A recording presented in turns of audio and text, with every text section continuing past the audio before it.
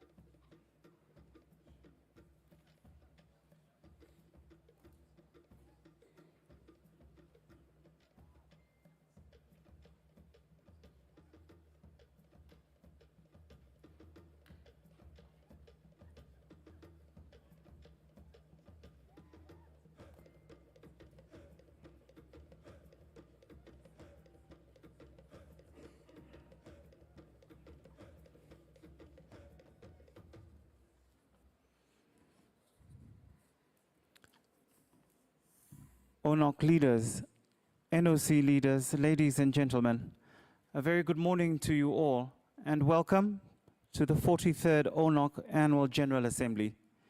We will now open our gathering with the customary welcome to country.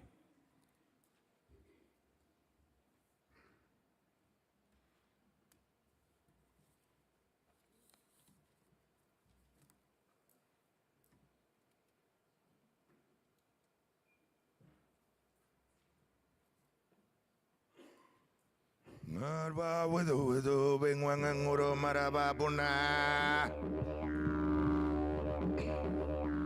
Marba widu bengwanganguro maraba puna. Yo nani yakarangoro. Yo nani ngamali ananya malaje. Yo wai. Nanu he wara malada malaya wara danare. Magana malaranga ngora magana malaranga ngora danre ora malada malaya ora danre danre ora malada malaya ora danre magana malaranga ngora magana malaranga ngora danre ora malada malaya ora danre danre ora malada malaya ora danre magana malaranga ngora magana malaranga ngora ya. Welcome. Ladies and gentlemen, we are from the Yagara Turrbal people of Brisbane City, which has been here for over 65,000 years. We're also accompanied by the neighbouring tribes around. We have the Waka Waka, we have the Yugambeh, we have the Kondamuka, and we also have the Kabi Kabi to the north. And today, we welcome you to our homelands. This next dance is one about Yawagara. Yagara is the nation that we are in right now, the language that is spoken, and it is also the totem from a long, long time ago. They say in the dream time. And this one is the Goanna, and it has reference to a little place called Breakfast Creek on the Brisbane River.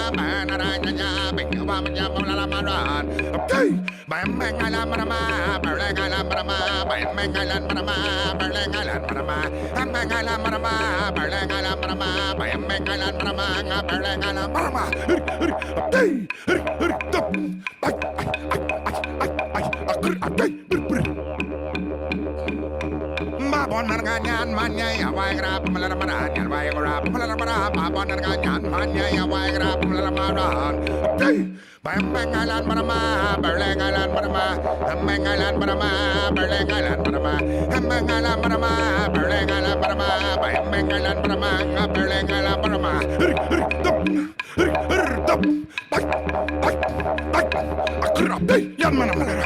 Bri.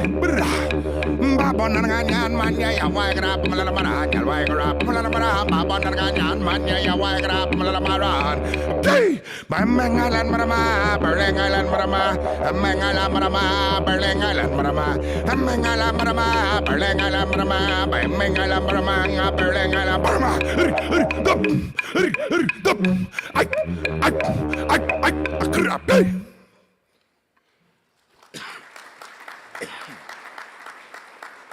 Before we leave you today, we leave you with the blessing of Mother Earth. You know, they ask a lot of us indigenous cultures throughout the world, what's our affiliation with Mother Earth? And why do we respect her so much? Because the old man, they told us that without Mother Earth, not one of us are going to survive. You see the shirt you have on your back, it comes from your mother.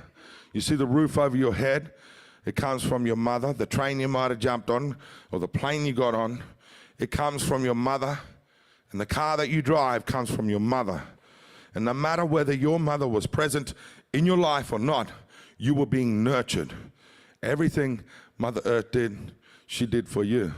When our spirit leaves our body, when we pass on, we go home to the daddy in the sky country, back to the Creator.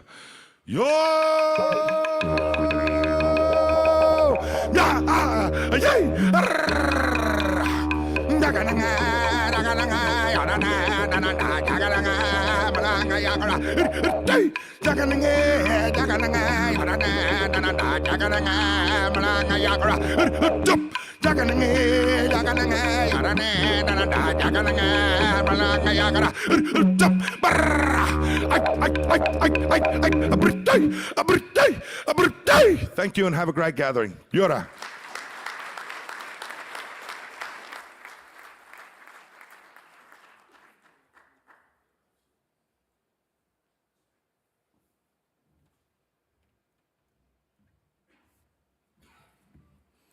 Leaders, ladies and gentlemen, tribal experiences there, led by Uncle Shannon Ruska, elder and senior ancient storyteller of the Yugara Turrbal people of Brisbane City. Can we please acknowledge them?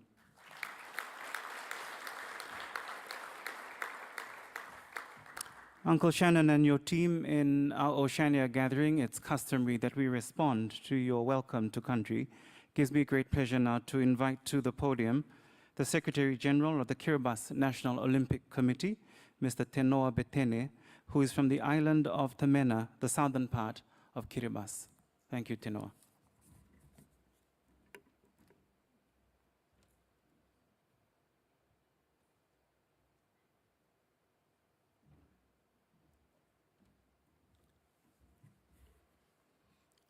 Good morning, everyone. I just came in this morning and I was tasked to respond on behalf of our family this morning. But hey, we need to step up from the last few days, so we have to do it. So I'll be responding in my mother tongue. Kamnapen in Maori. Te ponga io si kaitaua te atue pukin te meu, sa kaitaua ki na koia kain te ape at the Agra, at the Apusmaira, te tai io, I pukin a karawan nara paparo. Ni panan te ONOC President, Dr. Robin Mitchell, Secretary General, Rick Plus, and the Executive Board. Segurai sa kaitaua pukin Pusmaira, na kon te tai io. Sinapanin te kerai, te Maori, te rai, o te tapumo. Love, peace, and prosperity. Kampasin tapu.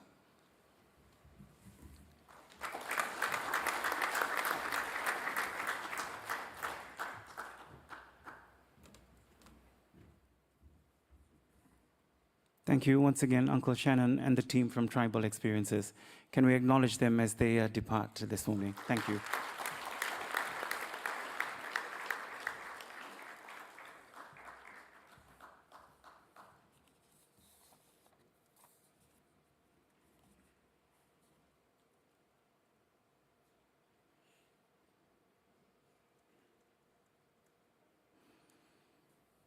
Distinguished leaders, observers, ladies and gentlemen, We have had a good week of conversation that I'm sure we're all grateful to be a part of and excited to build and grow upon, returning to our countries. The headline event, of course, is this 43rd ONOC General Assembly. From 1982, when ONOC held its inaugural General Assembly in Melbourne, where it adopted its first constitution, the National Olympic Committees of Oceania have met annually, with 2020 and 2021 being the only assemblies held online or virtually. Post-COVID, this is the second General Assembly we're having in person, and it happens to be the most groundbreaking in terms of our renewed, stronger partnership with Australia, with the government, the higher sporting bodies, and indeed the people of Australia. Today we're going to be hearing reports from the ONOC executive and leadership, from our ONOC commissions, from the IOC, ANOC commission members, and our partners. As we pay attention to these reports and the ensuing discussion or updates, may we link these to the conversations of the week and to the ONOC Brisbane 2032 program, which propels us into the next decade. As we begin this morning, as is customary in our gathering, I'll invite us into prayer as I open our gathering. Let's bow our heads in prayer, please.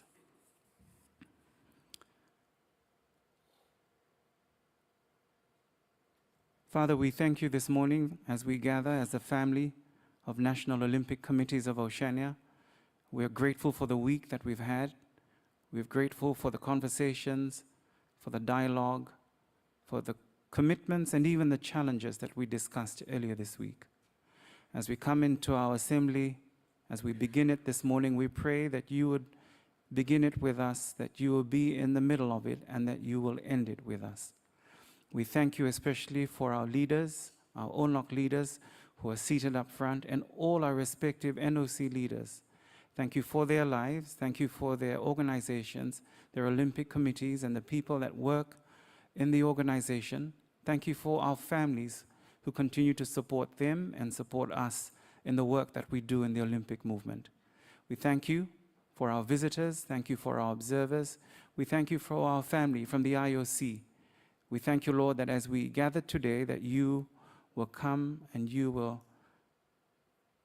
help us, that you would guide us, and that everything we do, Lord, that we would always remember that the athlete needs to be in the center and the focus of everything that we discuss today and everything we do as National Olympic Committees.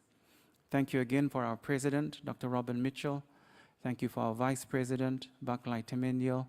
Thank you for our Secretary General, Rick Blas, members of the board, our commissions, our commission chairs, and also the staff of the Secretariat as we work together, as we collaborate, and in particular, Lord, as we step up to the challenge of our Brisbane 2032 program. Thank you, Lord, for our hosts, the Australian Olympic Committee. Thank you for Ian and Matt and the team in the office. Thank you for the support team who have worked with us to be able to deliver this 43rd ONOC General Assembly. I pray that you'll bless us equally and bless our time today. In your name we pray. Amen. Ladies and gentlemen, just before I hand over to Dr. Mitchell to then take over the proceedings of the morning and of the meeting, just some housekeeping announcements. So first, the program. If I can ask the desk to put the QR code again, so that's where you can access all the meeting papers. You see that on the screen. We've put, as I mentioned earlier, the agenda on your table so you can follow through the proceedings. Again, the agenda is at the discretion of the chairperson or the president. So if we do have changes, we'll communicate that from the podium. Operationally for our meeting today, the breaks are going to be, you don't see that in the agenda you have in front of you, as is the tradition of our assembly, but we've scheduled breaks for morning tea for 11 a.m., lunch at 1 p.m., and at 3:30 is afternoon tea. Again, at the discretion of the president, he will then adjourn the meetings for those times. 11 a.m. morning tea, 1 p.m. lunch, and 3:30 is afternoon tea. We will also, at the very end of the assembly, gather for a group photo. So we will communicate that as well as we get to the closing. I've also just been requested by the production team, just some information on the mics. For those that are are seated in the inner U, please point the microphone towards you. Tap the right button to activate the microphone. The red light means that the microphone is on. And when you're finished speaking, if you can press the right button again, no, and the red light, no red light means it's switched off. So that's just some technical information for the microphones you have in front of you, particularly for our leaders who are seated in the inner circle of the room. So with that, thank you very much once again. I'll now hand over the floor to ONOC President, Dr. Robin Mitchell. Can we please, excuse me, can we please make him welcome, and our leaders as well that are seated up the front.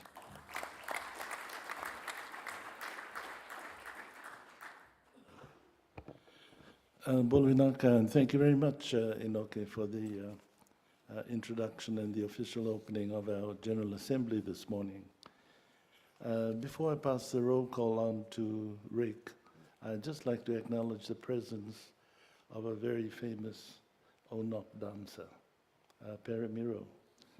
Arrived early yesterday morning. You know him probably in the past few years as the Director of Olympic Solidarity and NOC Relations. But Perry has been involved since 1992, yes. 1992, following the Olympic Games in Barcelona.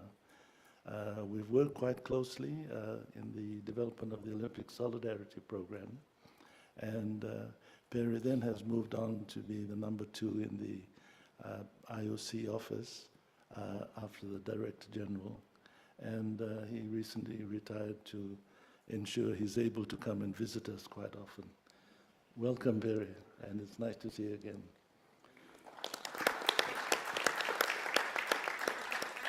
I now hand over to Secretary General Blas to do the roll call.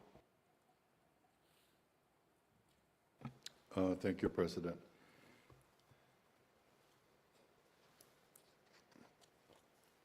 I can account for full attendance of our member, but for the record purpose, I just need to do the roll call. So I'll start with Australia.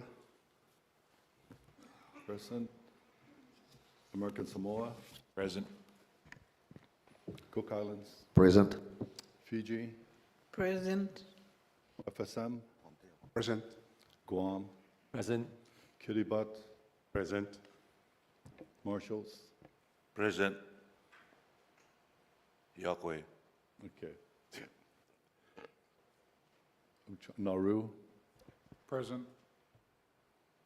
New Zealand. Aye. PNG. Papua New Guinea. Palau. Here. Samoa. Present. Solomon Islands. Tonga. You. Tuvalu. And Vanuatu. Aye. I did receive apologies from President Hugh Graham, who is out on medical, along with Bob Steffi, who is also on medical, and with Cyril is unable to attending to personal situation at home. So, is there anyone that I miss? President, we have full attendance.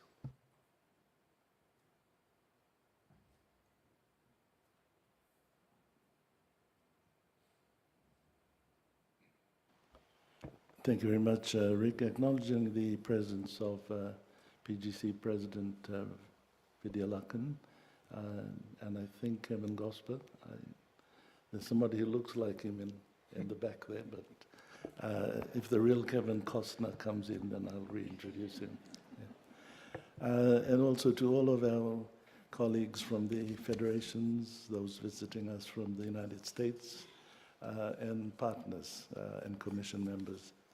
Welcome to the 42nd Annual General Assembly. We now move on to the approval of the minutes of our General Assembly held in Nandi on the 3rd of May.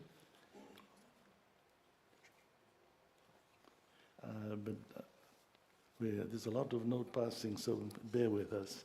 But can I go back to Inoki, please, for the tribute?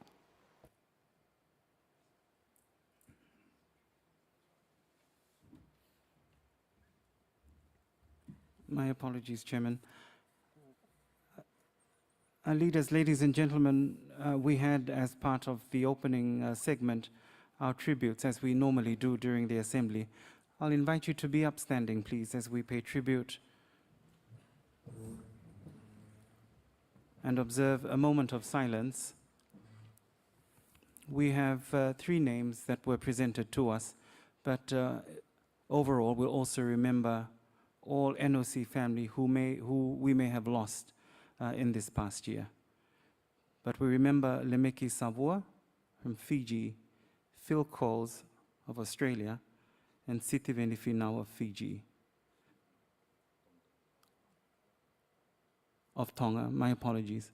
Sitiveni Finau of Tonga. And the quote, "To live in hearts we live behind is not to die," by Thomas Campbell. I'll invite us to observe a moment of silence before we then proceed with the meeting.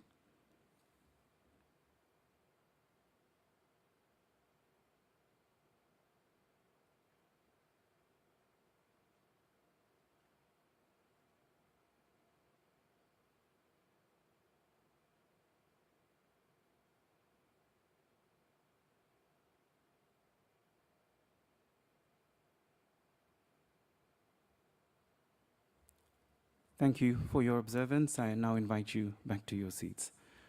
And I hand over back to Dr. Mitchell. Inaka.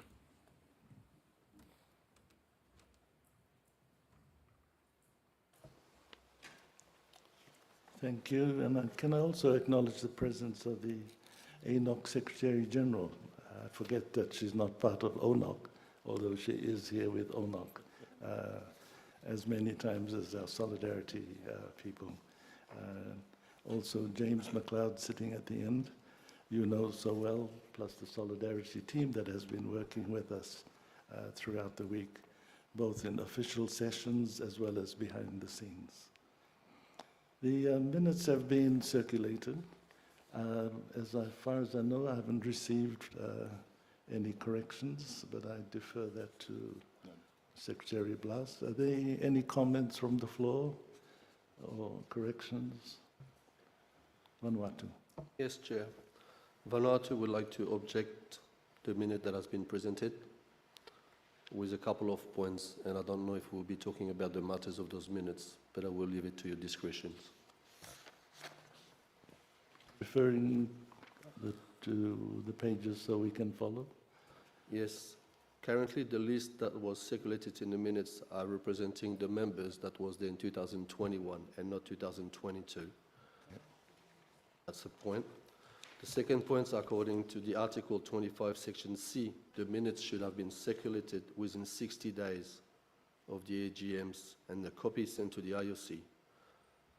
And thirdly, there were members that was invited to vote during the AGMs that was not eligible to vote, which today put us in a position that we've got doubt of the eligibility of the AGM at the time and the elections. Thank you.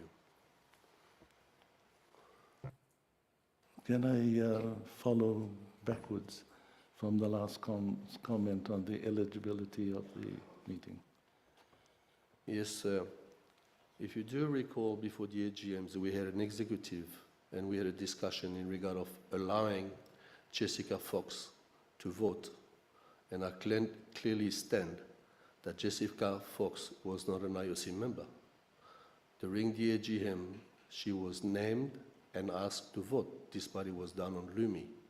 Today, we do not have access to the records of who has voted or not, but it was recorded. On myself, I did ask for the minutes of that executive with the clear comments and debates that we had, and I never received those minutes, despite it was asked. At the time of the AGM, on my right-hand side, I had the former chairlady of the IOC Athletes Commission, Christy, that was actually surprised that she was actually named as well. So that's why I'm just calling it today. That's all, sir.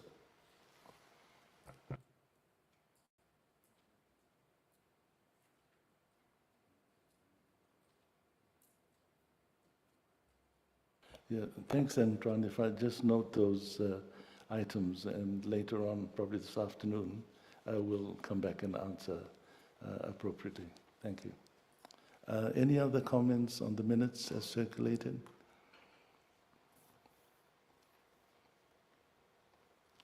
No? Can I have a motion that they be true record? Perhaps I defer that to this afternoon, the approval of the minutes, until we address the issues raised by Vanuatu. Okay, thank you very much. And we move on to my report. The ONOC President's report has been printed in the documents that you would have received, but also trying to capture what's happened over the last 5 days is a difficult task, because if you look down the agenda, everything that I would like to say will be said in more detail by the commissions, the bodies that are representing us.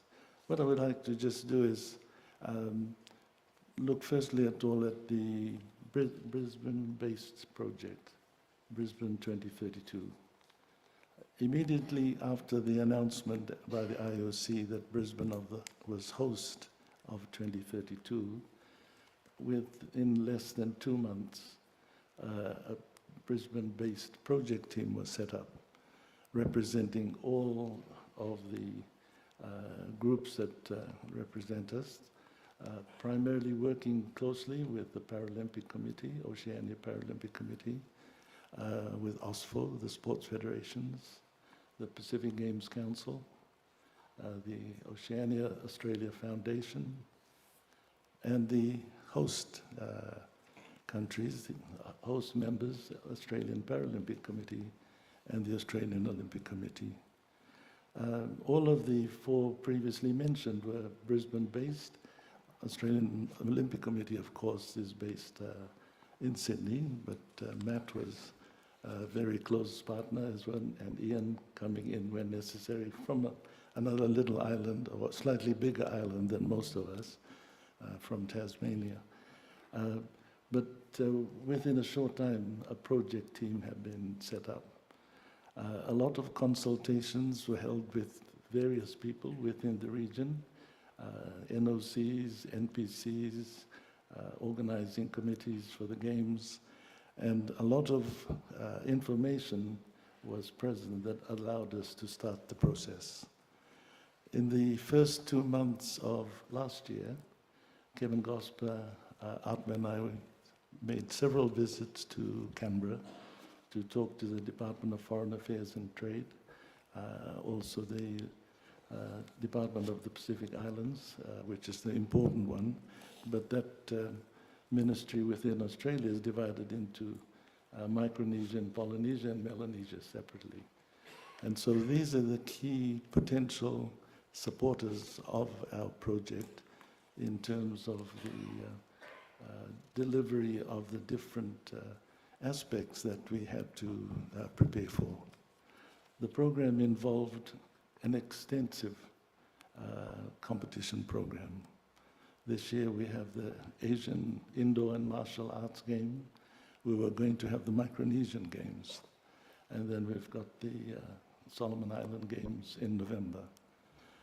In the same time, we also have qualifying competitions starting.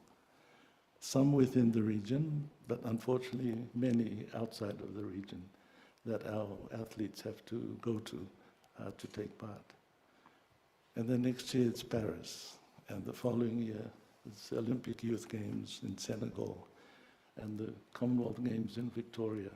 And the program just goes on, 1, 2, 3 games every year that we have to prepare for and ultimately develop the high performance program that we hope will help our athletes to shine in 2032.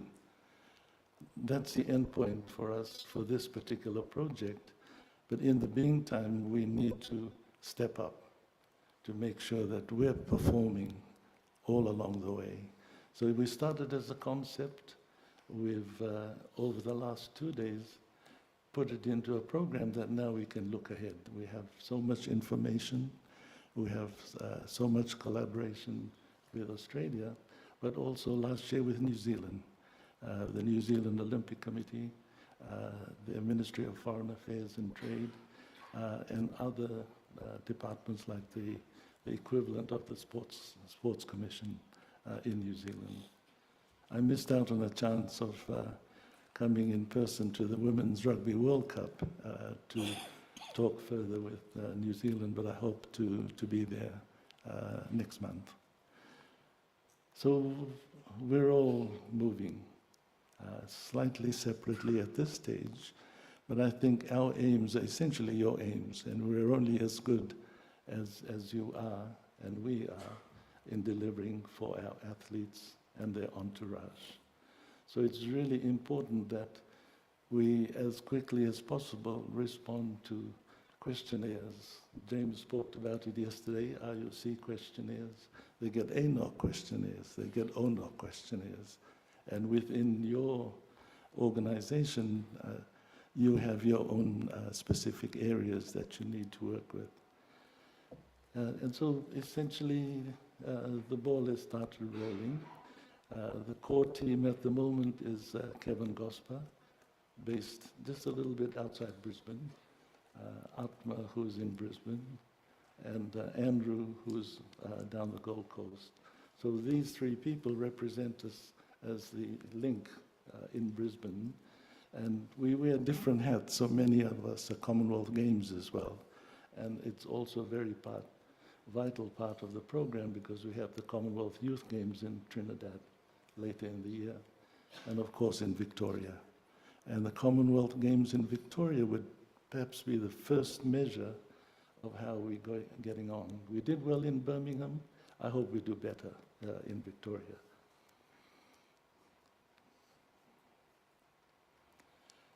For the last 2 days, Wednesday and Thursday, Solidarity, who's our main source of funds and support, worked in different areas with Sheila coming on board to update us in the morning session 2 days ago on what's available and what we don't make use of enough. As a result of COVID, we have quite a backlog of funding available for the first 2 years of COVID, but taking into perspective that 4 to 5 countries only came out of COVID in November, December last year. So there is a lag in terms of uptake, but now we've got to work really hard to qualify for Paris as well as take part in the competitions coming up. We're also re-extending our links with the Forum Secretariat. ONOC was based there for almost 10 years and had a close relationship working with the politics in the region and with sport. But as most of you know, the most important communicators within the Pacific is sport and religion. And both groups work quite closely in different ways for the same aims of a healthy body, healthy mind, and the importance of their performances in wherever their fields are. The SDGs, we have been working with 4 of the SDGs. We have an expanded option now as to how best each NOC can use the many SDGs, which is now one of the IOC's new priorities since 2015 when Thomas Bach addressed the United Nations. We are a very important enabler in terms of the work with our friends in the different areas. And as you know, there's many NGOs in the Pacific that work with their parent bodies wherever they are in the world, and many working on the world scene on our behalf. So we can be proud of our involvement both on the margin but also within the groups that propose the areas that will help us to keep our earth together. I think one of the most important decisions we made was to involve and work more closely with the Oceania Paralympic Committee. We had the Vice President of the IPC here from New Zealand, who was present right throughout the meeting. And you'll recall in 2019, when the President of IPC came to Nandi, he looked at the way we operated and encouraged the incorporation of NPC, if they wanted to be part of the NOC. The funding source then meant that they had access to working with able-bodied administrators and coaches within their sport. So we look forward to that, and Commonwealth Games, take off our hat, and we're Commonwealth Games from tomorrow and the next day. But on paper that will come on, but we know that we as a group are already working quite closely together. Just a couple of items that I wanted to mention before closing is that I'm happy to report that we're doing much better in the uptake of the IOC scholarship programs. It's taken us a year and a bit so that most of us, not most of us, all of us for the first time will have applied for scholarships. 75 scholarships have been awarded. 13 of our 15 Pacific Islands are now implementing their programs, with one almost ready to be completed and the 15th starting the project. So I'm pleased that we are all making use of the program that's available. It's interesting that 42 male athletes were awarded scholarships and 33 female athletes, and that's a huge change from previous years, that more and more females are now being nominated and who are performing at a high level already. We're good at weightlifting. We had 22 scholarship holders. Athletics and swimming had 14 scholarships. Boxing and wrestling, 6. Canoeing and judo, 3. Surfing and taekwondo, 2. 1 for golf. Sailing, table tennis, and triathlon. So it's a nice spread, but it's 13 of the close to 30 sports on the program is essentially our main areas of focus in terms of target. Can I have the next slide, please? So while the slide's coming up, I encourage those of you that have scholarship holders to ensure that they are making use of the program and not waiting for the last minute. So I'm pleased to see that quite a few more people are taking advantage of the Samoan weightlifting training center. Essentially the Samoan-speaking island countries, plus Fiji has athletes already training in Samoa. And I expect that there'll be a few more regional training centers coming up within the next year. There's discussions already for beach volleyball, and I hope that this fellow sitting on my left will look at the option of having the martial arts sports based in Guam. At the moment, we send our athletes to Korea, to China, and to Japan in the martial arts. Table tennis, Fiji had a player there for 2 years leading up to Tokyo. And so I think the climate's better in Guam and the food is more within our taste. So just a slight hint, Rick. But the regional centers, I think, will allow us to bring our athletes and coaches up to the level that they can make use of the high performance areas in Queensland in particular, and Australia and New Zealand generally. I'd just like to highlight the commission members, and the group that I've got here. You notice it's in a green color, and you notice Antoine, I have Jessica in black as well. But essentially, we don't have an elected athletes commission at the moment. At our meeting in Pacific Harbour last year, Ken Wallace, Ken, Sarah, and Ryan are the only members left off from our last quadrennium.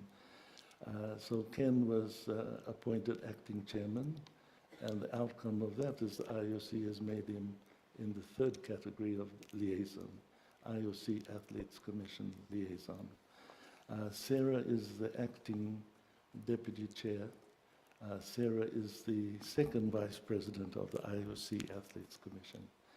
And Ryan Pinney was elected at the Games 4 years ago in Samoa as the athlete representative on our Athletes Commission.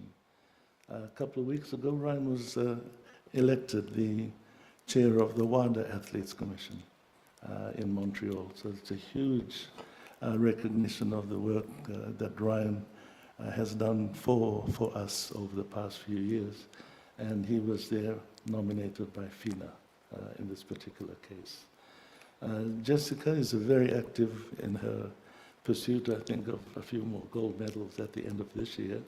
So I don't think she has actually attended our meetings at this stage. But Rick has conducted the Micronesian athletes meeting. The Melanesian meeting starts next Tuesday in Nandi, and then we move on to the Polynesian. But essentially with the reacquaintance with the new members, many of them new in this current quadrennium, we hope we'll get representatives that will be consistent in their attendance, because we make sure that our athletes are represented in all of our commissions. And when they don't come to the meeting, they're not helping their colleagues in particular. Next slide, please. So these are the commission members for 2023. What we're doing now with our commissions is we're reappointing every year after consultation with the chairman of the commission. So the appointment of this commission was in consultation with the chair at that time, and the chair continued this year. James Tobin, who's from FSM, is the chairman. And education has a mix of federations, team sports, individual sports. You can see we have the SPC, Secretariat of the Pacific Community, and this is because we are now looking at formalizing our OSEP programs so that government recognizes the qualifications that our people ensure, so that they can get a community certificate in coaching, MISO, MOSO, and an increasing number of our members are now getting a master's, executive masters that's offered by the IOC. PIFS is represented, and there's Marshall Islands, Fiji, Cooks as individual. And we also have Andrew Lepani, who was a member of the commission as an athletes commission rep, but who now runs the Team Up program within the region. And he's essentially there to provide the liaison between the Australian government's funding for sport. And we also, as you know, use university in the South Pacific. And Jeremy has been in, he's probably here now. Thanks.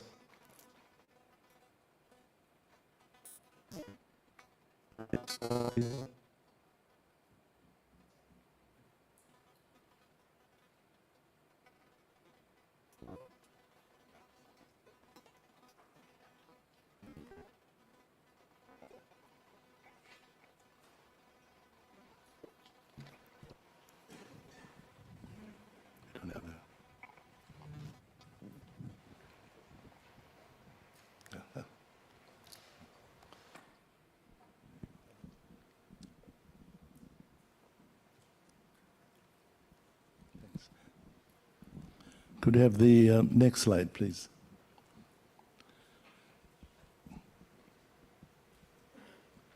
Medical Commission, Chris Mill from New Zealand remains chairman, and is also chair of the ONOC Medical Commission.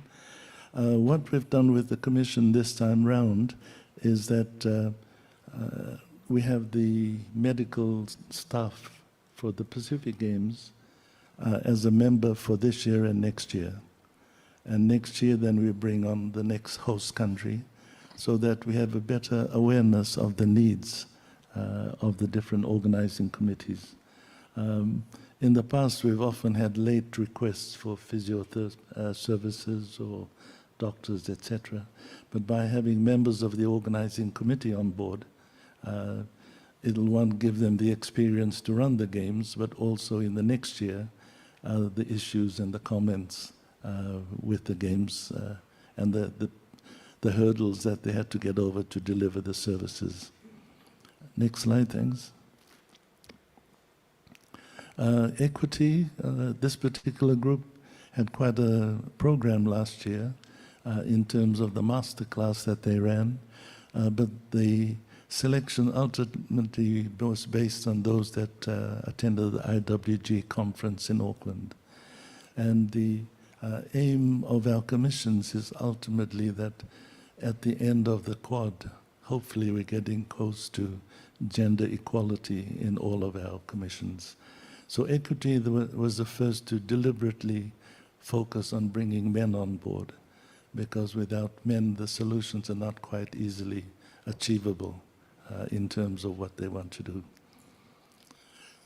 We have, on the liaison side, Carolyn Geraidis of Palau, who was a member of the commission, but she now is on our representative with IWG.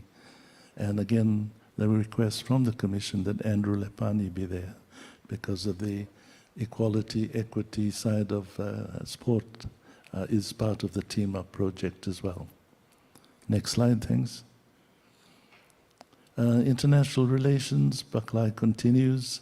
We have the Deputy Vice Chancellor of the university as a member that represents the master's program that we sponsor within the university. And we're into the third year of awarding master's scholarships to athletes from the region. Implementing partner is Jackie, and Atma was requested to be on this because of all the different groups that are involved that we have to be in close contact with. Next slide, thanks. Sustainability, this is a new commission. In the bluish color, those are the 4 members of the working group that we've retained in the commission so that after a year's experience, we can keep some of them, but release them because these 4 ladies hold many hats. So we need to ensure that there's more new people coming on board to share the experience. And we've also made a special reference that the NOCs that come in are the most vulnerable countries in terms of climate change and the rise of the ocean that affects them in particular. Kiribati, Marshall, and Tuvalu, and Solomons because the northern part of Solomons, Papua New Guinea, Fiji, and Samoa, those countries are already feeling the effects, apart from the currents, but also the effects of climate change itself. Next slide, thanks. I just wanted to list here for your information the members of ONOC that are on the ONOC commission. What we've done, Gunilla and I decided that we should reduce the commission and that they're not appointed politically. I bring all your friends along to be on the commission, but people who are actually working. And working through the continental commissions, we were able to focus on the target that it's the chair of their commission that should be on our commission as well. The Athletes Commission is the first group that has the parity in terms of males and females.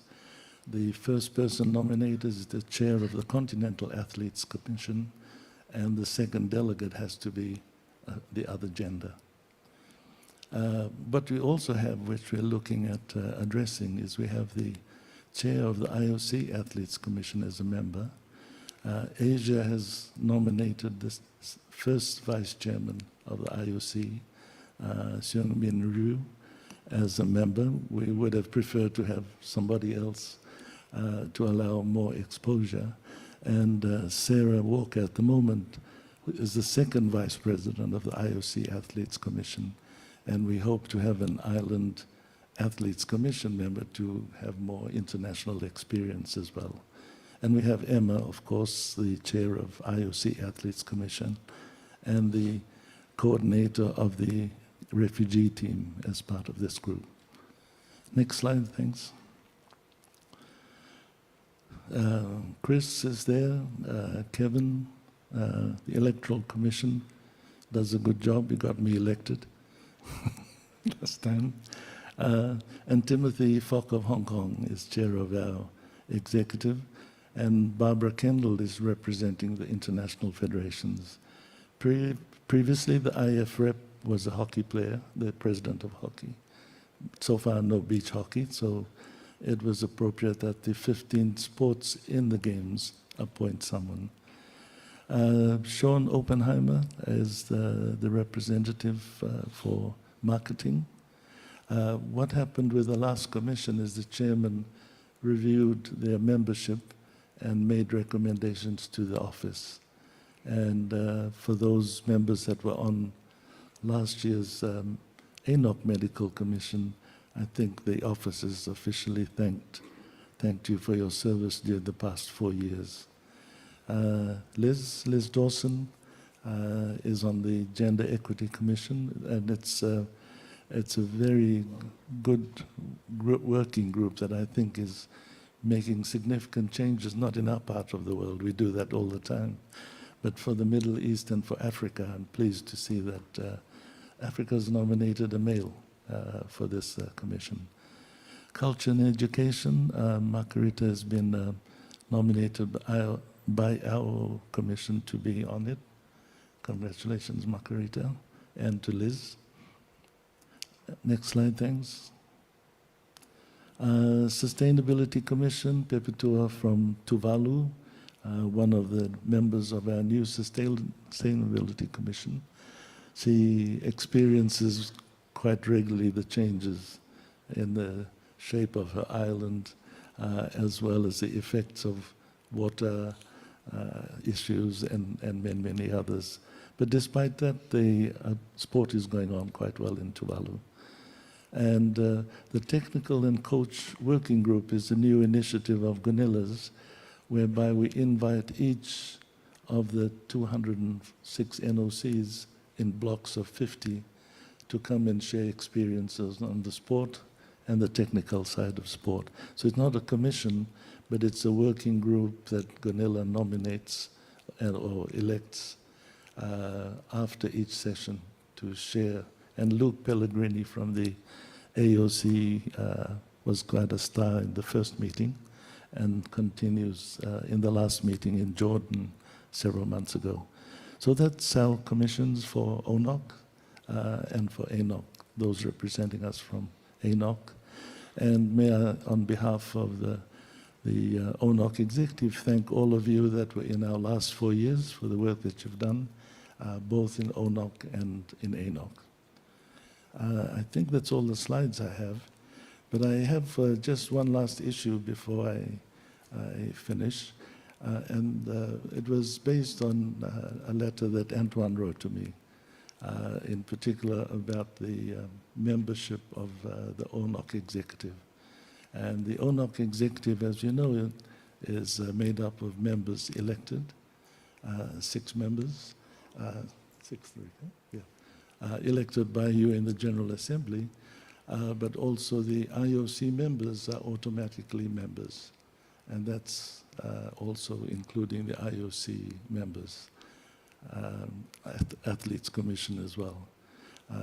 With the Athletes Commission, there's a second level that was introduced, where Jessica fits into, and when we were setting up the Brisbane 2032 program, John and I discussed this as to whether that second level and third level is part of the IOC or not. And so that debate, essentially that the second level allows for the countries that don't have enough people really to vote for their members to get in. But in essence, the first 2 groups act as the IOC Commission, Athletes Commission. And so New Zealand followed up not long after that. in terms of other areas of the Charter. So I thought it would be better that we have a working group that looks at the whole of the ONOC Constitution rather than have it over here in a meeting, but have a working group that can study the Charter as we move along from where we were in 2015, which was the last time we reviewed the Charter. And so we'll come back to and invite people from all of you, as well as people that work quite closely with us, to relook at the Charter to see how best we can serve for the next 4 years. Because as you know, the IOC is changing as well. We had Agenda 2020, it's 20+5, and I'm sure next year there'll be other advances that we need to be reflected in our commission as well to serve our members. So the President's report is there in print. At the end of the morning, we'll have an exam. I'll ask you questions, make sure you answer, otherwise you don't get lunch. But I'd just like to thank you all for your support over the past year. There's a lot of work, but I think that we take advantage of the different hats that we wear to make sure that ONOC benefits from what work that we do. But I look forward to hearing the reports, because that's essentially what we're doing on an active basis. And so thank you all. And I'm looking around quite quickly. There's no questions. So I'm happy then to pass the floor to Mr. Blas. Thank you, everyone.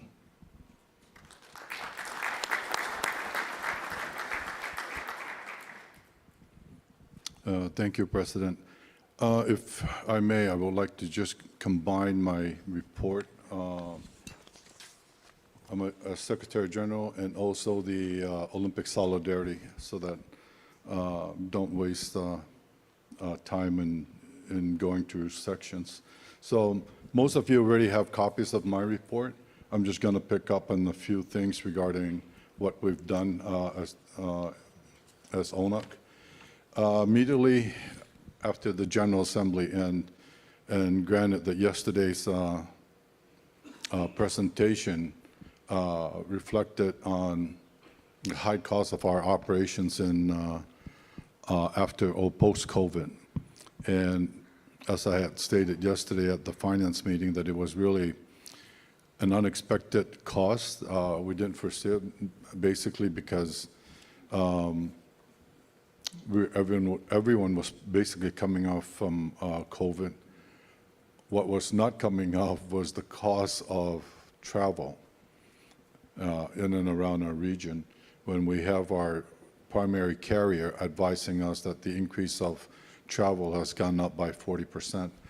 So there were a lot of challenges. So the expected of moving forward is that we're going to be seeing a higher cost of managing our General Assembly.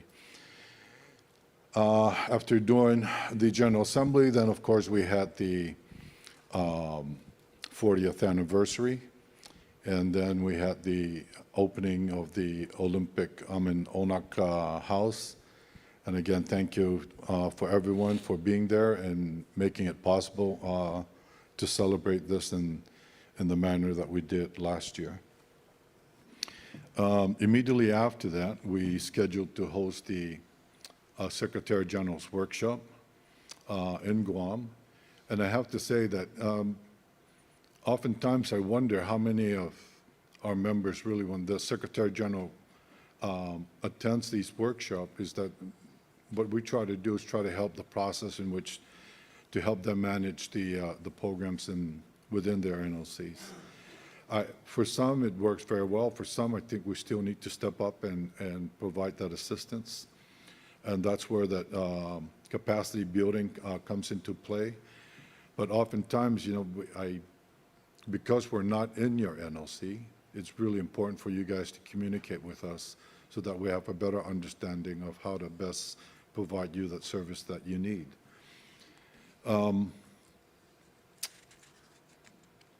We talked about the Olympic Solidarity Program, and even talking to our new country coordinator, Sheila. Based on the percentage on solidarity use, we need to better the percentage in terms of members having to be active, proactive in securing their activities program. At the same time, as we continue to talk about funding, is to try to access the grants that are under the World Program that is so underutilized by majority of us. So it's something that, again, we still take into consideration. And before I go any further, I want to point out that the staff that works at the office, they don't run NOCs. They've never ran NOCs. And the only one that had run or had any experience in running an NOC are the executives, because we sit in our respective positions within our NOCs. So I just wanted to be clear, because oftentimes they ask us, well, our NOC needs help. You're the NOC. You run your programs. You tell us what your needs are. We come in with what we can to help you with. So again, the flagship of ONOC is OSAP. I still think that it's still being underutilized, but taking into consideration also concerns regarding the travel of the staff, which we need to sit back and reassess how we do this best. And as you know, with the digital communication system, we continue to try to really improve on that. And as you see that even when you stepped in, there are QR codes.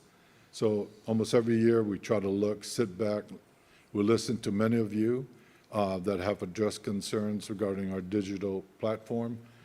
We've done that. We've also attempted to assist the NOCs that had requested on how to best promote the website and how to best profile their NOCs in the network. So it's still a lot of work that goes in, but we can only provide the tool. The rest is really up to you guys to make it work.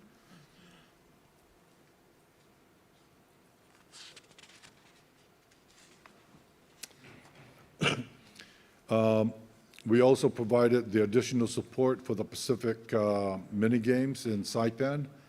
I believe a representative from the games is here.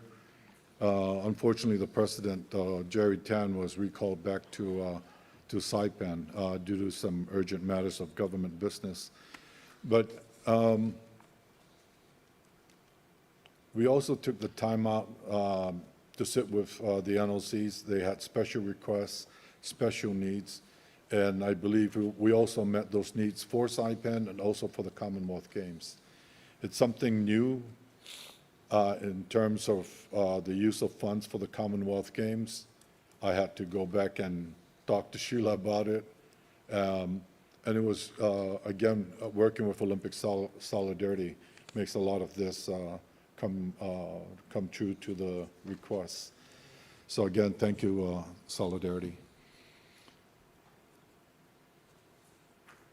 I'll go now to the Olympic Solidarity programs. In your file, you see the core items that there's a list of 15 items that are budgeted for. I'm not going to go into the specific because it's well documented here, but I do want to identify a few items. On the NOC activities, again, it's you run the program, but you need to ask for a request for the program. And I know we spoke about Relay. Sheila had addressed the issues with Relay. We continue to talk about Relay. And even after this General Assembly, we'll still be talking about Relay. So it's trying to get everyone adapted and welcome to using the Relay platform. Again, and if there's any issues, we'd be very happy to step in and try to provide you that assistance.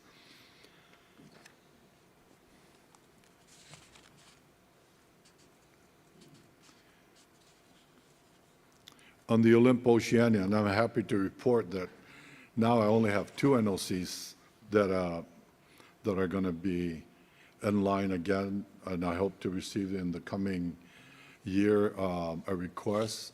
But one NLC have submitted their documents as of yesterday. Very happy to report that they met their criteria, and now I look forward to the two other NLCs that are still standing in line for to give us their go-ahead on how to proceed. So, thank you.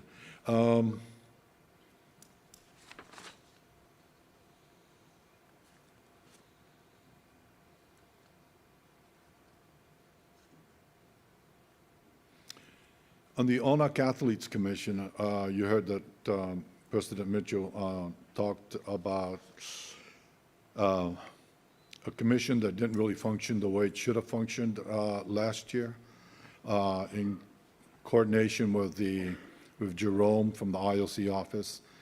I can now say that we have 17 Athletes Commission, and within the next couple of weeks, we will host the General Assembly, virtual online, and elect the new officers of the new Athletes Commission.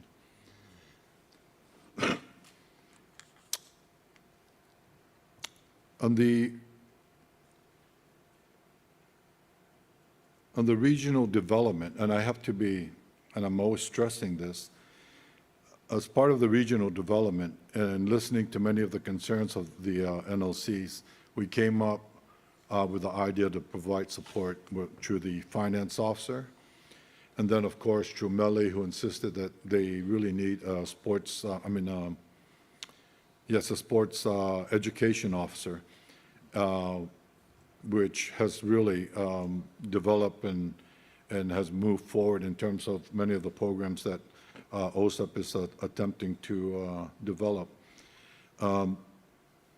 The one thing that's not on this program is, and I wanted to take this opportunity to address the concerns as we have oversight with ORADO and in coordination with Dr. Puni, is that the contribution that we provide to ORADO as part of the process, you know, like our NLCs, we get a we get a higher grant now, and the work they do is very important and essential to the clean sports. And in the coming months, I will be sending you a request for an increase of about $2,500 on top of the current amount that we provide to them, so that it addresses some of the shortfalls in terms of courier service, testing kits, and testing results. It all adds up, but then again, their service is essential to many of the smaller NLCs, because if we were given the task to develop our own NADO system, it's going to be far substantial than the current fees that we currently provide to them. So I will be writing to you and hoping to get your support on that. And I do want to recognize, and I said to this very important person who really helped ONOC and the IOC, and I told him that I wanted him to meet Jerome. I mean, not Jerome, my apologies, James, because James was the other link to this communication that we had last year, a year and a half ago for the Tokyo Olympic Games, and that's Dr. Karen Keke from Nauru and chairman of Air Nauru, because this is the first time that we've actually had an opportunity to meet face-to-face, and I wanted to express on behalf of ONOC our appreciation for your support in collecting the 4 member countries and flying them and delivering them to the Olympic Games, and having the IOC report of 205 attending NOC members. So thank you, Dr. Keke. And lastly, ONOC has been engaged with both the Oceania Australian Foundation and the Organization of Sports Federations in Oceania, OSFO. We did have our meeting yesterday. I think we're fully engaged now. We're hoping that they will have a far better active line of communication with many of the NOCs and your national federations who are really missing the opportunity of seeking the scholarship through the foundation. And hopefully with OSFO, engage with both organizations, is that they'll find some ground where we can work and move together and provide for better service to our athletes in the region, education, and sports development. And that concludes my report. If there's any questions, I'll be very happy to respond. Thank you. No. Any questions for Rick? No? Thank you, Rick.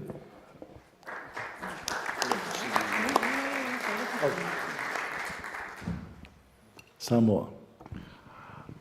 Thank you, Rick, for that wonderful report. Very comprehensive. I just want to ask a question about, I know we had a meeting in Saipan, and I did raise a question about financial assistance from ONOC directly to the PG associations. Now Solomon's going to be having it this year, and I was wondering if there's financial assistance like what you guys did in the Saipan Games.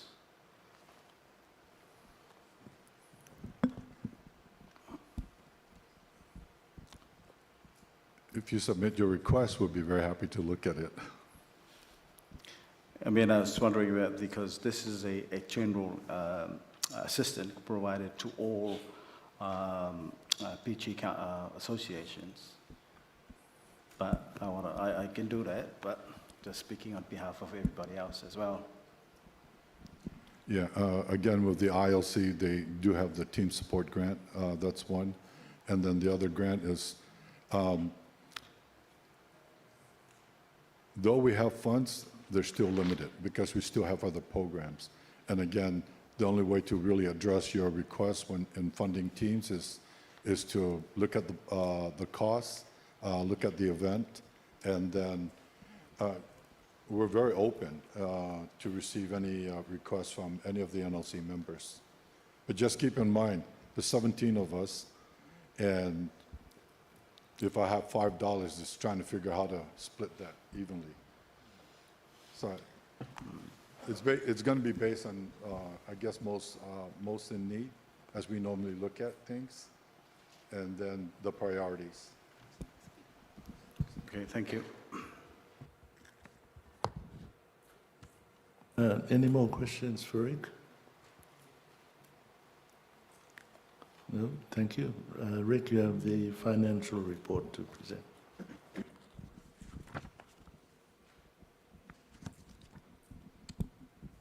Mr. President, we met yesterday and presented the financial report.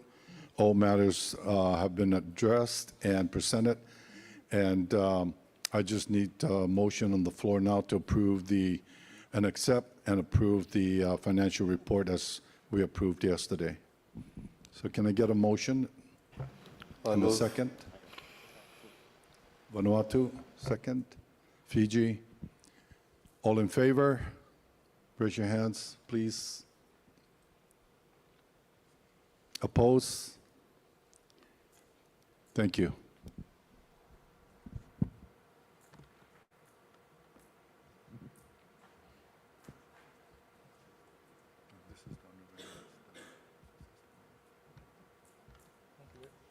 Thank you all very much for your support, and we look forward to your cooperation in the coming year. After the receipt of the audited accounts, we now have to look at the reallocation of funds that are carried over. I think at this stage I would just point out that for some of the programs, particularly the education officer, the financial officer grant, it's only for the year it's allocated. If you haven't used it, you lose it. And so what we do is we then reallocate it to the program. We've had to cut out some of the programs which have been quite popular, particularly the national games, which is for us a development program. And so hopefully within the next month we can come back to you to tell you what's available and what quantities in terms of our budget for next year and this year and looking ahead to next year. But this one in particular is an important one because of the Pacific Games. Is a qualifier for some of the games in Paris. So you should expect to hear from us within the end of May as to what more is available for you in terms of Olympic solidarity support. But otherwise, from here we go to other meetings in Nandi and Singatoka. So bear with us, we should have it too by the end of May. Thank you, Rick, and thanks to the finance team. And we now go on to agenda item 7. This reports from the activities of our ONOC commissions. And start with the Athletes Commission. I understand there's, Inoke, is there? Could we have the report from the ONOC Athletes Commission? My name is Ken Wallace, three-time Olympian and medalist, Olympic champion, and currently very honoured and proud to serve as the ONOC Athletes Commission Chair. I'm terribly sorry and disappointed I'm unable to be there in person today. I'm sure everything's going smoothly and everyone's having a great day. In 2022, like 2021, it threw up its fair share of challenges, but starting with a positive, we saw the Beijing Winter Olympic Games take place, with Oceania athletes competing from New Zealand and Australia, and we also saw American Samoa making their first appearance at the Winter Games in over 25 years. Congratulations. The challenges, mainly the COVID-19 pandemic, were still in existence across many of our Oceania countries, which impacted many activities, elections, athlete preparation and travel restrictions. As the world is beginning to learn how to live with COVID, activities throughout Oceania are starting to take place once again. One of those activity highlights was the Oceania Athletes Forum, which was held at Pacific Harbour, Fiji. This is also where we saw Caro and Inoke step down as chair and deputy chair of the ONOC AC. Both of them have done a tremendous job, with Caro also representing Oceania at the International Olympic Committee and chairing the Association of National Olympic Committee Athletes Commission, both ensuring that the voices of the athletes from Oceania are heard very loudly. Thank you, Karen and Inoke. I have big shoes to fill. We have big shoes to fill. In their place, IOC-AC member Sarah Walker has taken up Deputy Chair and myself as ONOC AC Chair. One of the major highlights of 2022 was the athletes representatives of the Athletes Commission of the National Olympic Committees of Oceania convening at the 5th edition of the Oceania Athletes Forum. From the 22nd to the 24th of September 2022 in Pacific Harbour, Fiji, after a delay of a year, representatives from all of Oceania's 17 National Olympic Committees, Athletes Commissions, met in a hybrid event in Pacific Harbour, Fiji to discuss issues and concerns, celebrate success, learn storytelling through media and social media, and create action plans to go forward.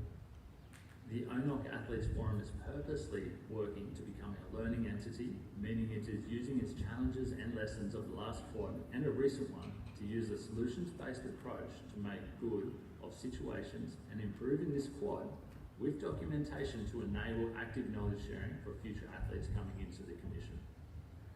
Athlete representatives took part in over 14 different workshops and discussed in detail how they can make their ACs even more effective, what types of projects and activities they could run for their athletes, how to access dedicated funding such as the NOC AC Activity Grant, Olympic Solidarity, and the basics of AC governance. This also included athlete safeguarding and sports integrity, just to name a few. The forum ended with 27 outcomes that the ONOC AC will prioritise and build upon in the coming years. One of the outcomes was not possible to achieve at the forum was the election of the new members to the ONOC AC due to some compliance issues from some NOCs. This is currently being addressed with an online election process happening soon. Just recently, we also had 20 athlete representatives from 6 National Olympic Committee Athletes Commissions gather in Guam for a pilot sub-regional athletes forum. This was a first where athletes in Micronesia's sub-region were able to share and discuss a unique set of challenges that athletes face and will overcome.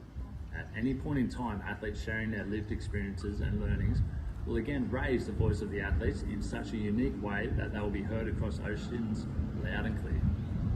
Other activations of ONOC's AC Voices of the Athlete program took place at the Pacific Mini Games in Saipan, Commonwealth of Northern Mariana Islands, and at the 2022 FIBA Melanesian Cup, which was facilitated by FASNOC's Athlete and Community Engagement Program.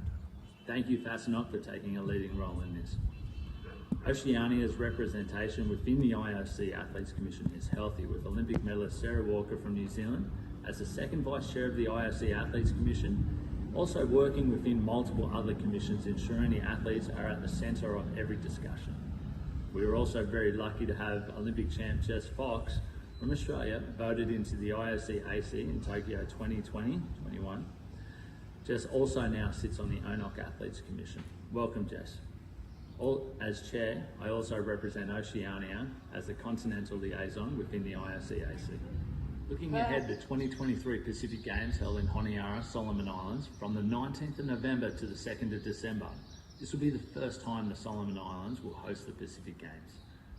Importantly, over 3,000 athletes are in hard training preparing for the event, as the Games will also offer direct qualification opportunities for Paris 2024 in boxing and in archery, whilst also providing vital ranking points and international multi-sport competition opportunities across the entire sporting program.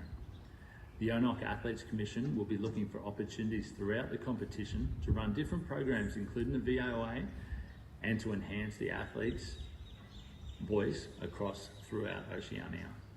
Thank you all. Have a great day. Look forward to seeing you soon. Cheers.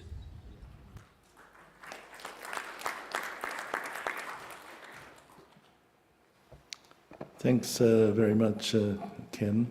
Ken had to be called away to replace a colleague who was running a program in New Zealand a couple of days ago. And I'm happy that we managed to get a recording and an overview of the Athletes Commission activities since then. So moving on to agenda item 7B, the Medical Commission report.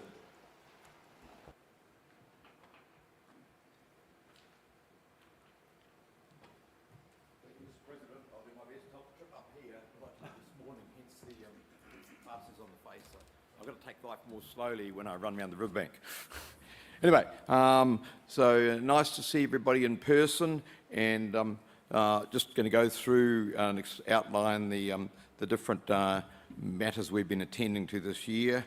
So you've seen the membership of our commission, and I'll be paying tribute to Professor Eddie McCaig very shortly.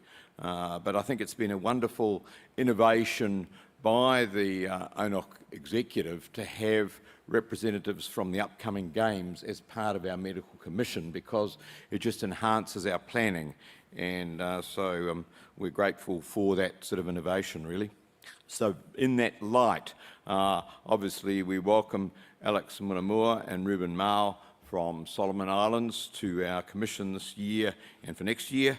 And then when Palau was confirmed as the next mini games host, we have Jason Nolan, who's been a member of our commission in the past, back on for 2 years from next year.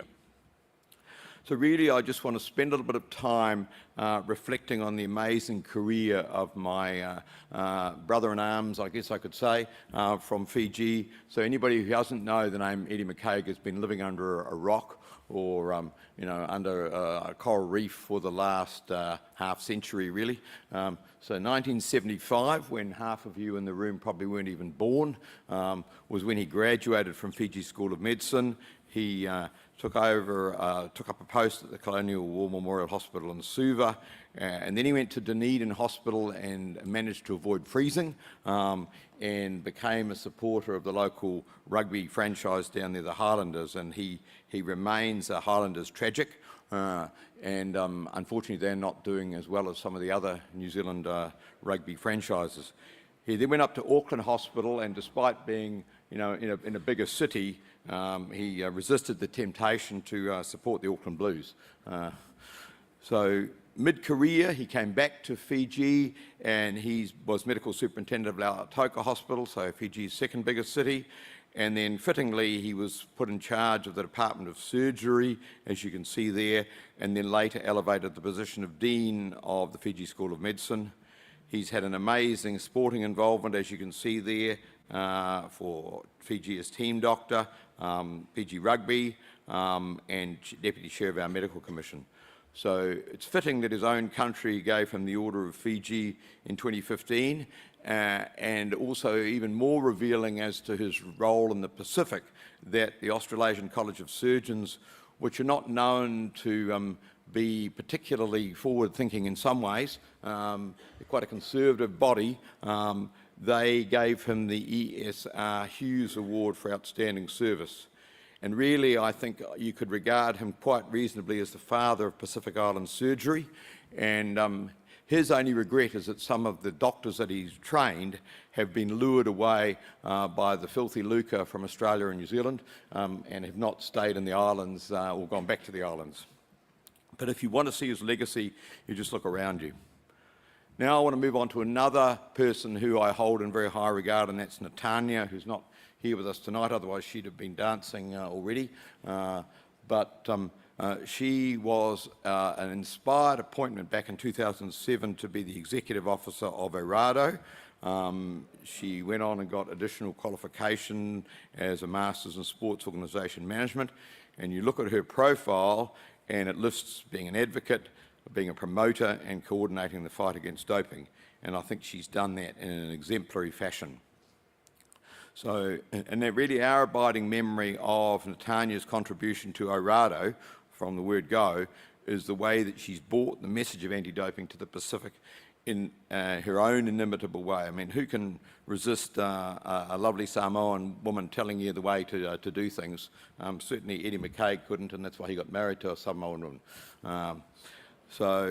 I think really, in terms of what we were able to achieve, we went over our review of services that we carried out in Tokyo in 2020.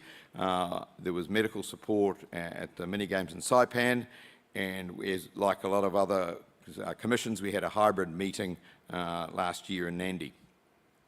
So this process of coordination with the Solomon Islands committee has been facilitated by quite a lengthy teleconference in October last year, and then followed up by another one in February of this year. And obviously it's a major task. Solomons have never held the Pacific Games before, but things are looking pretty much on track. As has been alluded to by other people, we didn't have any face-to-face stuff going on much last year. We're planning to hold a pre-hospital intensive care course in November of this year, or maybe it's going to be brought forward to September, and Kathy Wong is instrumental in setting that up, and we had a very fruitful meeting the other day in that regard. And so I just really want to make the plea to any of our island country representatives to put in for a course, because Olympic solidarity, as you've heard, I mean, there's been a lot of truncation of activity in the last couple of years, and I think now is an excellent opportunity to upskill our island doctors and physiotherapists in modern techniques and that sort of thing. I mean, there's a certain amount that you can gain from the internet, but there's a certain amount more that can be gained from face-to-face presentations, and I'm very grateful for the members of the Commission that have participated in courses in the last few years. So we also obviously provided advice to those Commonwealth countries leading into Birmingham. We have the ongoing liaison with Orado, and it was nice to have the opportunity to interact with them again. And we're obviously, as I say, working hard to make the 2023 Pacific Games medical support as good as we possibly can. So really, I think medicine is a worldwide profession with a lot of commonality between different jurisdictions, but we're just so grateful for the fact that we can bring our island countries together, and Australia and New Zealand can provide what heft we can when appropriate, but also being mindful of the fact that each island country is a sovereign state and should be running its own affairs in its own unique way. So, and I think I'm a bit lucky really. Dr. Mitchell put me in charge of the ONOC Medical Commission back in about 2013, I think it was, and that has been amazingly beneficial in terms of communicating with the other 4 continental chairs and all the expertise that they bring. Plus we have some other appointed members, one from China, one from India, and some people from the WADA Executive Board, and they really add additional sort of heft to our expertise. So we've all had challenges with COVID, no question about it. As I mentioned, no face-to-face delivery of courses, and we've had our own meetings on Zoom. In terms of what we're planning, obviously we're just trying to optimise the athlete care this year in Solomons. In the longer or medium term, obviously there's the lead up to Paris. And I think it's really quite fitting that Brisbane, 50 years after they had the Commonwealth Games, and I was lucky enough to be a young doctor there, was in the stands just watching, and now to see this thing come to fruition thanks to John and the other people who've been pushing for that it's very impressive. And I think really I was asked in before I got the job of being in charge of the medical team for New Zealand in the late part of last millennium, at interview, somebody said, so well, how would you regard the Sydney Games? You know, what can we tell the world? And I just said, well, we can prove to the world that A, we can run an efficient games, but B, it can be a fun experience for people. And I think Sydney sort of really showed that, and the volunteers were just outstanding and set a whole new benchmark for that sort of thing. And I can just see the Brisbane building on that same sort of success. So just really in closing, I'd like to thank the ONOC executive for supporting our work. I'd like to thank our colleagues on the Commission, and the collaboration with ORADO is much appreciated, and also Nyla and Melly. They've been superb in giving us the backup from the ONOC office. So really just a parting sort of medical comment really. And COVID has thrown up these challenges to all of us.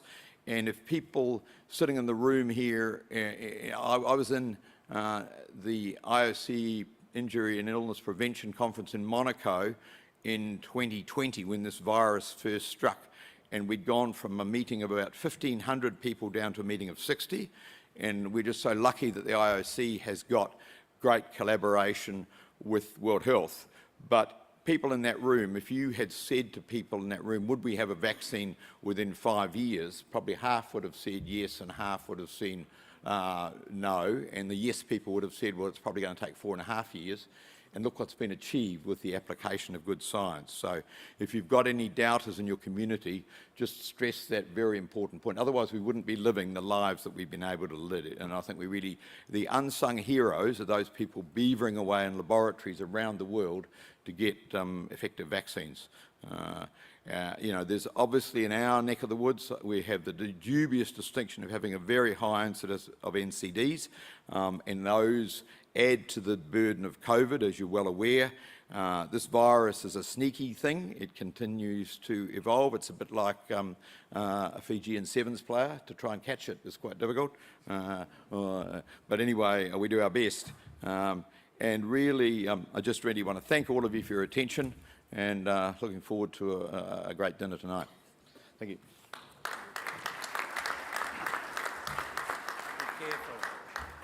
Absolutely. Thanks very much, Chris, and thank you to all of your members in the ONOC Medical Commission for the services that you provide to our NOCs as well as to those organizing the games in the region.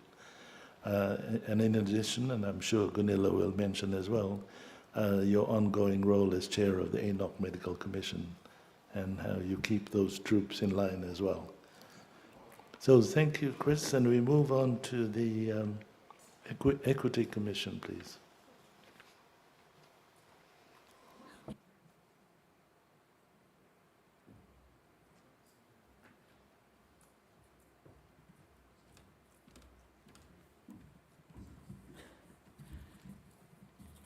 Thank you, President Mitchell, and I'm inviting Liz Dawson to join me because we're co-chairing the Equity Commission going forward. So hopefully you've all read the annual report and know what's in there, so I'm not going to go over too much of it. So does this, all right. I just wanted to highlight a few things that have come out of the IOC annual review, and unfortunately they have not got back to us with the full data for Oceania, but the average percentage of women on NOC executives was for Oceania 37%, which is greater than any other continental association. So well done to all of you, to all of the NOCs, so well done. Not so well done, and that's the only other figure I have, is that only 27% of us have a gender equality and inclusion strategy or policy in place.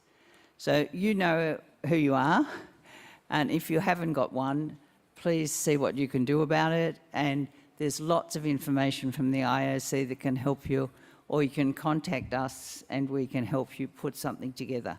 So it's important that you look at that and work through it. The other area that will be interesting when we find out is safeguarding, and I know quite a number of you have policies for safeguarding, and some of you have representatives who have actually taken up the IOC course in safeguarding. So please see if you can get online with that and work through it, and we again will help you where we can. Okay. The other thing I just wanted to highlight was for Paris 2024, and these are IOC goals, but obviously we reflect the IOC goals, and so they're ONOC goals as well. All Oceania NOCs to be represented, and that will happen, I'm quite sure, in whatever number we might be able to gather together and athletes who qualify. What the IOC have directed is that they would like to see 50% women chef de missions or deputy chef de missions, and they've actually made a directive that if you have two positions, a chef de mission and a deputy chef de mission, one must be a woman. Now, some of you are small enough that you'll only have one chef de mission, and I know already that some of those chef de missions have been appointed and they are women, so well done to the NOCs who've done that. But those of you who have more than one in that leadership position, please make sure one is male and one is female. And that's an IOC directive. And I think that will make a huge difference going forward in how we represent the women and our athletes who, in the NOC teams to Tokyo, we had over 70% of Oceania NOCs with 50% or more female athletes. So, you know, our female athletes are really performing very highly. So, the other directive is to increase women coaches and technical officials. And this takes time, and you often have to do it through your international federations. But I would encourage you all to identify and nominate women who can attend the OSEP courses in coaching and technical official management to try and increase the number of women. There's lots of barriers for women going into those positions. And I know that there's some really good work being done around the Pacific, and I'm not going to mention names, because we all work at a different level. And I'm sure that you can find people out there who, if you encourage and support, will be able to take up those roles. And OSEP have offered to actually keep a register each year of those who've attended coaching and technical official courses and who've taken up positions, so that we'll have some idea of where we're going. Okay. The areas of focus that, I'm not going to repeat the annual report, but the highlight of our year last year was the masterclass workshop and the International Women's Working Group World Conference in Auckland. And there's a group of the masterclass with His Royal Highness Prince Faisal, who very graciously came and joined the group and shared his insights into leadership and safeguarding. And in fact, he kept coming back. I think he quite liked the group. And we made him wear a Buller shirt so that he felt part of us. And he really supported the work that we were doing, as did the IOC people who were at the conference as well, and came and joined us when we had our breakout sessions every afternoon to recap on what we were doing. So that was very valuable for us to share what we'd learnt, and we had a great representation from all around the region. And particularly, I wanted to just note the team up hubs that were formed in PNG, Fiji and Samoa, which actually meant another 200 people were able to come and be part of the conference. So thanks to Andrew Lapani and Team Up, and to Ben for orchestrating all of that. It really made a huge difference, and it's probably a good way to look at running big conferences in the future. But before I move on from the conference, I also wanted to thank the New Zealand Olympic Committee. I know I've put it in the report, but you don't often get a chance to thank people who've gone over and above what was necessary. So under Liz's guidance and Nikki and your team, you were magnificent. Nothing was too much trouble. You organised all the accommodation, all the logistics, all of the funding that needed to be carried out and followed up, and always with a smile. So thank you to you and your team. Much appreciated. We couldn't have done it without you.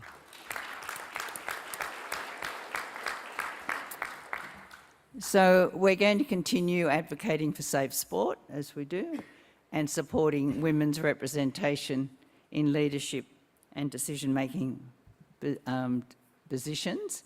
And we've been working fairly hectically over the last few months on a new proposal that I'm going to let Liz share with you, so that we do a half and half on this. And this is quite exciting and something that I think will interest you all. So thank you, Liz.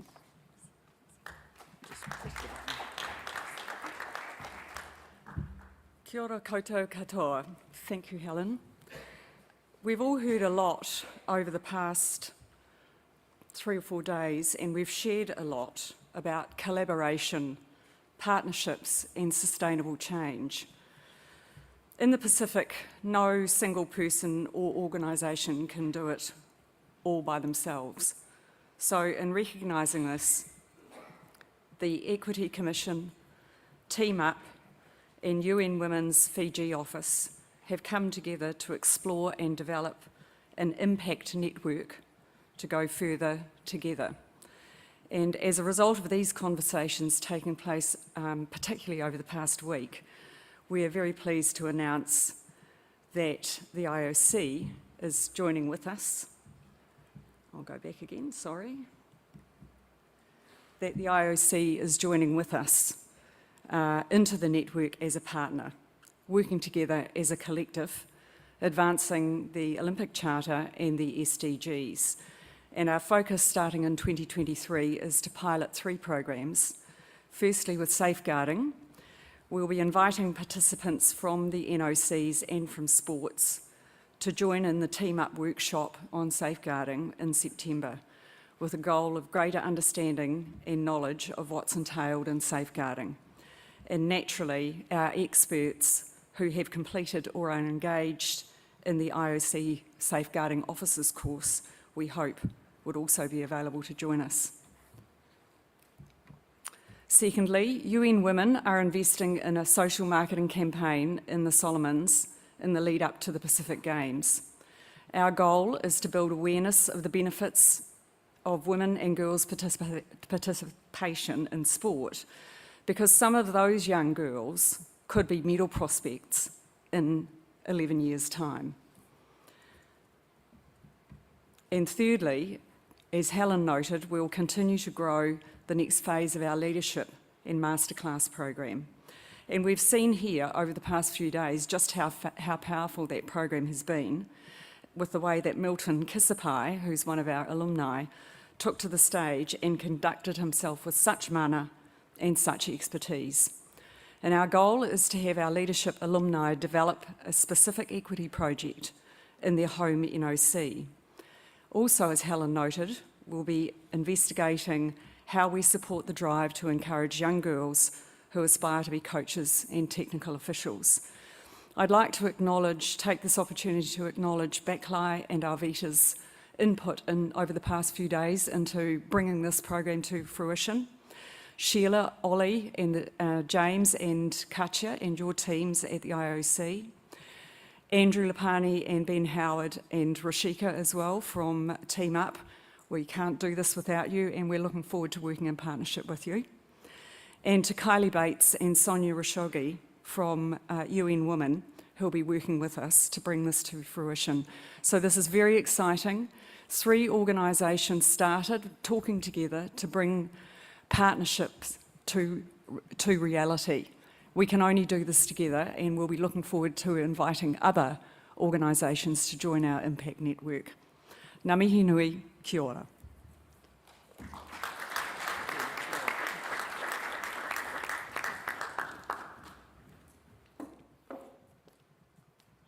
Thank you very much, Liz and Helen, for the presentation.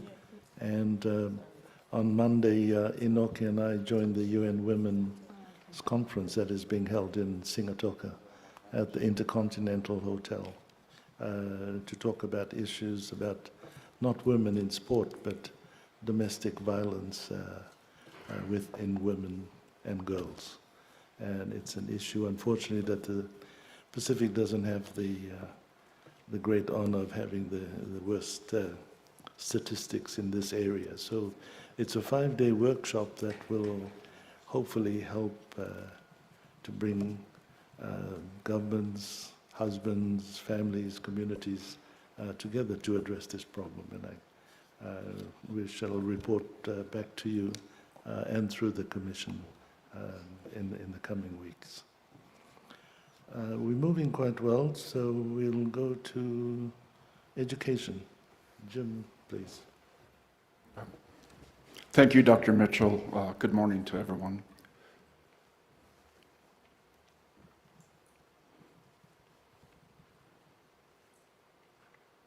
Can I have that? There you go.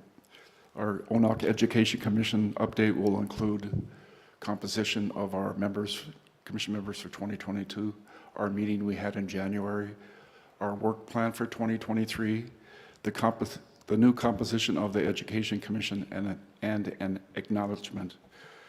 As the Education Commission Chair, I'd like to thank and recognize the amazing work of the ONOC OSEP staff in supporting the work of the Education Commission, especially Melly, OSEP Chief Sport Education Program Officer, Vara, OSEP Quality Assurance Specialist, Jubilee, OSEP Zone 1 Coordinator, and Anna, OSEP Program Administration Officer.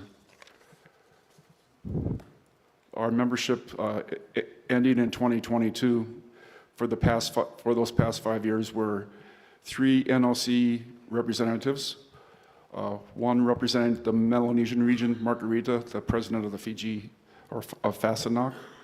From Micronesia was Laura Mangan from the Palau NOC, and Polynesia was Owen, the Secretary General of Cook Islands NOC. We had 2 Oceania Sport Federation OSFO representatives. For team sport, we had Jill for field hockey, and the individual sport representative was Reagan. As we have discussed the last 4 days, the importance of our pathway to Brisbane 2032, we have strategic partners from regional. University of South Pacific was Professor Jeremy. Pacific Island Forum was Maniani. The Secretariat of the Pacific Community was Reg, who is, as you'll see from Melly's presentation later in the morning for OSEP, is leading our micro qualifier development. And for Team Up is Andrew. Andrew seems to be quite popular. He's on a lot of commissions nowadays. But thank you, Andrew, for Team Up. And lastly, we have Helen Brownlee from ONOC Equity. If you're here, can you please stand so everyone can see you for the work you have done, recognized all of our members? Please stand up.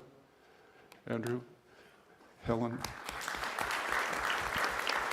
Reagan, Margarita, thank you guys very much for the work you've done.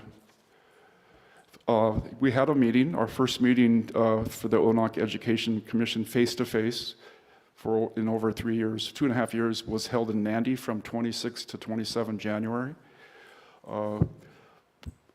Listed on the board are what we approved as a group. We're a different commission because we work with OSEP, so we have their staff. We approved their fourth quarter report for 2022, and then we approved our work plan, which is our TOR, and we approved OSEP's 2023 activities and work plan, and finally we reviewed and approved the 2023 OSEP budget.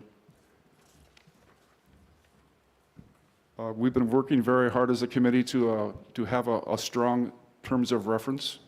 In the past, our terms of reference really was just OSEP, so now we expanded to 10 more roles. The commission approved the responsibilities of each 10 roles, and now commission members, per their experience, were chosen to work on each of the 10 roles and responsibility with OSEP staff.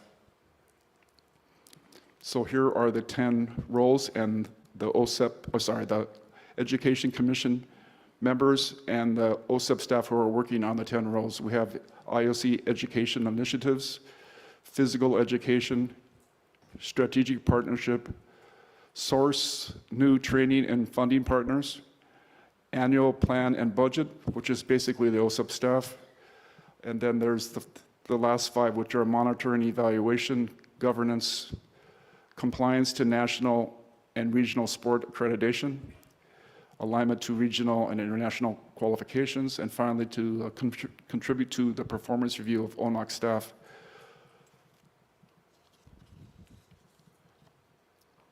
With Dr. Mitchell naming the new Education Commission members earlier this morning, we now start working on the 10 roles and responsibilities, and we'll start meetings with the 10 groups in May next month. ONOC and the Education Commission would like to thank Laura Mangan, Palau NOC, for her outstanding work as a member of the Commission for the past 8 years. Frank and Buckley, please pass on to Laura our thanks for a job well done. Amy Sasser, Marshall Islands NOC Secretary General, will replace Laura as the Micronesian Region NOC representative. Amy has great experience working with OSEP for the past many years and is an OSEP regional master educator. I'd also, I guess I can go to the next slide, Melly. Well, I'd also like to recognize Margarita, the president of FASANOC, as the new member of the ONOC Education Commission. We felt with our ONOC Education Commission that we have links upward, and now that we have Margarita representing us on the ONOC Commission, I think we can pass our OSEP knowledge to ONOC also. I'd like to welcome the new members to the commission.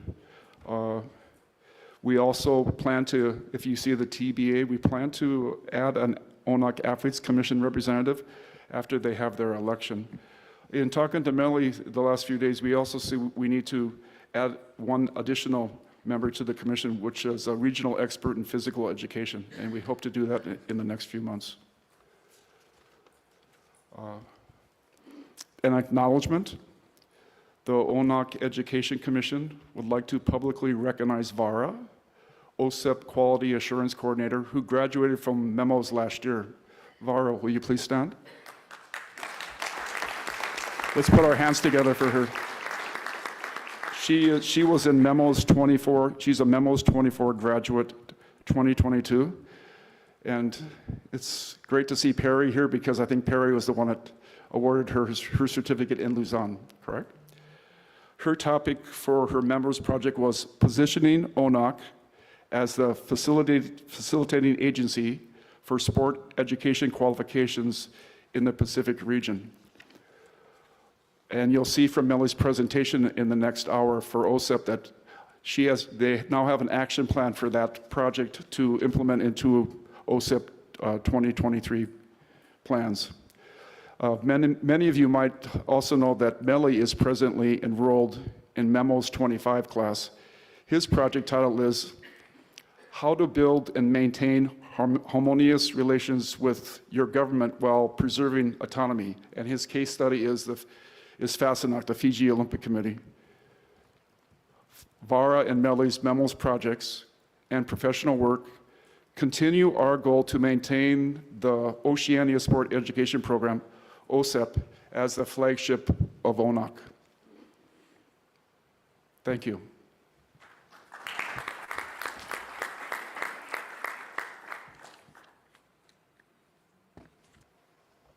Thank you very much, Jim. Are there any questions of Mr. Tobin?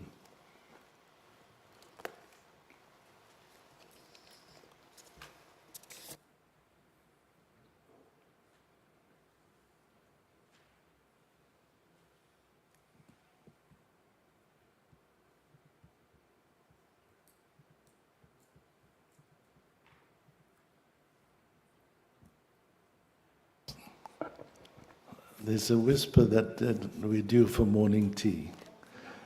So we'll break and start, how soon, Rick? 11:05 or? 10 after? Yeah. 15 minutes after 11, all seated, please. Thank you.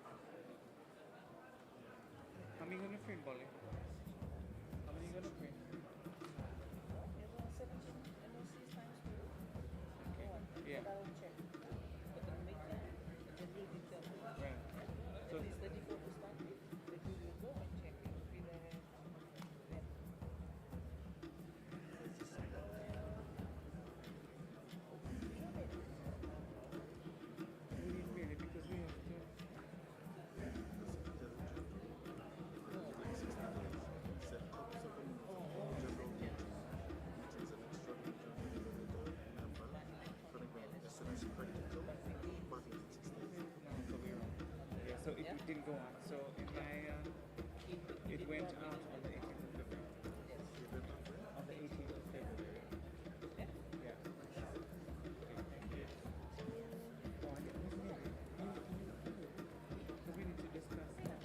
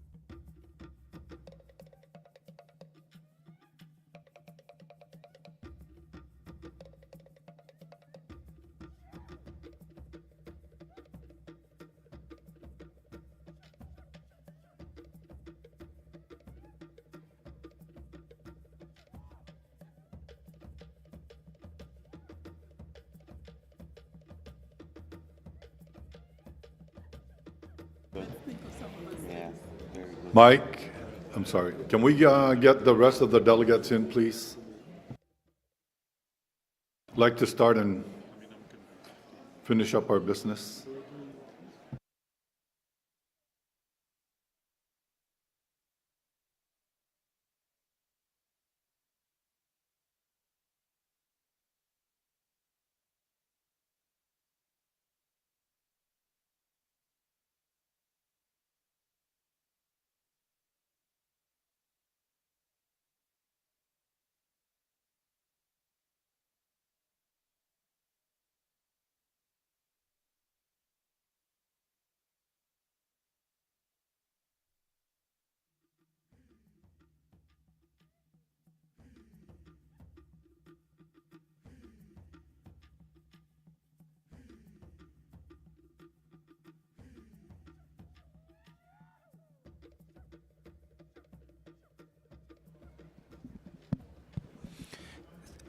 Thank you. We'll request that you please now make your way into the ballrooms and take your seats so we can begin the meeting again. Thank you.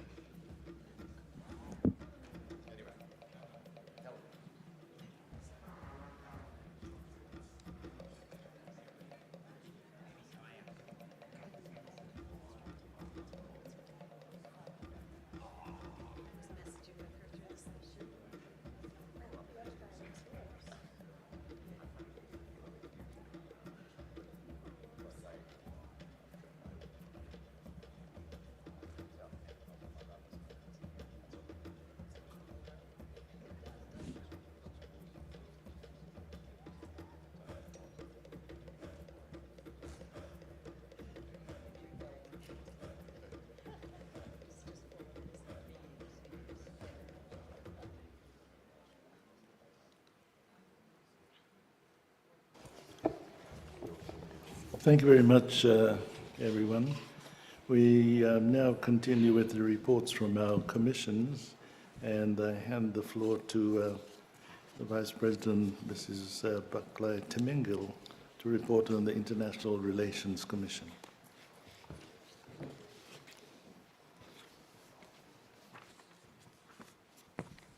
Thank you, President.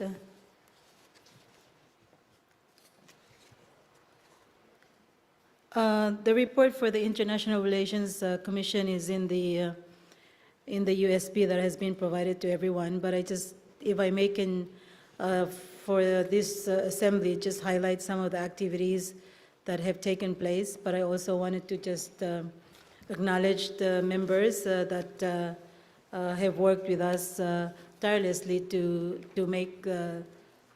realize some of the objectives of the commissions that really is the representation of this General Assembly and the Executive Board for ONOC. So one of the advocacy that the Commission has been really working on is about partnership, and I think we have really seen that in terms of our past activities when the Commission took place in 2015 outcome, particularly in our participation in MINEPS in Kazan, and then moving up to Fiji, where we really start engaging with our sports ministers in the areas where sports can really make an impact in our communities. And you have actually participated in our General Assembly with the Pacific Games Council at the 2019 Games, where we all sign up to the SPAPE action plan in the delivery of where sport can have a critical role in some of the priorities around Oceania. So I wanted to highlight that many of us, we have also been part of the International Day of Sport for Development and Peace. It's great to see some of the websites and everyone putting out the white card in terms of sports and integrity in its place in all of our communities as sports leaders of Oceania. And even on the Olympic Day, you can see some of the activities that took place.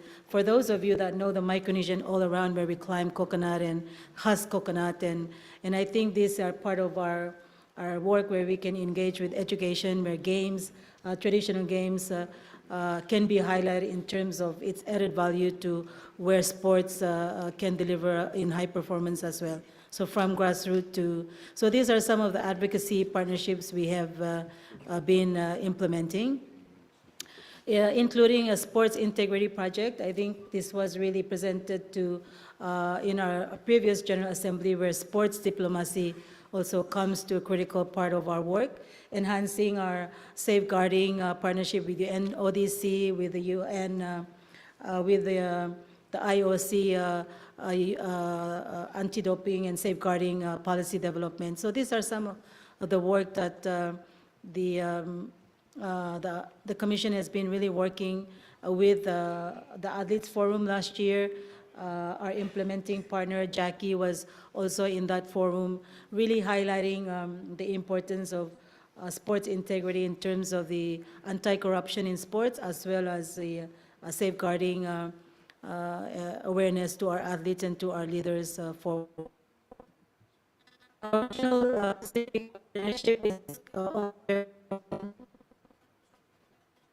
sorry.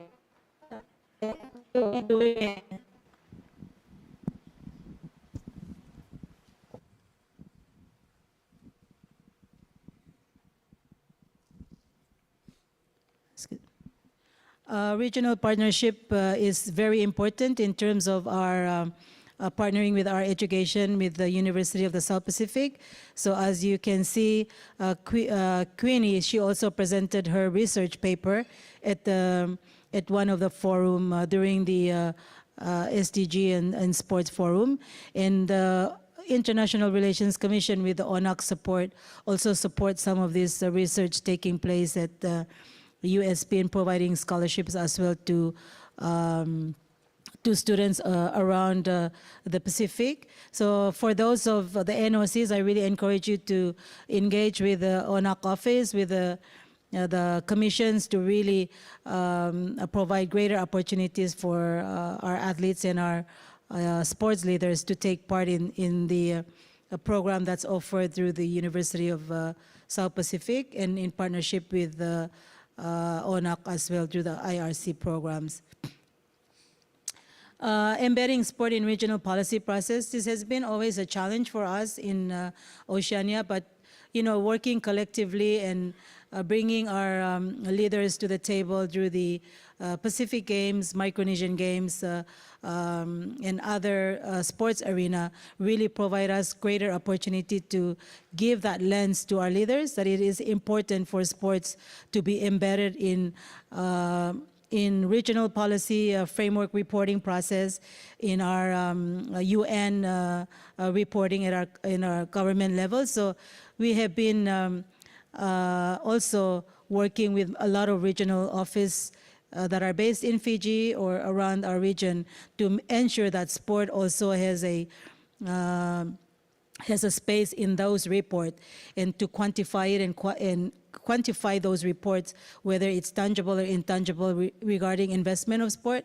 And I think we also presented this to the Pacific Island Forum leaders in terms of where sport has provided greater investment to national development and also human resources development.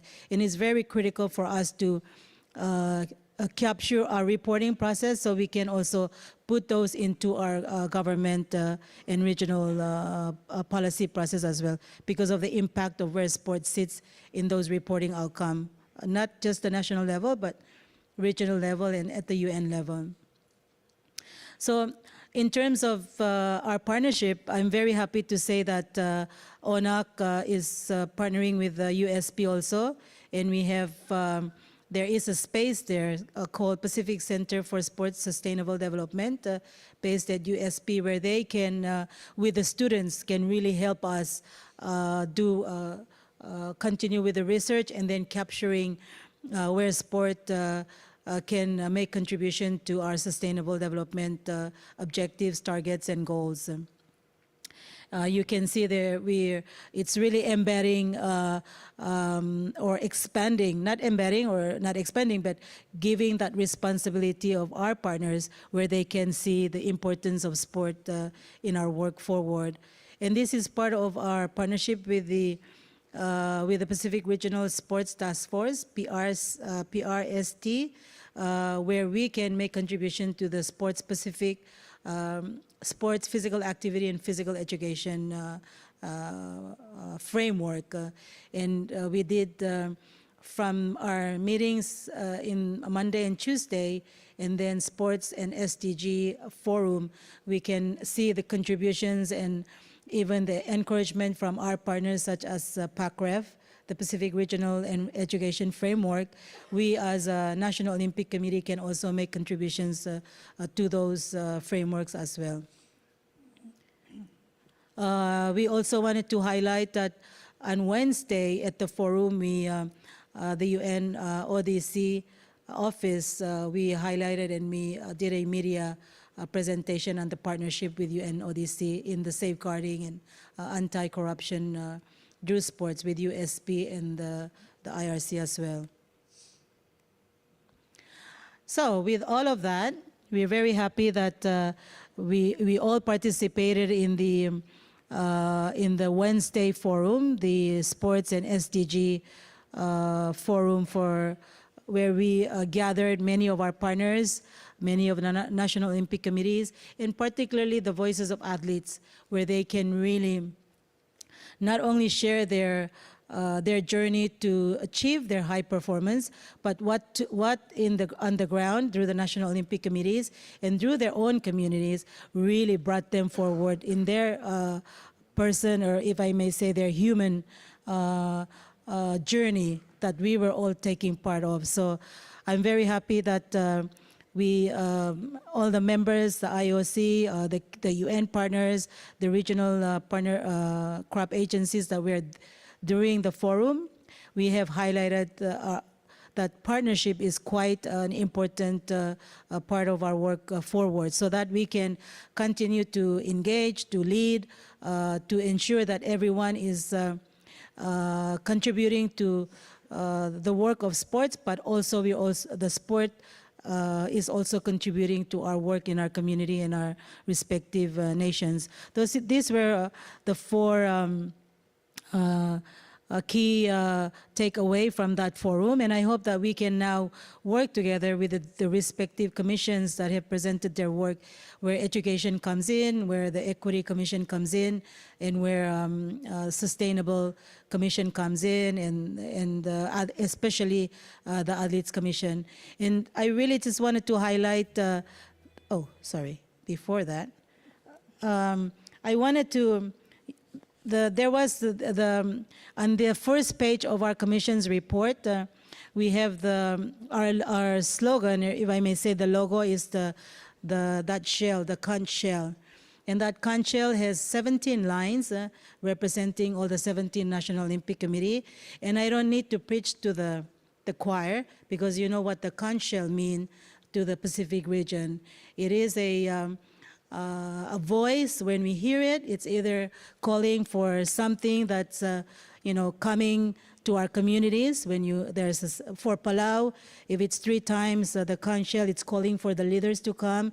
If it's 7 times, it's calling for an emergency in the community.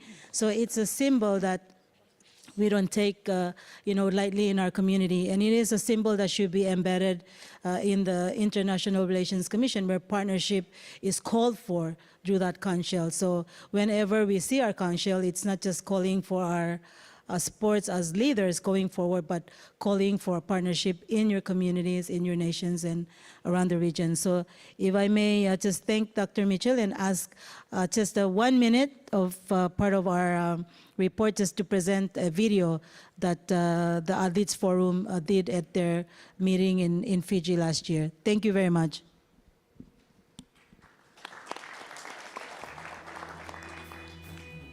Athletes' voices matter. If you see something that threatens the integrity of sport in the Pacific, speak up and help keep sport safe and fair for everyone. There is no place in Pacific sport for corruption, crime, or competition manipulation. Play fair, play true, and together we can protect the integrity of sport. Every athlete has a right to play in a space free from harassment and abuse. Speak up and keep sports safe for everyone in Oceania. It's not okay to hope that what you're putting in your body is safe. It's your body. It's your safety. Make clean choices so sport can always be a showcase of honest hard work. Be true, be you, believe in sport. Be true, be you, believe in sport. Be true, be you, and believe in sport. Be true, be you, believe in sport.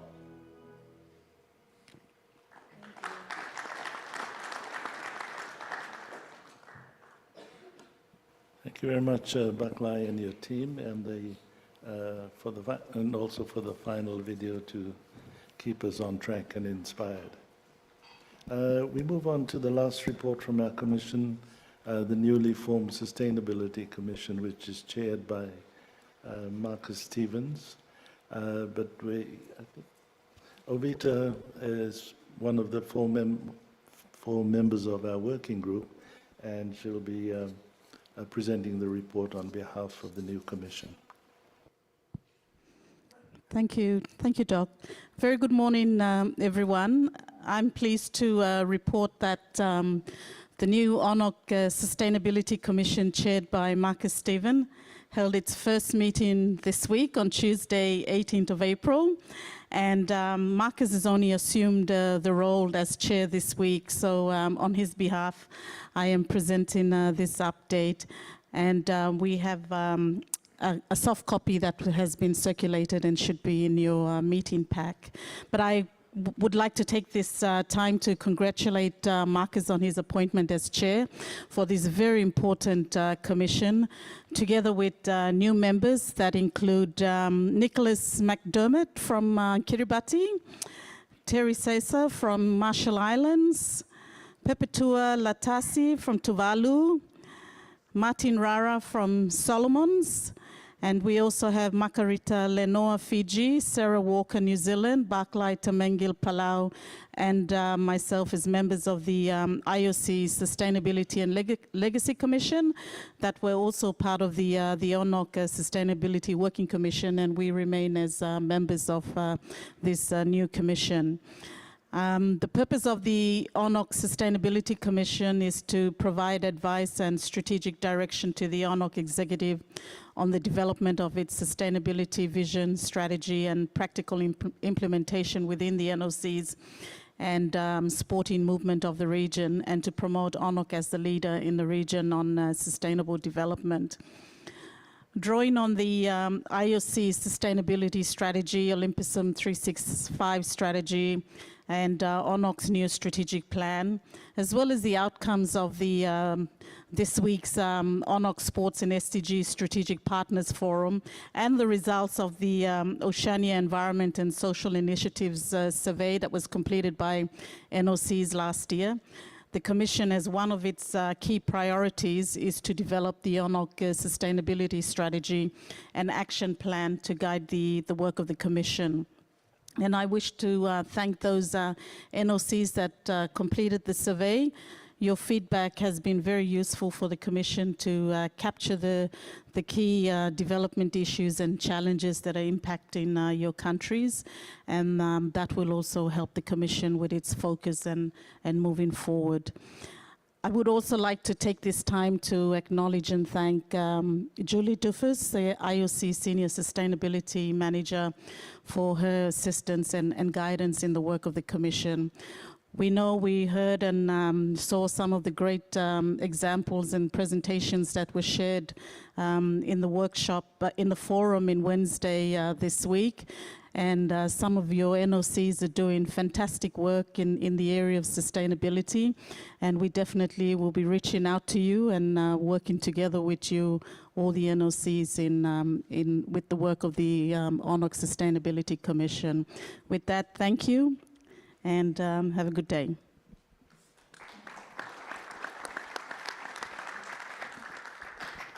Thanks, Ovita. Any questions or comments on the presentation? No? Thanks again, and all the best, Marcus, as you take over Macau.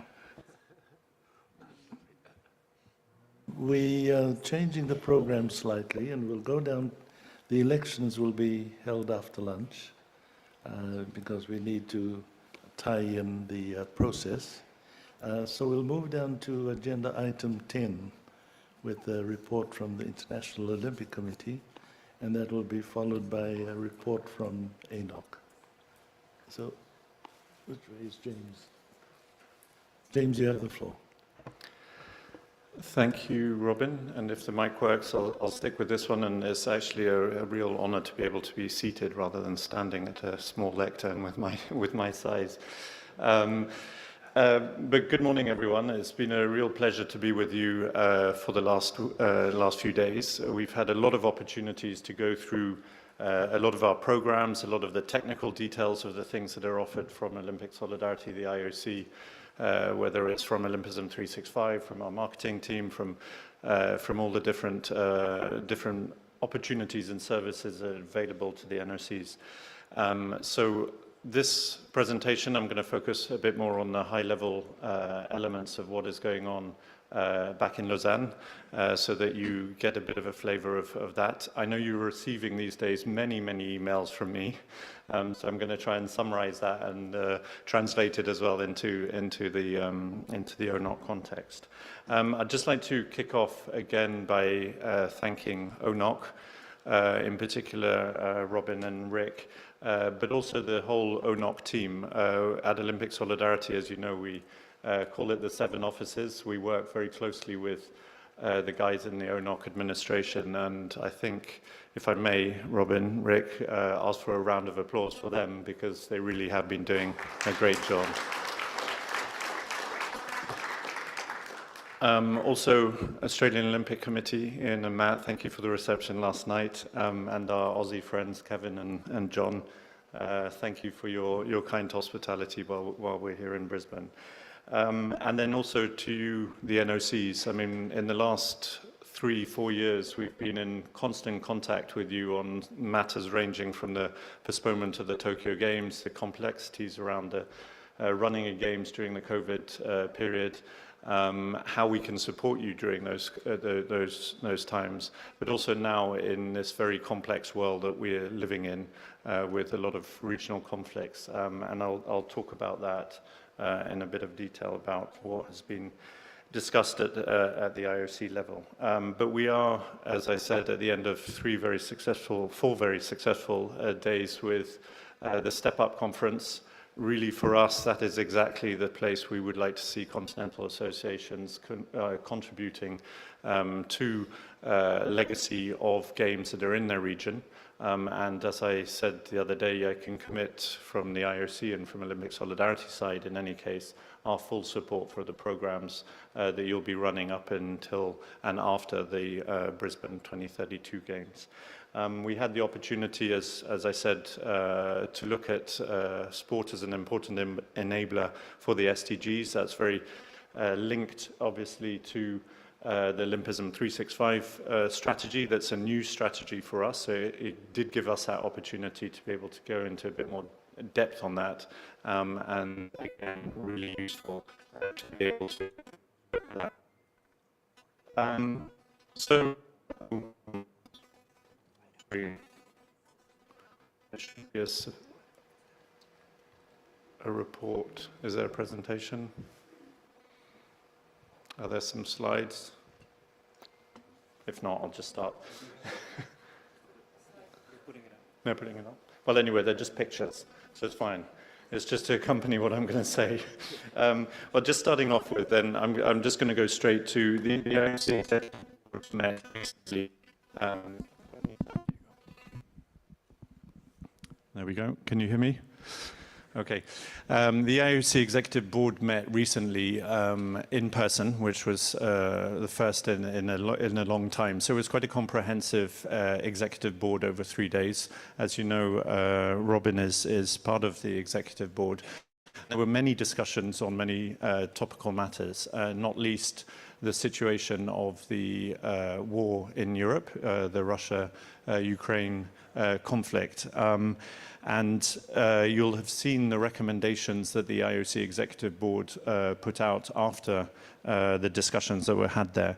Just as a reminder, I'm not going to go into a huge amount of detail because, to be honest, it's been really quite enjoyable being at this side of the world, discussing things like contributing to the SDGs, contributing to where we can get better together, rather than focusing on this very unfortunate situation in Europe that is really causing a problem within the Olympic movement.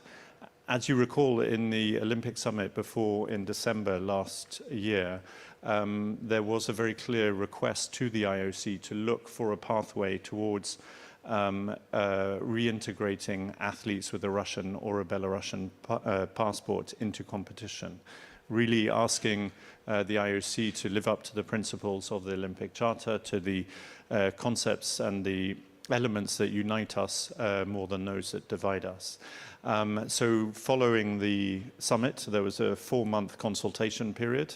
You'll have been invited to a couple of consultation calls, but it wasn't just those online consultation calls that mattered. We also spoke with a lot of you individually.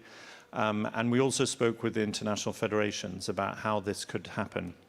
And what followed was the discussions at the IOC Executive Board in March. The recommendations were made to the international federations to study a pathway for athletes with a Russian and Belarusian passport to reintegrate competitions under a neutral status. So there were conditions applied to that. And each IF was asked to look at the way that they would do that according to their own statutes, according to the will of their own membership, understanding that they had also asked for some certain uniformity in how this was going to happen. To be clear, no decision has been made on the participation of athletes with a Russian or Belarusian passport in the Paris Games in 2024 or the Milan Cortina Olympic Winter Games in 2026. So it's really about just allowing those athletes to get back to competition on the international stage. And the international federations have taken that away. And we have some confirmations that this will start happening in the next couple of weeks in different events across the world where that is possible, according to the IF rules, according to the local laws, etc., etc. So to be frank with you, it has caused a lot of noise, specifically in the European region, and we know that here in Oceania it's a conflict that is happening a long way away. We also know that in other regions there is questions relating to why this has been a different conflict to other conflicts, to the 70 other conflicts or armed conflicts across the world that are happening at the same time. And so those are elements that we are addressing at each, and this is evolving on a weekly basis. But what I would ask you to do is, on the IOC website, but also on the NOCnet, we have a very detailed question and answers document that exists specifically so that you can respond to any questions that you may have from your national stakeholders, your governments, etc. So please have a look at that, and obviously we're at your disposal for any confirmation or any comments or questions that you may have on that. You'll have also seen, and I do want to address it, a lot of very strong wording from the Ukrainian government on the decision that was made.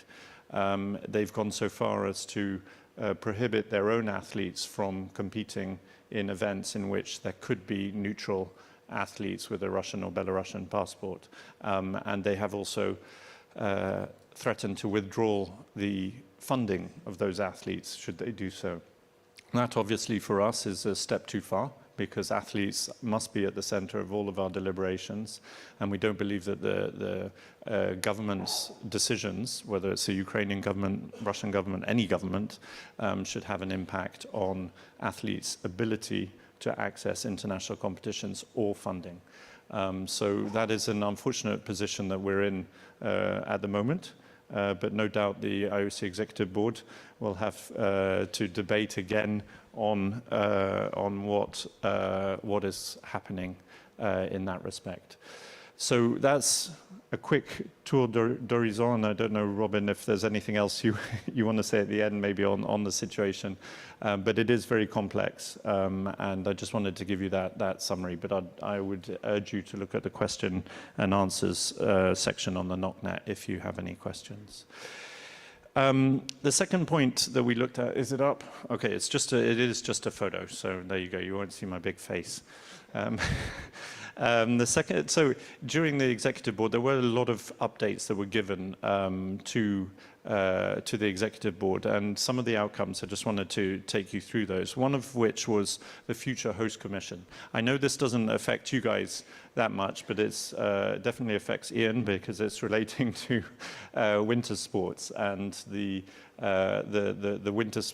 future of the Olympic Winter Games. As you know, we have a very strong problematic relating to climate change, and that is affecting the ability of host cities to be able to host winter events, whether they're the Olympic Games or World Cup events, etc. And so the Future Host Commission, which has been putting together a study relating to the reliability of future hosts, the impact of climate change, but also maybe the concept of finding a way to be able to rotate the Olympic Winter Games through some secure hosting cities that would allow a bit more guarantees for the future. So that being said, there will be the study from the Future Host Commission will come back to the IOC, be presented as well at the IOC session in Mumbai in October. But you will see a change in the way the IOC reflects on the hosting and the attributing of the Olympic Winter Games to cities and regions in the future. It also links into what we are often referring to as games optimization.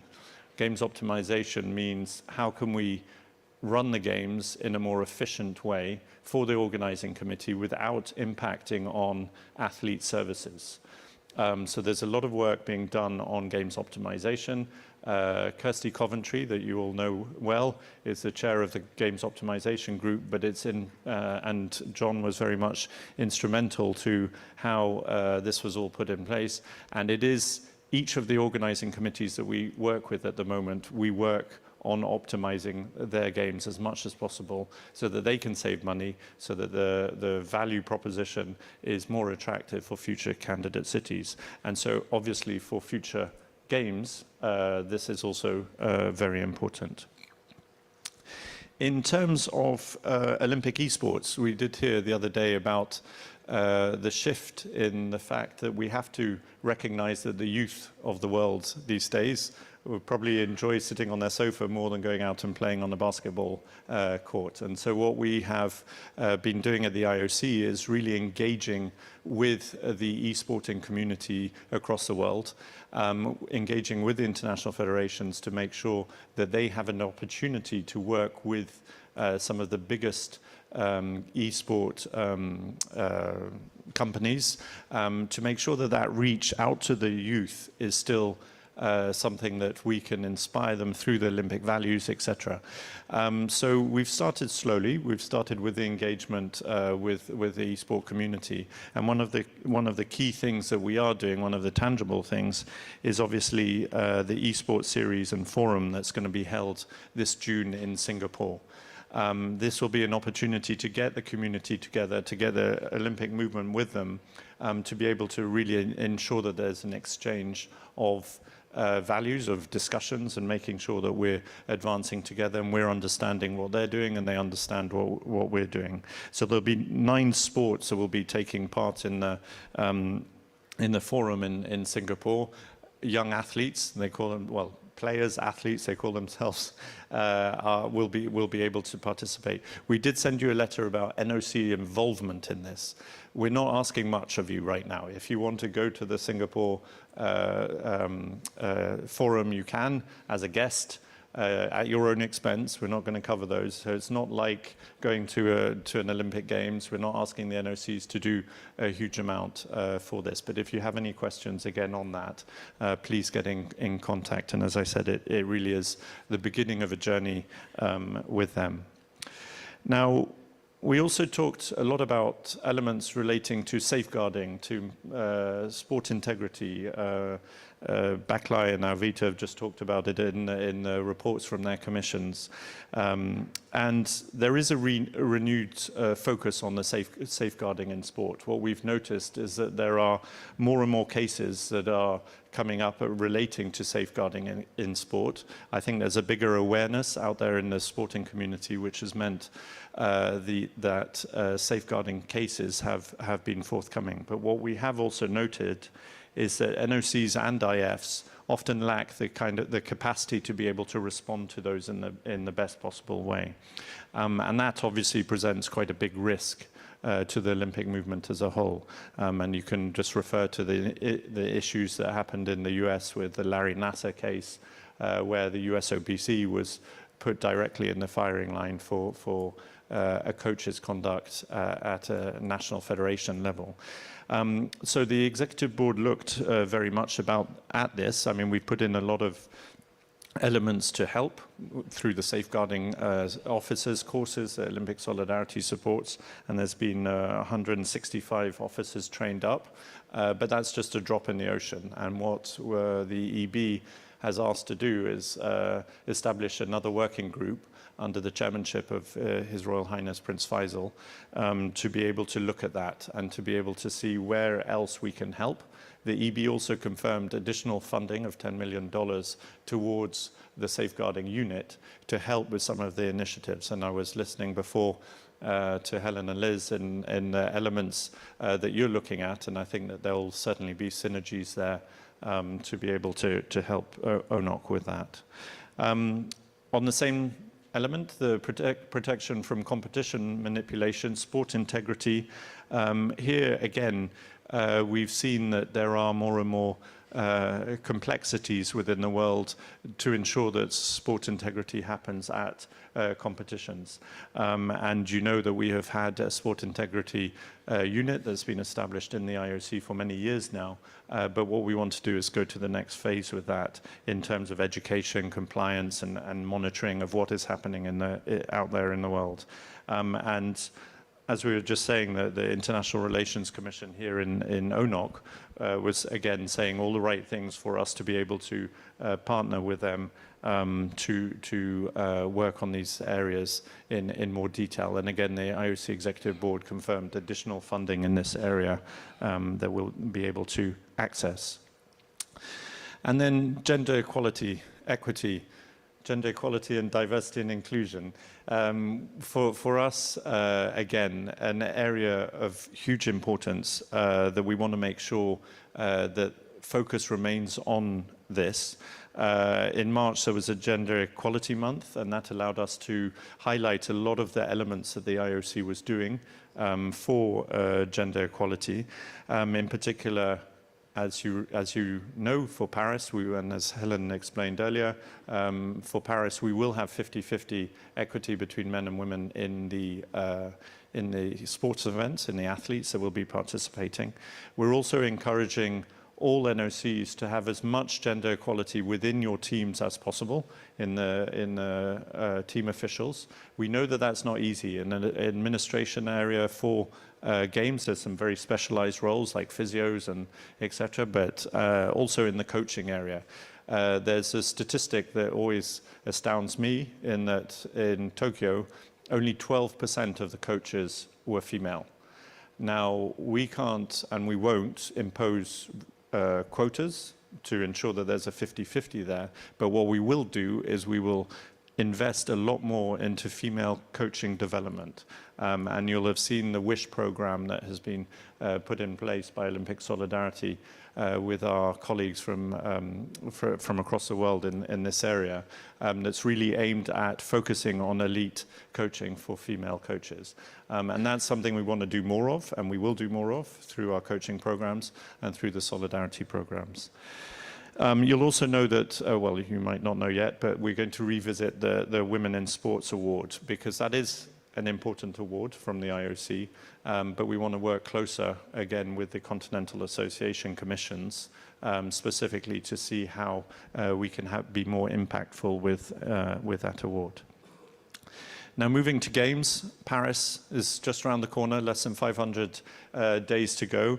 Their presentation to the executive board was great because it was more operational. It was less, you know, let's talk about the grand ideas. No, they were showing us the pictograms, explaining the number of commercial partners that they have on board. The ticketing and hospitality sales have been launched. The volunteer program has been launched, and the test events are truly underway. So we've got an exciting time coming up. We've got the Chef de Mission seminar this summer, where your chefs are all invited, and as Sheila said yesterday, must go. And there's the ONOC preparation forum straight away afterwards. There is a presentation later on Paris. But for us, it's important that we keep a focus on Paris. They will be great games. I think there will be new innovations there. For example, a very exciting opening ceremony that will get us back on track in terms of where we were prior to a postponed games in Tokyo, and we'll really be able to work well with you on that. Just one thing, the ticketing and hospitality element, you know that we have changed the system. We now have an official ticketing and hospitality partner, which is On Location, and Patrick is here, I don't know where he is, and his team to talk to you about that. And Fortius, is it Fortius? Yes, is the sub-distributor in Oceania that you can also work with on that. If you have any questions, because it is a difference from the past, you know where we are to come and talk to us, and Lenny Abbey or Anya and our team are available for that. Now, just another couple of things for Paris. I just wanted to highlight the issues around boxing. We continue to have problems with the International Boxing Association, problems linked to governance, problems that the IOC Executive Board has discussed at length for many, many years now, and quite frankly, getting a bit fed up. So for Paris, the games will be organized for boxing, will be organized again by the IOC, not by the International Federation. So this is similar to prior to Tokyo. A boxing unit has been set up again in the IOC. And the Oceania qualifier, as you can see there on the screen, will be at the Pacific Games. And we're very pleased that we were able to integrate into those competitions to be able to have the continental qualifier within the Pacific Games. There will be 2 world qualification tournaments at the beginning of 2024, and the dates and locations of those will be announced in Q3 of 2023. In terms of the International Boxing Association, again, I could talk about this for hours. I'm not going to. You'll have received a copy of a letter of our latest position from the IOC Executive Board to the International Boxing Association that I sent round a couple of weeks ago, which reiterates again our grave concerns relating to the governance of the Federation and how they can address that to be able to be subject to the future games, in particular LA, which I'll come on to now. I wanted to explain to you as well the sports timelines for LA and Brisbane, just so that you have a bit of an idea of where we are with that. In particular, for LA, the sports program of 28 sports was approved by the IOC session in February of 2022, so in Beijing. And there was 28 sports that were included, and that includes skateboarding, sports climbing, and surfing. So those were new sports that came into Tokyo. They've been reconfirmed already for the LA Games. Boxing, weightlifting, and modern pentathlon have a pathway for potential inclusion into the LA program, but that is subject to reports that will be submitted to the IOC session in 2023 in Mumbai in October. So a decision on those 3 sports, boxing, weightlifting, and modern pentathlon for LA will be made in October of this year, based on a number of criteria that the IOC had asked those IFs to address. What then follows is the discipline program will be confirmed in June of 2023, this year, and the event program will be only confirmed after Paris when an analysis of all the reports on how those sports have fared in Paris have gone. So similar for Brisbane, just so that you have this in mind, because it's your home games, we'll finalize the Brisbane sport program in 2025. So after the Paris Games, okay, we'll confirm the sports that are on the Brisbane program then. The disciplines will be reviewed in 2027 and the event program in 2029. Okay, so there is time, but that's kind of because a lot of you have been asking me on those timings. Moving on now to Olympic Agenda 2020 plus 5, as you know, are the strategic roadmap for the IOC. I'm not going to go through the 15 recommendations, I promise, just highlight a few of them now, in particular the ones that are linked to our collaboration on a daily basis. First of all, the Olympism 365. As I said, we had the forum on Wednesday on how sport can be an important enabler for the SDGs, and you'll actually see recommendation 10 there is specifically that. And the forum that you organized together with our team in Lausanne really was a first, in a way, from our side to be able to get all the actors together in the same room. Now, Olympism 365 is an umbrella strategy that, again, I would encourage you and your NOCs to read and to digest, because it really encompasses so many different areas of social development and sustainable development. I said it on Wednesday, but you're very lucky in that Alvita is the chair of the Olympism 365 Commission at the IOC. And it's a commission that really has many, many different actors, from NOCs to IFs, to NGOs, to UN agencies, to individual members that are working in this area. And I've also been very lucky in that Ollie has joined the team to lead on the implementation of it. But I'd also like to recognize Kylie Bates and Jojo Ferris, who helped and Pere, actually, who helped in the development of the strategy itself. The strategy as I said, really covers different elements of what the IOC delivers in the area of sustainable development. And so colleagues like Katja, like Julie Dufus, others in the IOC are all contributing to this same program. And to Baklai as well, thank you very much to you and Arvita for setting this forum up. I know it was a lot of work. We've taken note of the 4 key takeaways, and I think as a first step, that's a great idea. We just hope that we can continue in the same way, working together, and I'm sure we can, to make sure that this works. Lastly, Olympic solidarity updates. I'm not going to give you any, because you had a whole forum yesterday. The only thing I said yesterday is I don't think you're using the programs enough. So please, the money is there, the programs are there, the support is there. If you have any questions, you know that we're available to help you to access those programs. We are working very well with the ONOC team to deliver those.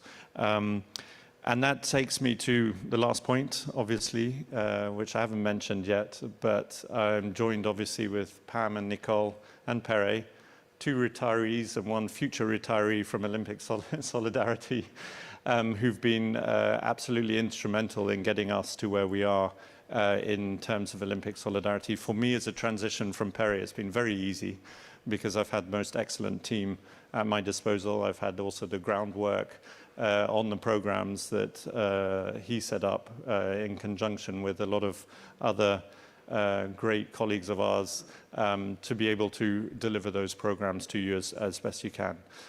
I said as well, we've got a future. The future is Sheila. She will be your continental manager going forward.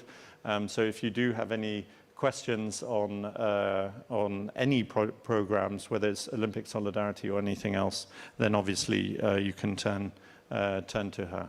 I'm not going to say any more about Pam, Pere, or Nicole, otherwise I'll be crying like I was the other day, and having a big Scotsman crying at the main table is not the best sight.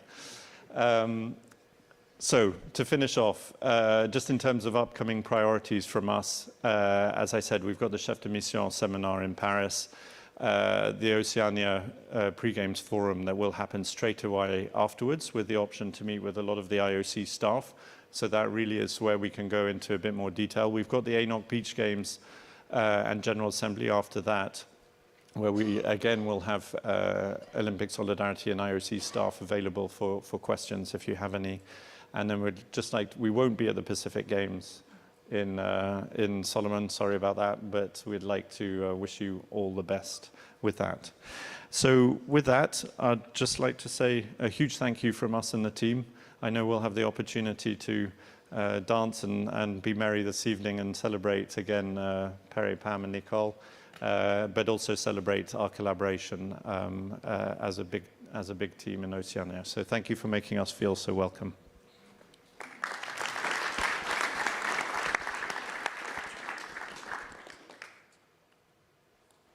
Binaka James, the floor is open for questions. So, Antoine. thank you, Chair. Sorry, James, just a question in relation to the boxing, despite it's a long subject. What will happen to all the referee and judges? We do understand that there has been a threat coming from the IAF to all the judges and referee that will be taking part to any qualifications. Do the IOC has taken a stage to guarantee the futures of those judges and referees? Thank you. I think very good question. I think that's one of the key elements. But yes, we have taken all the steps necessary to ensure that at the competitions that I put on the screen there, and including at the Paris Games, that the international technical officials and national technical officials will be safeguarded, because the International Boxing Federation threatened to cut them off in terms of their future and etc. And so we're taking the appropriate measures on that. It shows you the level at which we are discussing with the International Boxing Federation, because to us that is outrageous.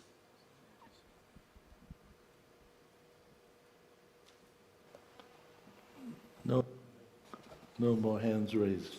Thank you very much, James, and to the Solidarity staff and the IOC staff that are here.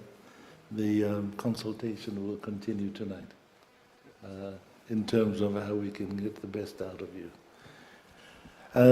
Also listed on the agenda is IOC members' reports, if they have any. Turning to John. Very little to say after James's very thorough report. So thank you, James. And let me also express my thanks to Nicola and Pamela and Pere for all you've done for us in Oceania in particular. As James has said, our preoccupation really as the Executive Board has, since December, been exploring a pathway for athletes with a Russian or Belarusian passport to return to international competition. You've seen our guidelines. I won't go through those. The stage that we're now at, though, is that the international federations, and these were recommendations to the international federations for their sports, they are now sitting down and addressing how they will determine whether individual neutral athletes are neutral and that they don't have, for example, any military or national security backgrounds. And we know that 60 or 70% of the Russian team are all in the army, but lots of European countries, the Germans, many of them are in the police, the Greeks. It seems to be a way of how they keep their athletes going. So, but that'll be some discussion as to whether ASOIF and the winter equivalent will provide that service. At the end of the day, it'll come down to, I think, to each of the international federations, and then there may be some, James, provision for appeal to CAS. We'll have to have some appeal rights. So that's a preoccupation. I just confirm the report we received on Paris was very, very encouraging and positive. And notwithstanding the war in Europe and inflation, they're getting pretty close to a break-even situation, and that's to their great credit. They have also implemented many of the recommendations of Games Optimisation Group, and which are also going to be very important for Brisbane. And that's a committee that, as James said, Kirsty Coventry now chairs. I'm on it. The Brisbane people have got representatives on it. It'll be very important to us. We've got a budget of $4.75 billion US. The IOC contributes $960 million US. But it's going to be very, very hard for Brisbane to secure the national sponsorships. That's outside of the top. The national sponsorships is something like 1.7 billion, and for Sydney we've got 600 million. So this is a big ask, and so costs out, and maybe as much as 500 million. Maybe as much as 500 million is. Can you hear me now? Yeah, is the amount. They're looking at things at the moment like, I think many of you will have seen the International Broadcast Centre at the Games, 3 football fields. The Olympic Broadcast Services, which does puts the broadcast together, they and NBC have probably got over 2,000 people between them there.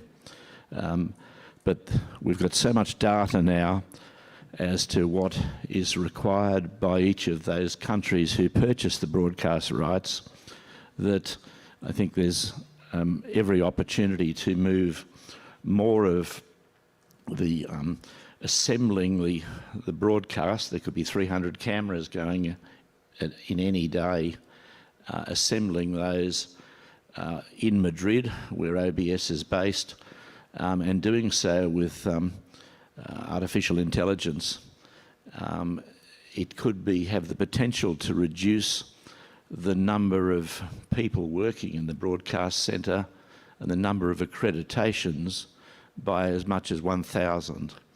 And you can think about the less accommodation and the benefit for organising committees like Brisbane is immense. But we're going to need to be doing those things without, measures without impacting on the athlete experience. So there's a lot of good work being done there. We're very anxiously awaiting a country or countries to put their hands up to host the 2030 Winter Games, and the lady next to me can leave the room if she wants to, but she's high on our target list. Once we do that, we really need to put that to bed. But there are some initiatives to make it more encouraging for bid cities, just as we did with the changes for the summer cities, where we got, for example, in Brisbane, 3 cities hosting the Games. So there was some mention as to whether we will need to have any constitutional changes to the ONOC constitution. The IOC now has a IOC Human Rights Advisory Committee, and we received a report from that at the last meeting, and we accepted the recommendation that human rights responsibilities be better articulated in the Olympic Charter, and that's the one amendment I can tell you will happen, and it'll be a very simple procedure of fundamental principles, just making reference to fundamental human rights, as well as we've already got in there fundamental ethical principles. That'll happen, and then continental and NOC groups will be expected to make similar changes. James, I think you covered everything else extremely well, and I'd only be repeating, so well done. But, in summing up, I think we can all be very excited about the prospects for Paris. Thank you.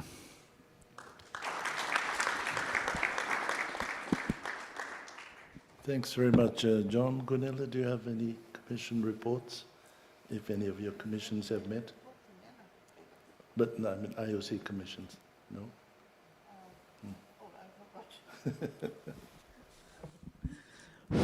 Sorry, I forgot I was IOC member. Yeah, I'm a member of the Paris Coordination Commission, and as John said, we have a constant dialogue, and also with the IOC, and I think the voice of the NOCs are heard in a better way, because we can work very closely with the organizing committees. I'm a member of the Program Commission, where, as James said, the program for the upcoming games has been discussed. We are also, or I brought up, discussing the age of the participating athletes in the games, because for me, I don't think it should be open for children or for people under 15 years old that are not allowed to participate in the youth games. So we will see where that is.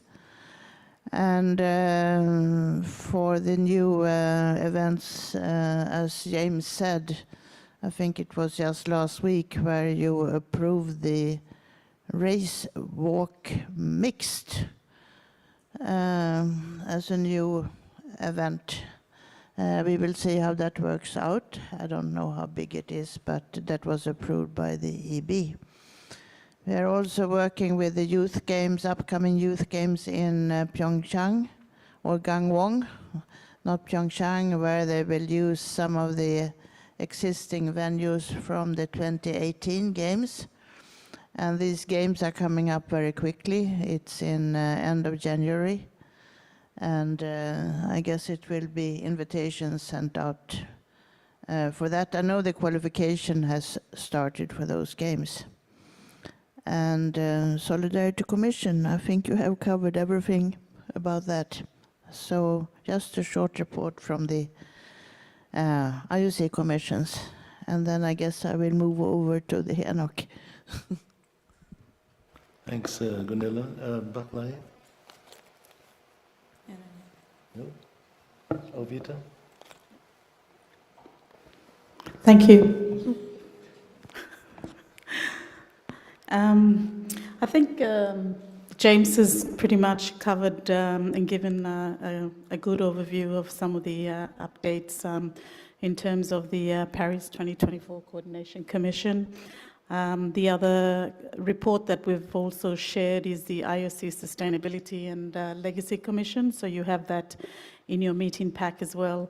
But I'd also like to just add in terms of the IOC Olympism 365 Commission, which I chair, and we've had the opportunity to go through the Olympism 365 strategy in the workshop on Wednesday. But for the benefit of those who are not at the workshop on Wednesday, Olympism 365 is the IOC strategy aimed at strengthening the role of sport as an important enabler for the Sustainable Development Goals, which is the focus of Recommendation 10 of Olympic Agenda 2020+5. And I would like to acknowledge James and Ollie, who were leading the work and implementation of Olympism 365 at the IOC. The Olympism 365, based on a systems approach, is delivered through collective action with strategic partners, and IOC is doing this by partnering and co-investing in programs and initiatives with the UN agencies, development financing institutions, public authorities, NGOs, and sport for development partners, including the wider Olympic movement. And you will see in the report there's some great examples that are shared in terms of some of the initiatives under the Olympism 365 strategy. Examples like the Africa Youth Empowerment through Sport program in Africa, and the Community Sport and Technology Education Program in Latin America. Those are just some of those examples. Drawing from the Oceania Sport and SDG Strategic Partnership Forum held this week, we're looking forward to working with you all and strategic partners on collective action with shared commitment on initiatives that can be delivered in Oceania to address some of the pressing issues in our region, using sport as an enabler for sustainable development. And I'm very pleased that we're able to kickstart with the Impact Network initiative that was presented by Liz Dawson this morning. With that, thank you, everyone.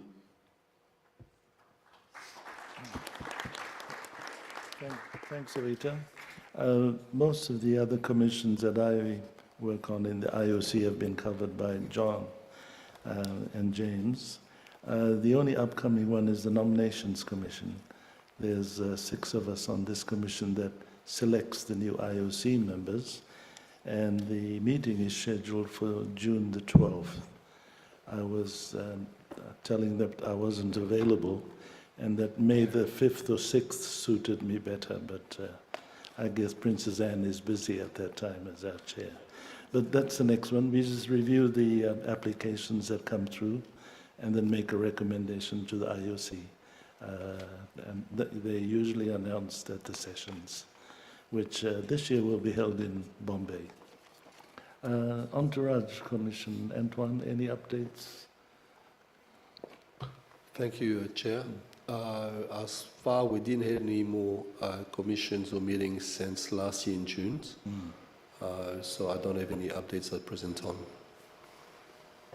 Thank you, and I think Education Commission Representative Helen, any updates? Nothing from Helen, thank you very much. And thank you all, particularly James, in covering all of the issues related to IOC, which makes life easier for most of us that had to present this in the past. Moving on to agenda item 11, and invite Gunilla to present on ONOC.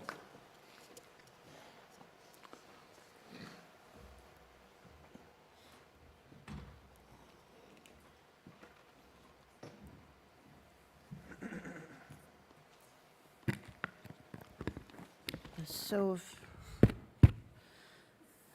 thank you very much, Mr. President of ONOC, Mr. Secretary General of ONOC, and the Council and all the 17 NOCs from Oceania. I can tell you I'm very, very happy to be here again. I'm not allowed to say, but maybe I can say anyway, because this is my favorite continent.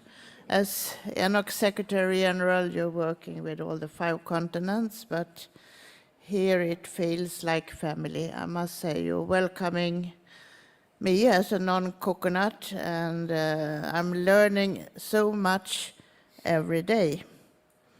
First, congratulations, of course, to Brisbane, to Australia, and to all of you for the Games 2032. And it's your games, and it's the Oceania Games. And I think that's very important. And I've been following the discussions here the previous days. And it seems like all of you are really, really eager to work. So it will be the Oceania Games. And also James with all the new programs from Solidarity and that can help. And I think for this region it's very, very important. So look forward to follow you and hopefully see the results in 2032.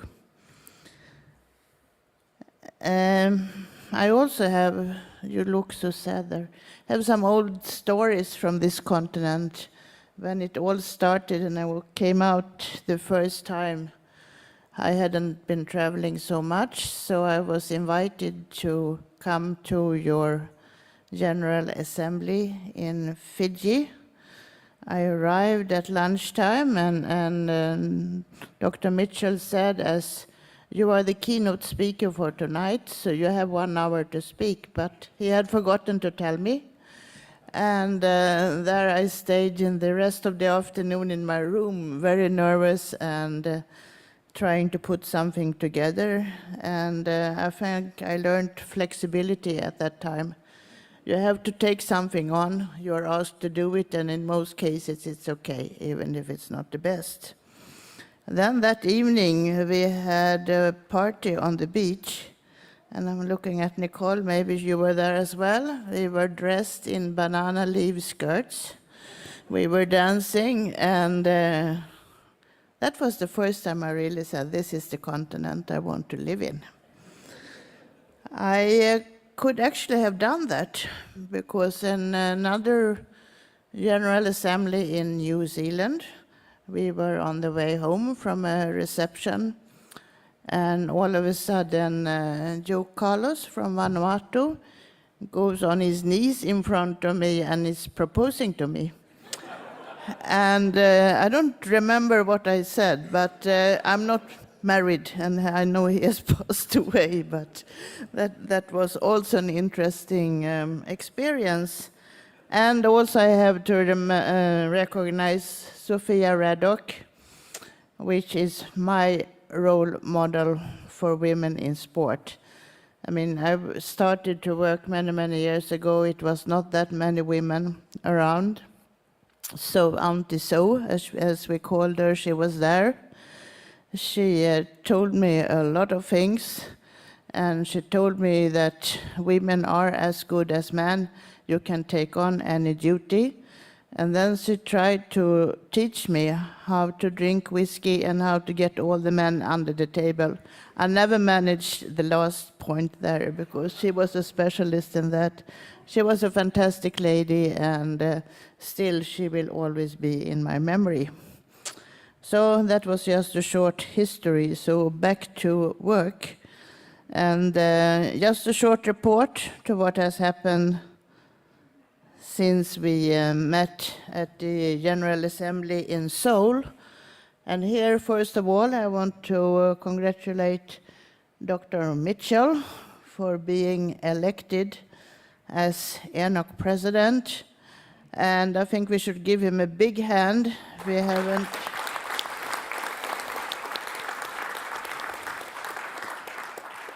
I think it's fantastic. It's I don't know if he thinks it's so great as we think, but it's more work, but it's great for your continent. It's so great for ONOC, and I think it's great for the whole Olympic movement that we have Robin as a stable person leading the association of the 205 NOCs in the world. So also, I thank you personally, because it's a pleasure to work with you, and really feels good. We also established the commissions. I can't see what I've written. We elected a senior vice president with Sheikh Johan from Qatar. And we hope he will also be a strong partner in the leadership work. He has shown a lot of interest, actually, and comes with a lot of ideas. So it's always interesting to have input from the different parts of the world. We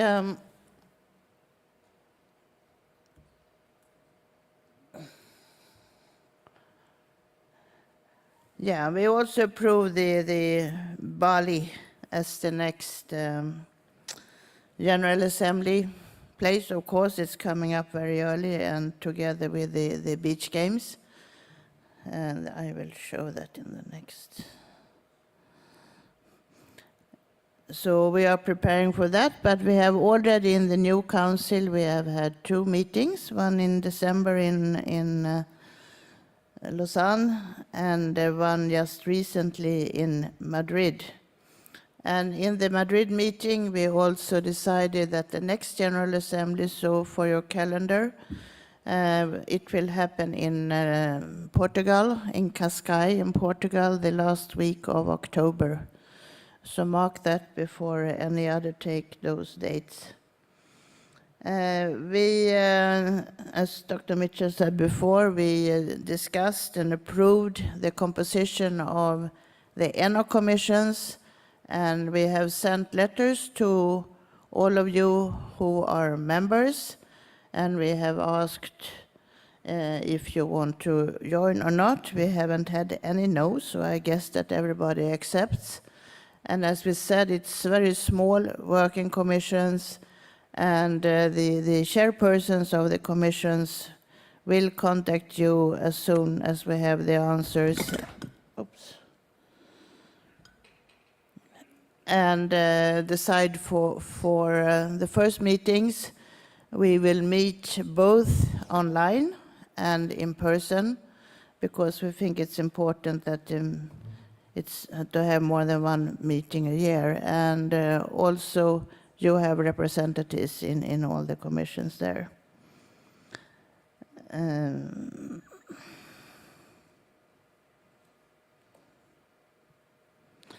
We have also been very active with different seminars and webinars, and we're working together with IUC here, especially with the sustainability. And we have had online workshops in cooperation with the Toolbox, and we have had about 70 NOCs taking part in each of those webinars, and we will continue again, and we have very good feedback. And hopefully some of you have participated, because it's an education tool, and as I said, we have good feedback from those. We also, for sustainability, we are a part of the Ocean Project together with the EUC, EU office, as a joint member. And of course, before Bali, we are working with other organizations also for the UN Clean Seas project. And we just signed a contract with a company in Bali to save the corals. And we will, when you come in Bali, we will have the program. So we will have a special ONOC coral project there to help them. Yeah, I talked about the webinars, and we had practical know-how for the different NOCs, and we have shared experience, and we find it useful, and as I said, we're going to continue. And also, sorry, I can't see. We had a project developing also the sport for all. We have, and as Dr. Mitchell said before, we have started again with technical seminars for sports and technical directors, where we have a program where we gather 50 directors from the whole world, and we are gathering for 3 days and discussing the technical work and the coaching work. And the first one was in November last year in Portugal, and we had the second one for the next level was in Jordan. And also here the feedback has been very positive, and we will continue with the next 2 groups. We don't want more than 50 in every seminar, because then you cannot discuss. So we have the working groups and know-how among each other. So here is the picture from Jordan, where we had 38 NOCs and 54 participants. And I can tell you the discussions were really intense, and a lot of good context for the future.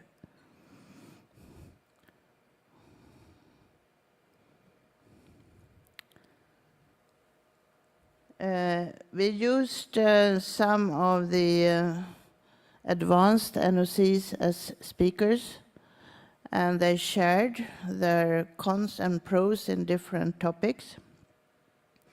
And we discussed both, of course, the Olympic Games, but also a lot of other topics that we are involved with from the NOC side, between the games and for other competitions. And we have a long list of topics that they proposed for the upcoming seminars. And we will continue after Paris, as I said, with this. Here is Brazil, explaining the work of the NOC. And it was interesting to have, I mean, Brazil have, I think, 500 employees. They have a big mission around the planning of the games. And then we had some smaller NOCs with maybe 10 participants, and to see how they could exchange knowledge between each other, because they really could do that. And also to address to James, we discussed a lot the qualification system. So I think we could maybe look at that together for the future, because we have to find a system that works for everyone.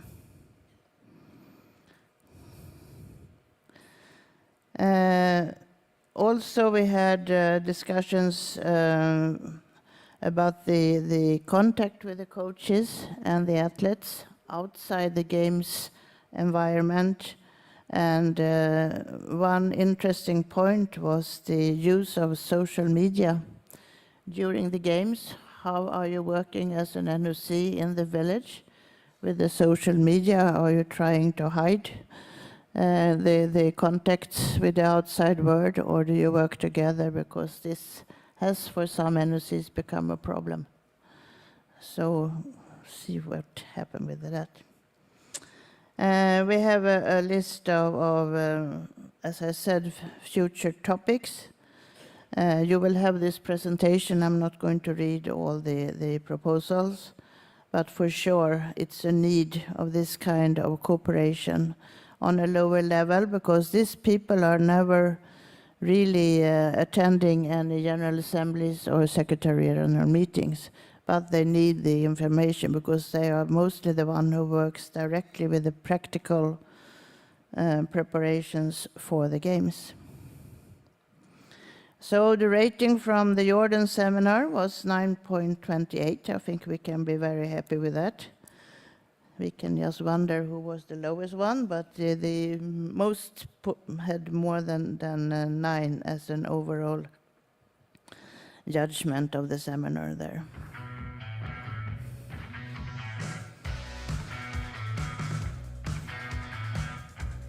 Pleasure for the Jordan Olympic Committee and its leadership that ONOC has chosen Jordan to be the spot for this seminar.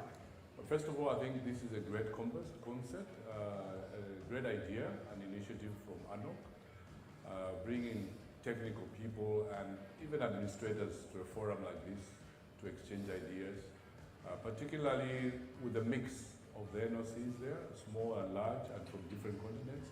I think that has added a lot of value. When meeting all the other countries, we feel that we have the same issues, the same challenges, the same opportunities as everybody else. I come from a small country in the far north of the Atlantic Ocean, but see that we have similar aspects as people run in NOCs from Africa or South America or Asia. It shows us that sport is global. Everybody is dealing with the same things, and so therefore it's so important to help each other and get the knowledge spread out. It's been a great experience. Brazil, for example, as a big NOC, can share some ways of doing and planning, but we also can learn a lot from other countries, because in the end, for summer we're big, for winter we're very small and have the similar challenges. So this interaction and exchange of knowledge it's very helpful for us to find new ideas on how to solve similar issues. First time I've ever attended a conference like this with NOC sports directors, where we can share ideas, share experiences, share problems, and it was so eye-opening to see that we all, big and small, have a lot of the same problems, and to come together and try to find possible solutions, for me, one of the best things ever. It's extremely enriching. So during games, we never really have the opportunity to sit down and talk about challenges and things that we go through in our day by day, because we are just so into operations and we are just so into small problems or things that happens during the games. So this is pretty much like the only opportunity that we have to sit, talk about sports as friends, as one big family. So it has to continue. When in your life do you have an opportunity to sit next to Namibia, Iceland, Azerbaijan, Chinese Taipei, Colombia, Brazil, all together in one meeting to discuss the similar challenges that we face in such a complex, different world? But we come together, we've found new ways to do recommendations for everyone to benefit, and I think we've all learned from everyone's different perspective. The value that's received by different continents, other continents, is that some things have been tested in alternative continents, and with that you do get a lot of ideation, and you get a lot of networking that helps in working with other NOCs on certain plans. So covering these topics first by the presenters from different countries, and then the sharing the experiences by breakup groups is very important in order to get information from other NOCs and to share good practices in our daily lives within the Olympic movement. And it's a great initiative that shouldn't stop. And it will also, I'm already thinking back from my home, is that how can I tone down such a workshop into a smaller version for my own NOC technical people from the federation, so that there's an opportunity, the platform. And also maybe play with cases, real case scenarios, and how each one solved the problems. That will be very interesting to go in depth a little more. But the exchange, it's great, and we're looking forward to the next one.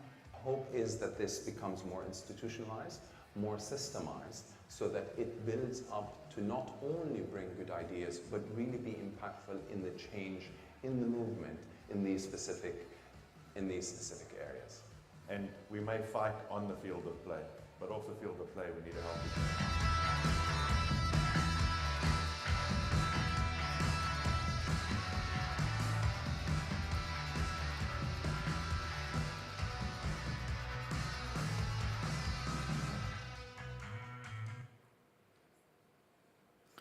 Okay, that was a little feeling about the seminar, but as you saw, it was good feedback.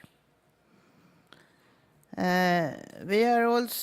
started a new collaboration between the IUC staff and the ONOC staff, and we had a first meeting to see how we can exchange and share more information, and to have various discussions together about different projects and also help each other. And looking forward to the next meeting, James. We've had one meeting, and probably it will happen after Paris. We also, as I said, we have representatives in the coordination commissions. Our president is our delegate in the IUC Executive Board, and also in the different IUC commissions to be updated. As you know, it's more difficult to work with 206 countries and to gather everybody, but at least we can communicate among our representatives. We have more and more visits in Lausanne from different NOCs, and we welcomed New Zealand the other month. We had Malaysia, we have had Mexico, and also good when they sometimes visit IUC. Then we share the program. And also now when in IUC you have people, administrators from different countries coming to work in IUC, and then they also come to us for an introduction for a couple of hours. We have good cooperation with the IFs, and that's important. As we are now working with the beach games, and we are working also in the different coordination commissions, and we used to say that it's two different opinions or parts, but we can discuss things and we can reach solutions together. For the International Sports Calendar, it's a working group that was started by IUC a couple of years ago, and we had hoped to have the MOU ready between the ASOIF and IUC and ONOC for the Continental Games, and also to have them as qualification for the upcoming games, to save time and money, and also to make the games more visible in all the continents. It has been some difficulties lately because of all the discussions with the Russian problem, etc. So we took a pause, but we will start again after Paris and hope this will be a reality for Los Angeles 28 and also for Brisbane. Bali, the games are coming up. We are having the chef de mission meeting, first video.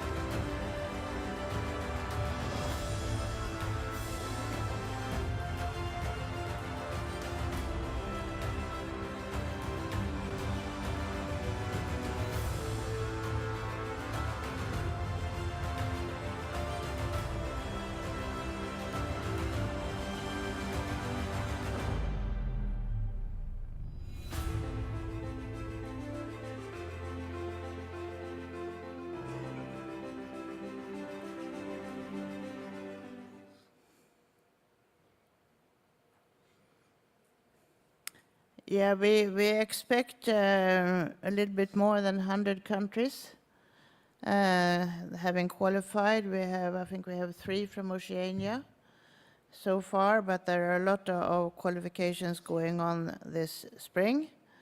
We have 3 clusters in Bali, and it will be compact games.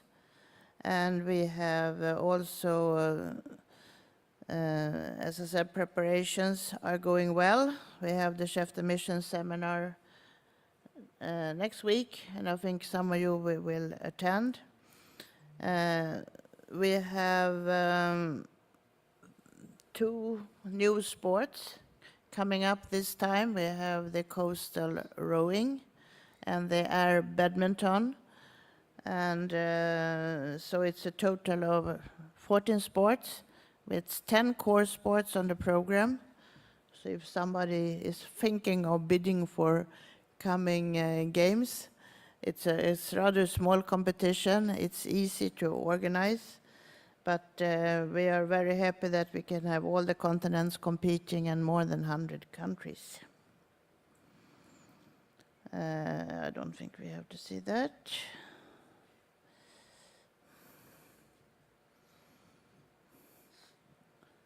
For the medical and anti-doping, I do, Chris Milne, if you have something to add, you're our specialist doctor. There you are, yes. Visit there last year, things have moved on. Is this okay?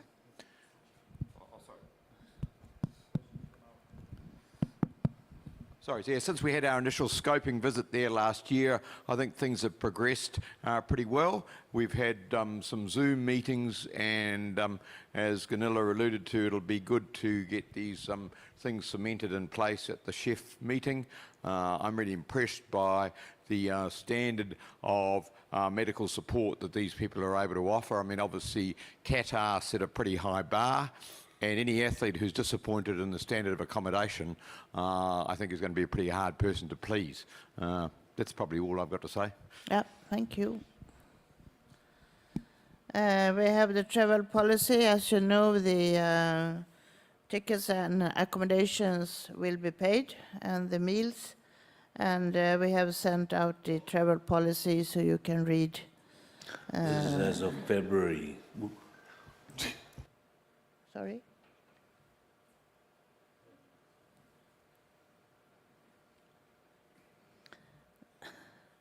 We also will have the General Assembly, ONOC, so I hope you will all attend. It's immediately after the Games, starting the 12th until the 15th of August. The Games will be between the 5th and the 12th, and then we have the General Assembly. The NOCs that have competing teams can come, of course, and then see the teams, but the NOCs with no teams will be welcome from the 11th, or if you want to come earlier, but that's on your own expense. And as James is saying, we will have, as always, we will have solidarity, we will have all our partners also attending the meetings. We have different hotels, but in a close cluster, and it's hardly any distances at all. So that was all. I know you're hungry, and hope to see you in Bali, if not before, and good luck with all the preparations for the coming 10 years, 9 years for Brisbane and the Games, and look forward to work with you in the other projects as well. Thank you.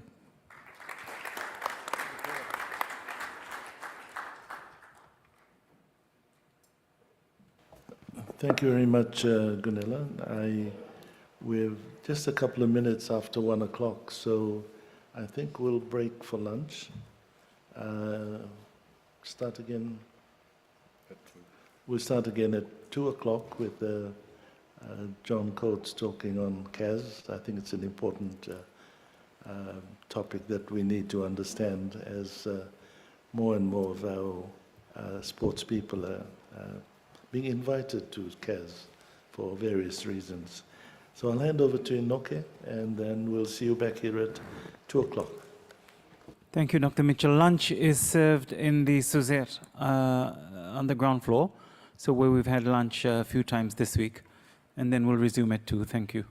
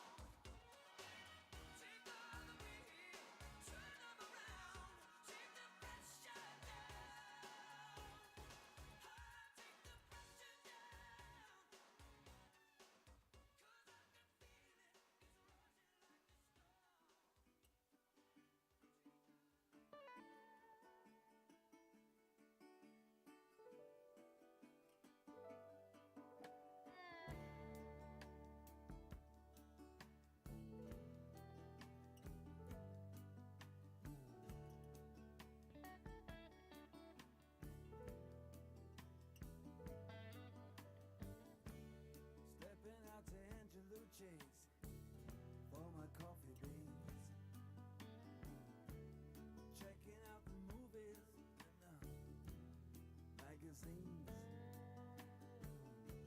The waitress, she watches me crossing from the barracuda. I get a pickup, pull my steel guitar. I saw ya walking out, Shaftesbury Avenue. Excuse me, talking, I wanna marry you.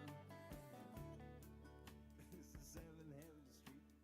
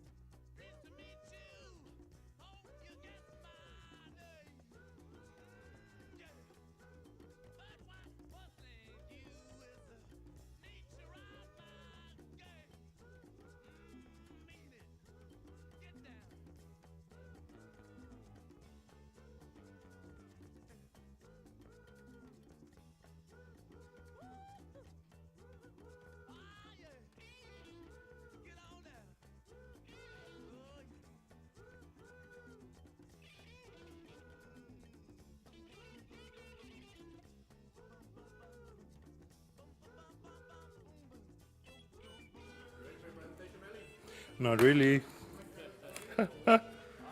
Thank you, George. Thank you, thank you, thank you.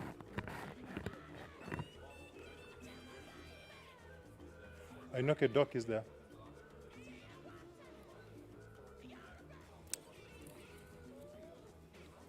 Here, go, doc.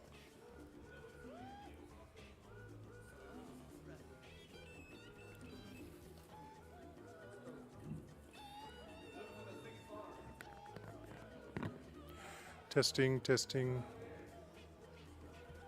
5 minutes.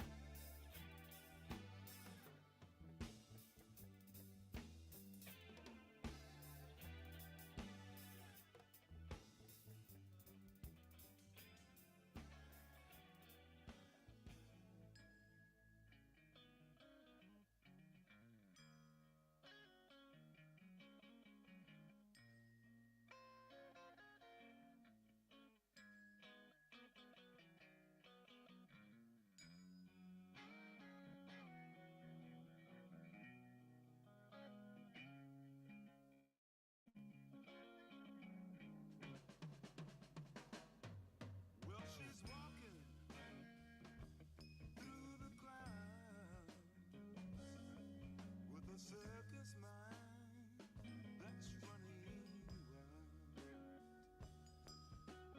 Butterflies and zebras and moonbeams and fairy tales. That's all she ever thinks about. Riding with the wind.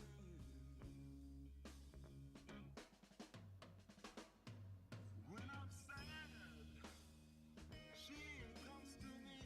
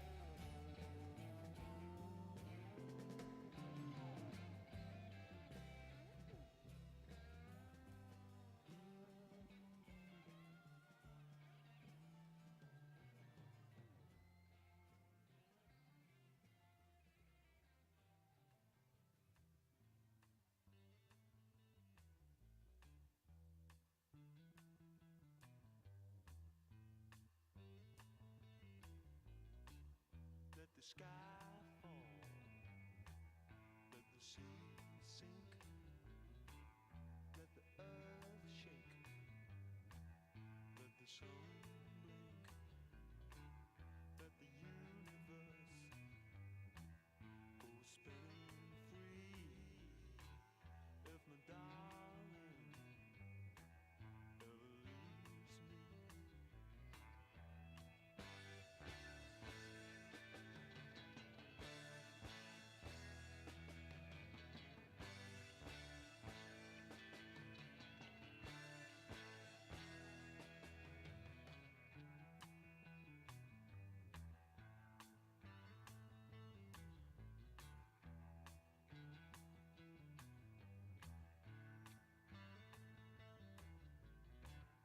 let the air freeze, let the moon cry, let the stars go out, let the world die, let my eyes go blind, let the grass turn blue, if I ever think of leaving you.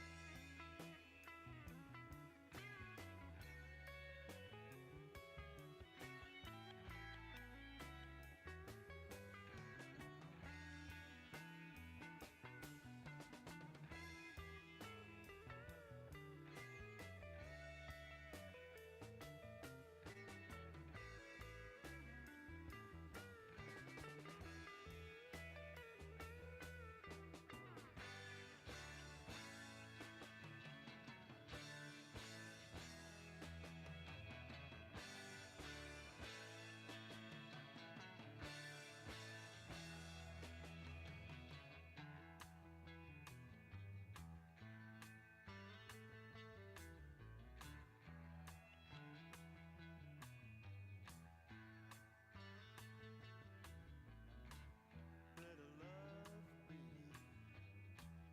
with our minds free. Let our hearts beat. Let our eyes see. Let the universe share our love. Let me be what you're thinking of.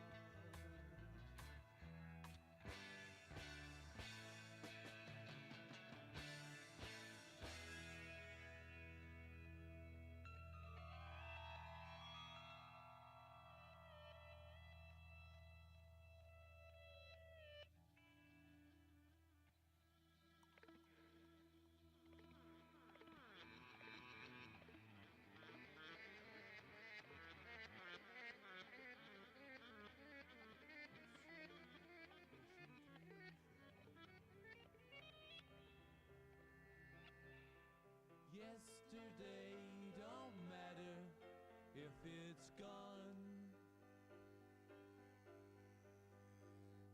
While the sun is bright, or in the darkest night, no one knows.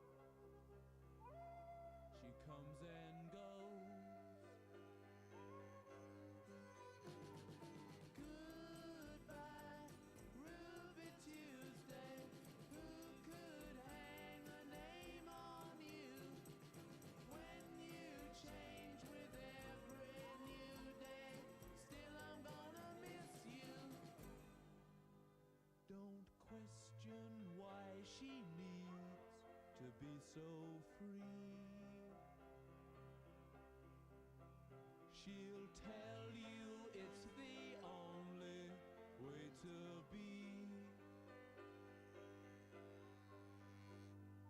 she just can't be chained to a life where nothing's gained or nothing's lost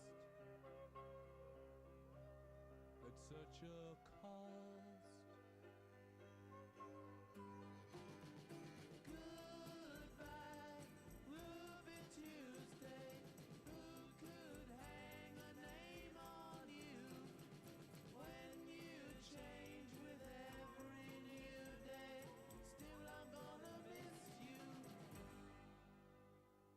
There's no time to lose, I heard her say. Catch your dreams before they slip away. Dying all the time. Lose your dreams and you will lose your mind. In life unkind. Goodbye, Ruby Tuesday. Who could hang a name on you when you change with every new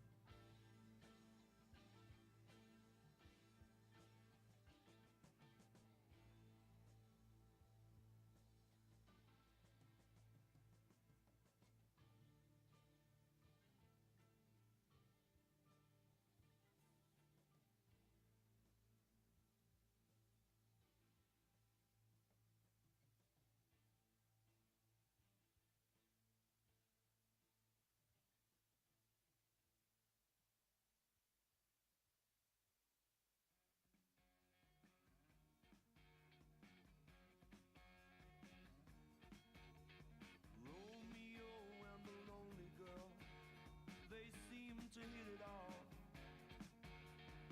Till Romeo, he told the lonely girl, I must take my leave, my love. It was these few words I overheard. Thought I would move in, but before I could, the lonely girl had fallen in love again. Oh, for Romeo, sitting out on his rodeo. Oh, for Romeo. Romeo, he had it rough, the guy you'd like to burn. But everything that Romeo had, you can bet it was well earned. For all his good looks, there were scars that he took, and a lesson to be learned. Never judge lovers by good-looking covers. The lover might be spurned. Oh, for Romeo, sitting out on his rodeo. Oh, for Romeo.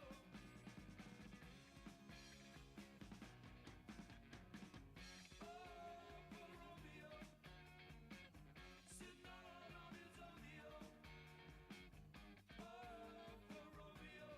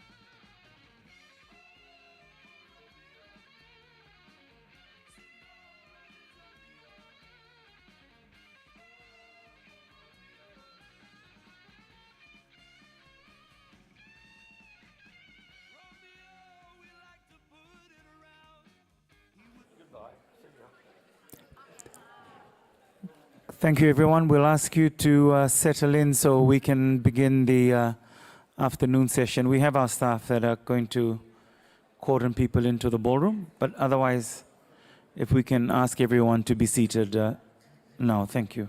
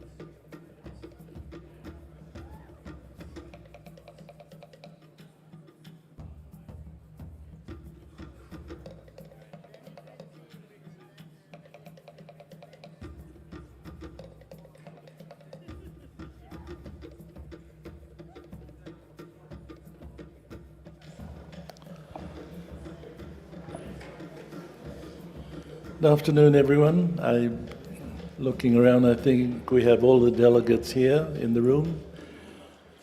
So we'll get the meeting underway and ask John Coates, please, to present on CAS.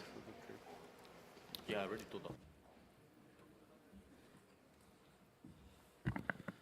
Robin, I commence by thanking you on behalf of my Portuguese wife for where ONOC is next year. She's very impressed. So we're off to Portugal.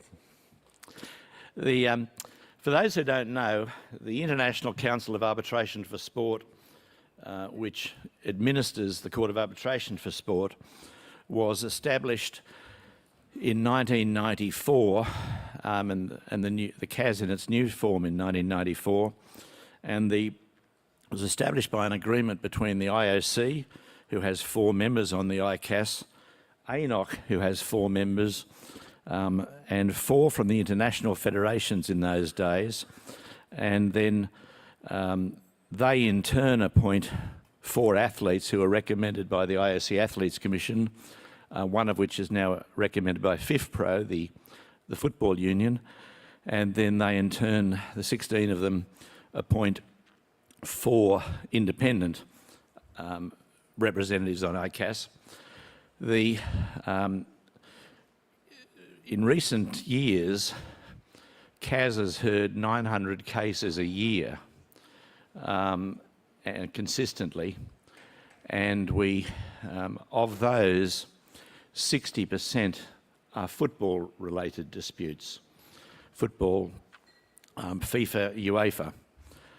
And so the funding previously for ICAS was 2.5 million from the National Olympic Committees, 2.5 from the IOC, 2.5 from the international federations, and there's now 2.5 also from the football bodies, UEFA and FIFA, in recognition that of the work we do for them. And when the FIFA increased its support, they got 2 more positions on the ICAS board. They got 2 positions, so there's now 22 people that administer it. We had outgrown our premises. We had 2 premises in Lausanne. We'd outgrown those with the number of hearings we're having, and so we last year, or a few years ago, we purchased and last year completed the renovation of the one end of the Palais de Baylieu, where many of you will have been for IOC sessions and ONOC meetings and receptions.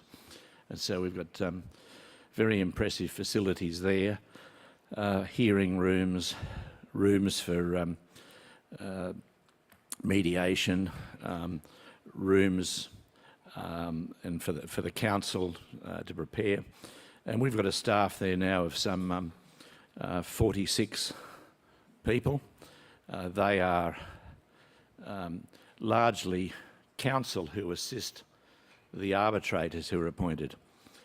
The arbitrators come from worldwide, and there's a new group that is being formalised in the next week.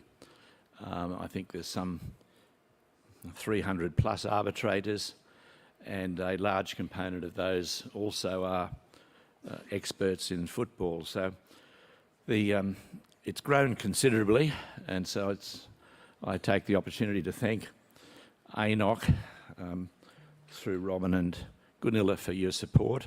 You nominate 4 people, as I said, to sit on the ONOC, sit on ICAS. I'm one of those, and as you'd expect, our elections are coming up at the end of May, and as you'd expect, I'm unopposed as president, and it's not a rort you told me, Kevin, unless you're involved in it yourself. And so anyway, so we've got now elections for another 4-year term, and it doesn't have a big impact on Oceania because first instance matters are dealt with in New Zealand by a tribunal there, and similarly now there's a tribunal in Australia. and they, I'm sure they can be prevailed on to assist any with any disputes that are in Oceania.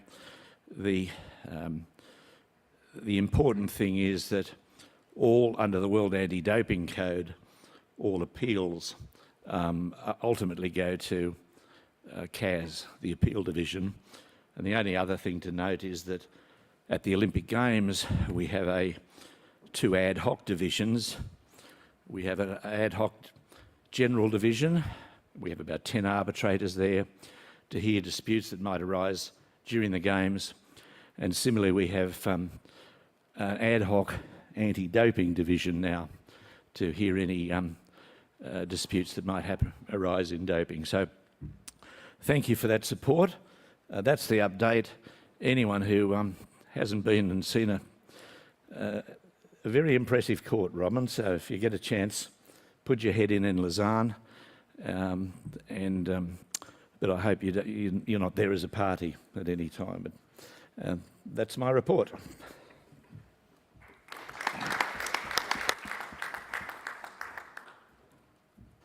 Thank you very much, Mr. Re-elected President. So you've got 17 votes if we're allowed to vote for you next month. But thanks for all the work you do, John, and we do appreciate it that you share your experiences with us whenever we do get together. Before continuing the meeting, if I could come back to Antoine. Antoine's raised 3 issues, and you're right. The 2020 list was the one that was circulated. The embedding for the meeting itself is done in Suva and sent over. So we've got the 22 list there and being circulated, I hope.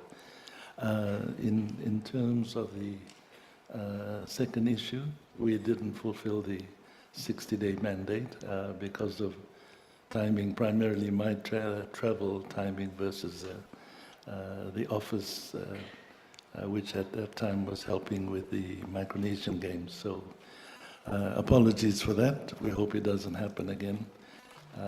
And the third one, we don't know, because the voting was through Lumi. We don't have access to the results, and I guess legally we can't ask them, and they probably won't produce it. So I can't add to that. Thank you. Now we'll move on to the elections, and in between the result counting, then we'll take some of the points on the agenda.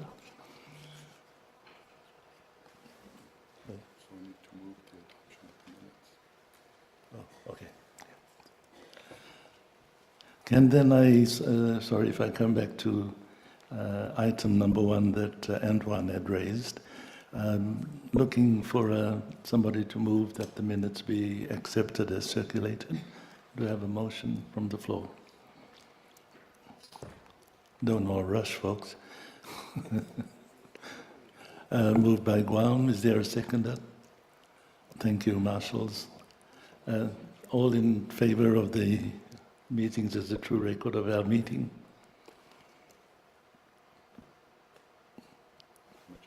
Yeah, thank you.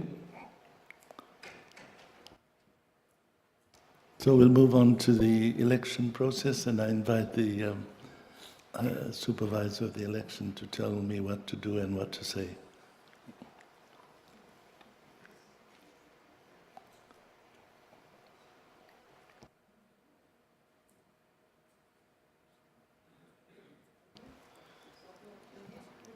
Mr. Lakan.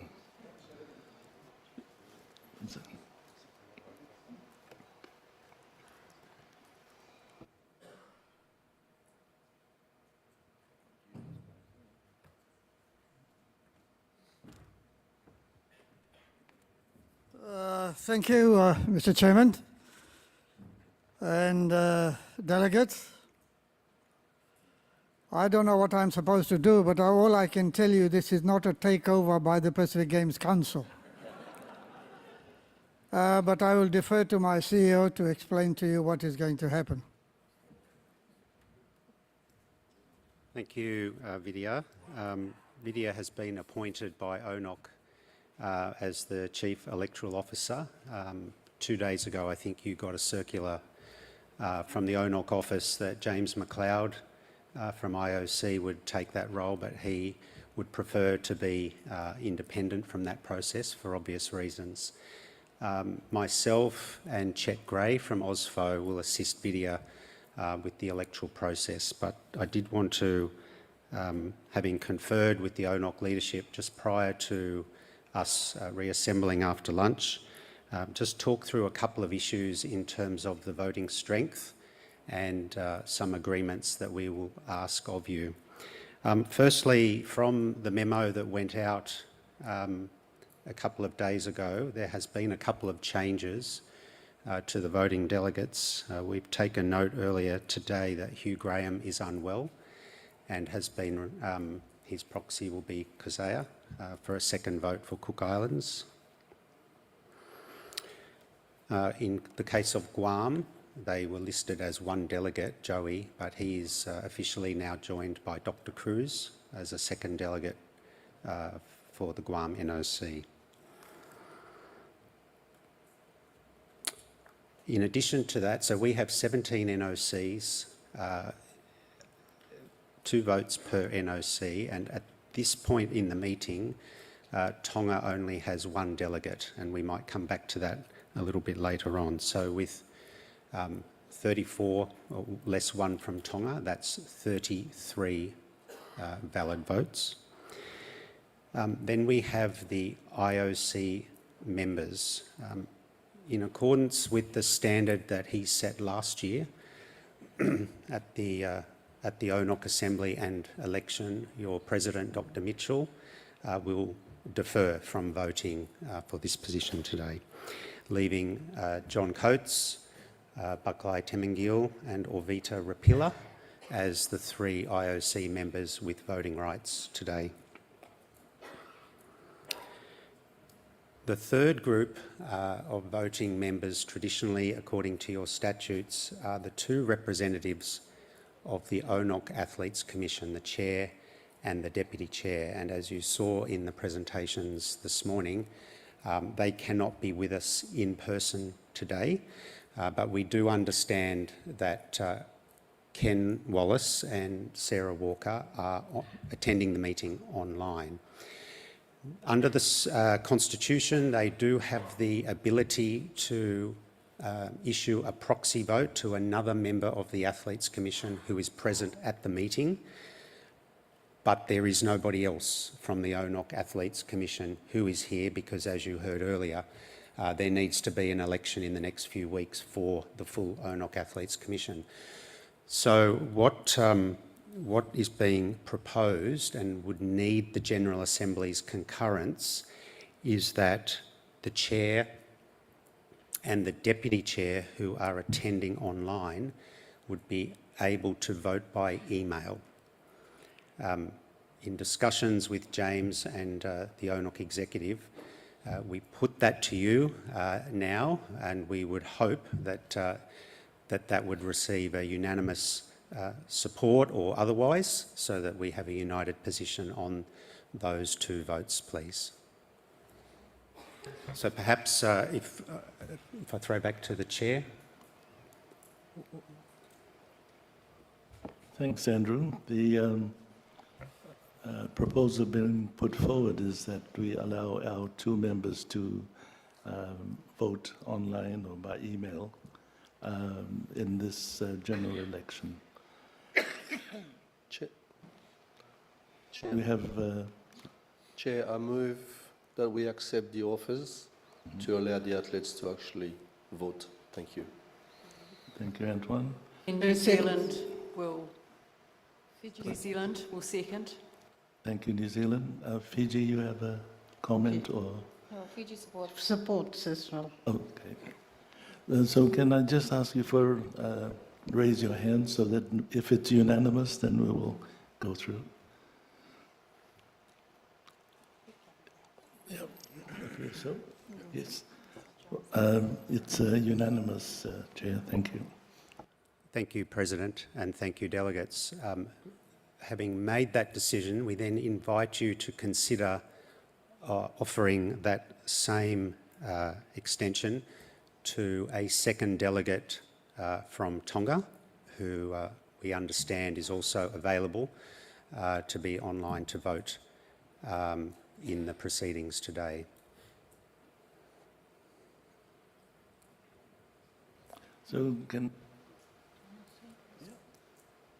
so do you understand that we're asking for Tonga, second delegate, to be able to vote online? American Samoa,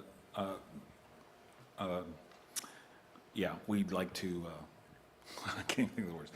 Yeah, we'd like to offer that to support that. Yeah. Okay, can I have a show of hands, because I was looking the other way. Okay. Thank you. Thank you very much. And perhaps, Chair, if I could ask Mike Bloomfield, as the President of Tonga NOC, to outline who that second delegate will be for voting, please. It will be our Secretary General, Andrew, who's online. Where is the email? Ms. Natina Latu. Oh, there. Thank you. Yeah, Natina Latu? Yeah, Secretary General. Natina Vea. They're voting by email. Where is the email going to who? You want it to go to you and me? I don't know. The question from our Supervisor of Elections is the email address for these three ballots to be sent to, the one from Tonga and the two from the Athletes Commission. I think if the meeting agrees, we would be happy to use our email addresses, pacificgamescouncil@gmail.com and vplakan@gmail.com. But we will take the advice of the meeting on whether that's agreeable to all. I'm happy that you do that, Andrew. Thank you. And Total voting strength? Yeah, thank you, Chairman. So with those resolutions having been agreed to, we should have 34 ballots from the National Olympic Committees, 3 ballots from the IOC members, and 2 ballots from the ONOC Athletes Commission, a total of 39, Chairman. One vote each? 1 vote per person. Yeah, the second Guam delegate is Dr. Lewis Cruz. Thank you, John. Thank you, Dr. Cruz. Okay. One vote for NOC. 2 votes per NOC. So 39 times 2. Yep. 34 times 2. No, 17 times 2. Oh, so, okay. So I'll now call upon Inoke to take you through the election process. Thank you, everybody.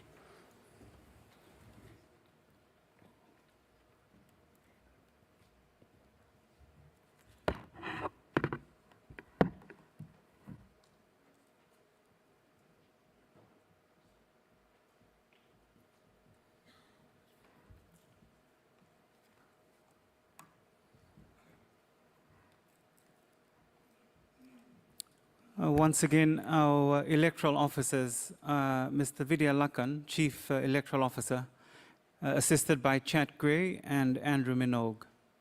Our polling officers are staff from ONOC, Sitiveni Tawakibo, Meli Dhabu, and Mbole Ndingitaki.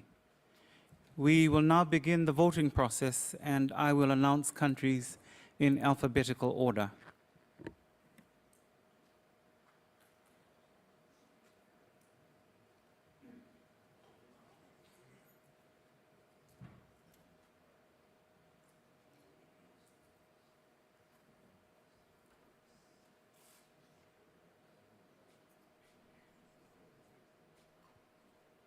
And okay. Down here. Oh, yes.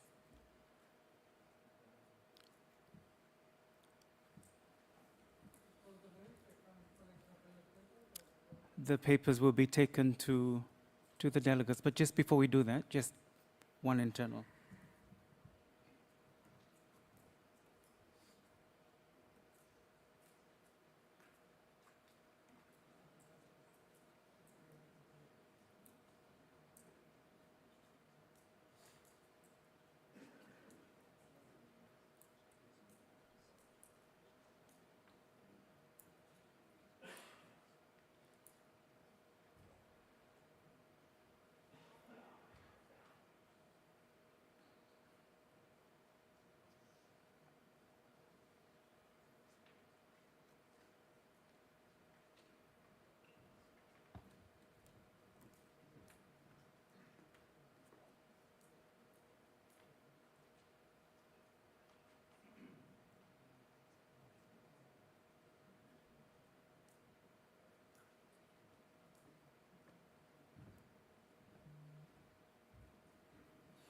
I will at this juncture also advise the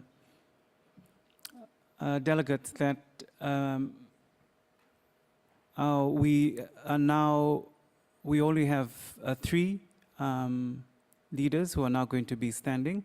As of this morning, Ed from American Samoa has withdrawn his candidature. So we only now have 3 who are now vying for this role on the ONOC Executive Board. Thank you.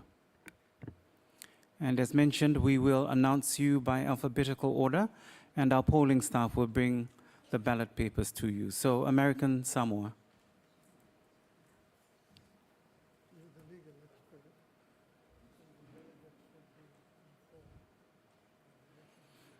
Australia.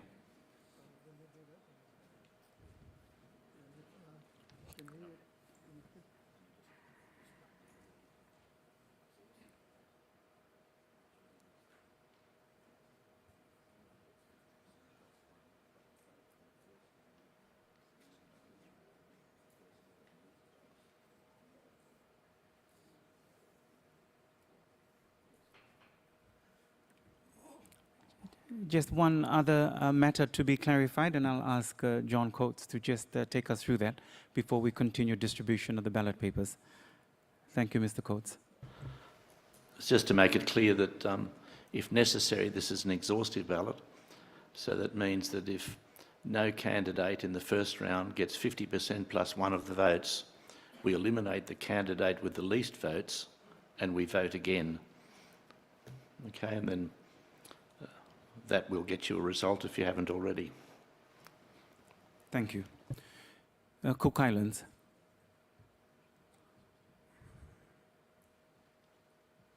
Federated States of Micronesia. Fiji.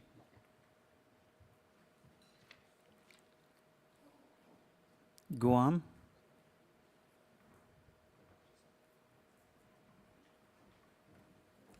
Kiribati.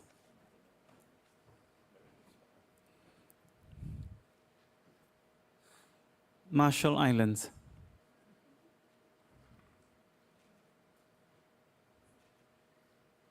Nauru.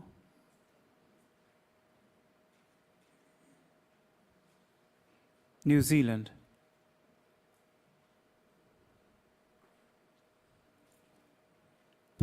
Palau.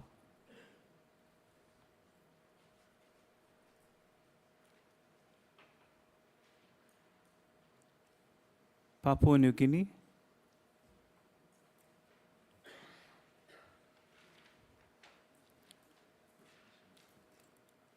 Samoa.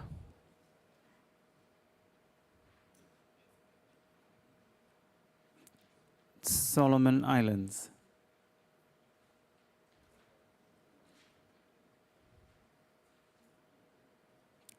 Tonga.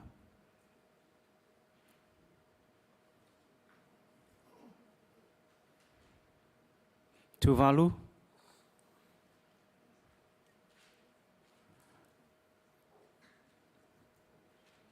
And Vanuatu.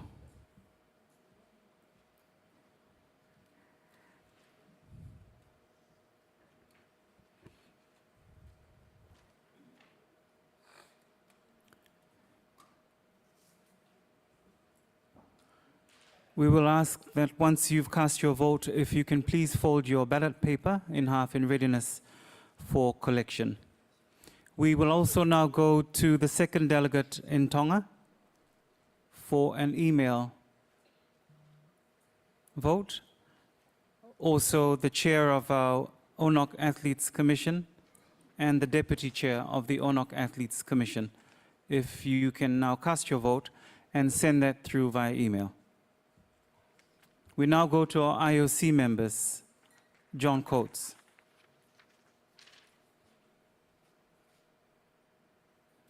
Baklai Temenio.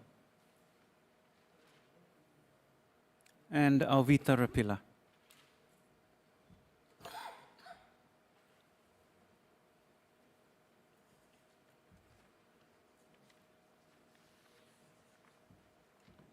Thank you. We will now begin collecting your ballot papers. We'll begin with American Samoa.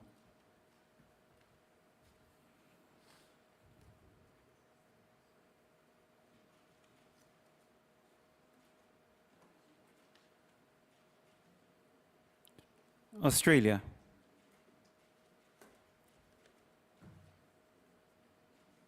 The Cook Islands.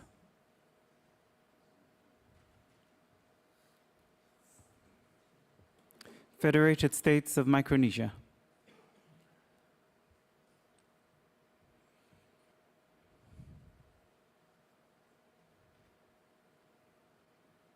Fiji.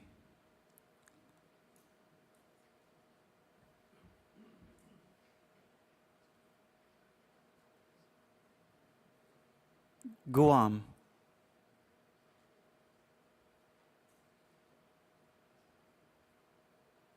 Kiribati.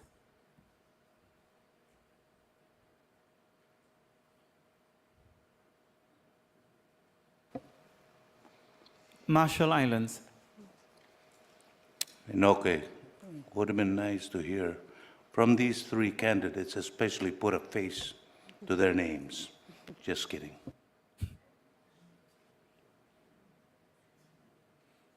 We had also, prior to the meeting, if I may, loaded their CVs in the election folder that you find online. That will give you also some insight. Nauru.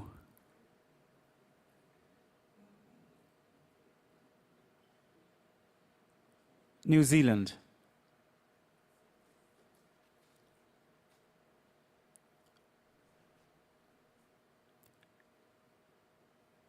Palau.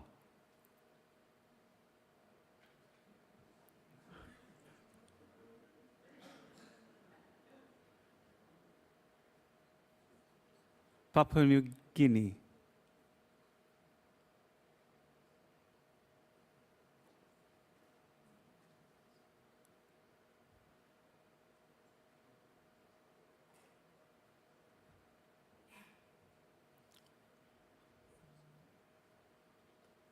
Samoa.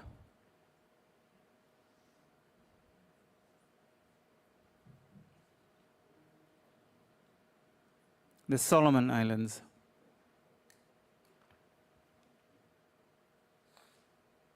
Tonga.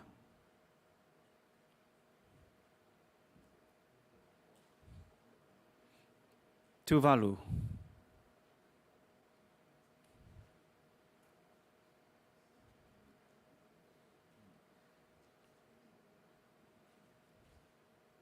And Vanuatu.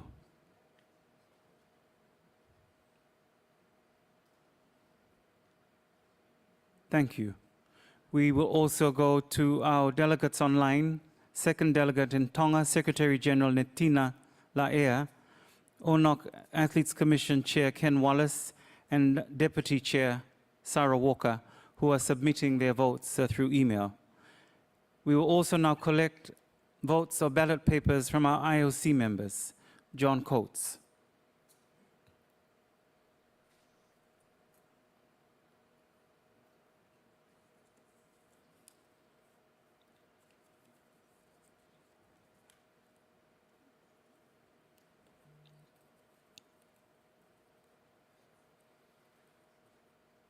Baklai Temenyo.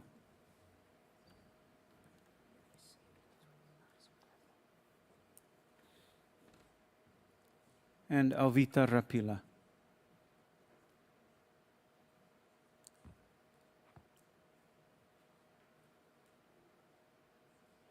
The electoral officers have confirmed that we have received the 3 email votes. So thank you to Netina, Ken, and Sarah. Thank you. We now await the tally and the results from the electoral officers.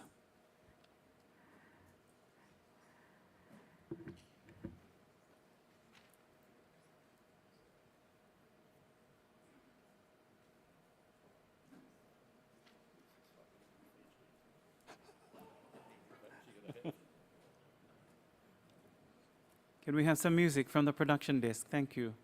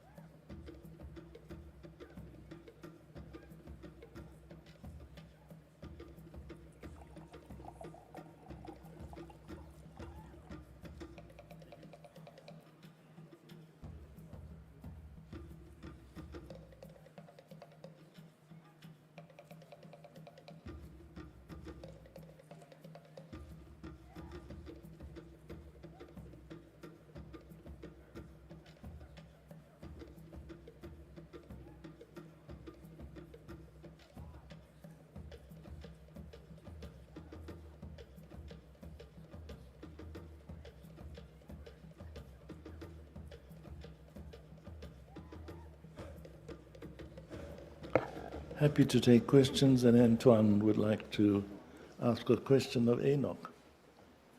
Yes, sorry, Gonelia, I completely forgot to raise the questions, and it just got back to my mind.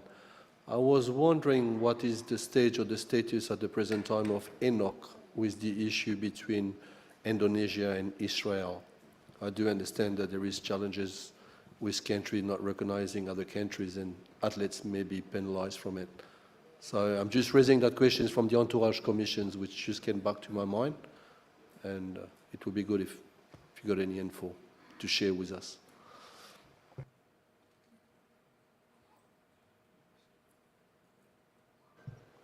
Yeah, that was in football. It's a lot of, can I say, noise among the politicians in Indonesia because they have presidential elections in 6 months.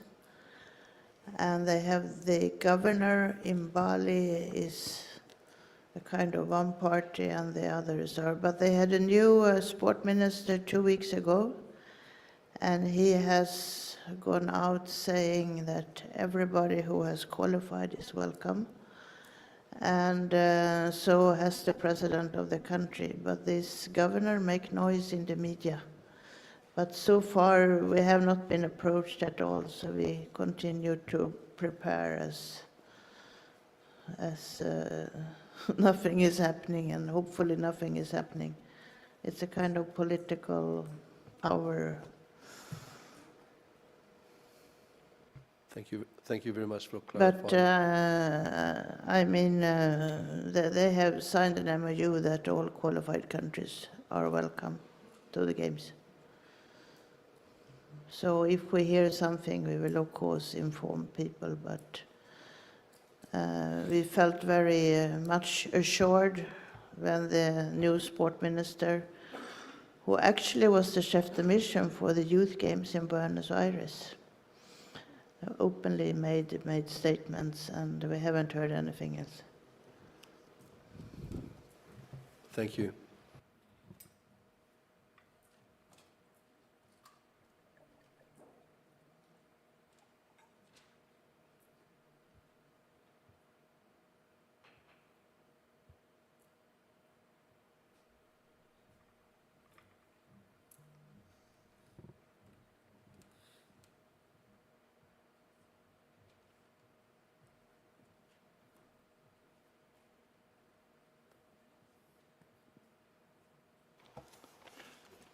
Thank you very much, Vidya.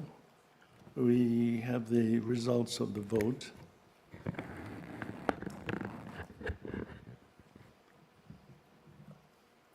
And we have a winner in the first round, and I'm happy to announce that Mr. Ian Chesterman has been elected.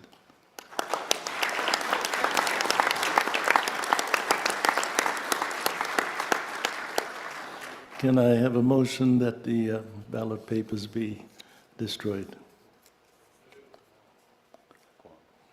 Moved by Guam and, moved by Marshall Islands. Do we have a seconder? Vanuatu? Okay. All okay with that? Is it possible to get the number counts? Yeah. You reply. We normally have not practiced the announcement of the numbers. If I understand, we did it last year for the elections. And we would like to know what the number counts are.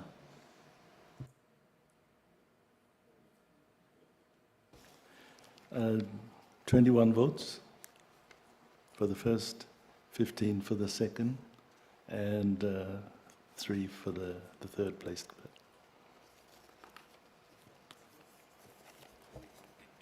15.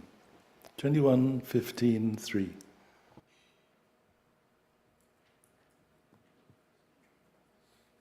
Thank you. Ian, do you want to say something? And congratulations. Thank you very much, everybody, for your vote of confidence. It's greatly appreciated. I'm truly honoured to join the ONOC executive. I've spent a lot of time in sport in Australia. Many of the first years were in winter sports, but fortunately Mr. Coates here recruited me to be chef de mission for our summer team in Tokyo. So I started working right back in Samoa. We had a meeting between all the ONOC chef de missions, and I started working with your countries there, and I really learned to appreciate the great efforts and the fantastic opportunity that presents itself for athletes from Oceania. So I feel very privileged to be involved. I feel very welcome to the family of Oceania, and I thank you very much. Believe me, you have my commitment and obviously that of the Australian Olympic Committee to continue to work with you to make sure we maximise the opportunity from Brisbane 2032. It's a real opportunity, but we also have, some fantastic opportunities going forward. Paris next year to work together again like we did in Tokyo in past games, and then to make sure that we take advantage of every opportunity between now and 2032, and I think very importantly set ourselves up for the 10 years after 2032, so that the real legacy of having these games in this country, in this region, in our region, is that we produce really meaningful benefits from 2032 onwards as well. So thank you very much, and I look forward to working with you, President. Thank you very much, and the rest of the executive. So we'll get working. Thank you.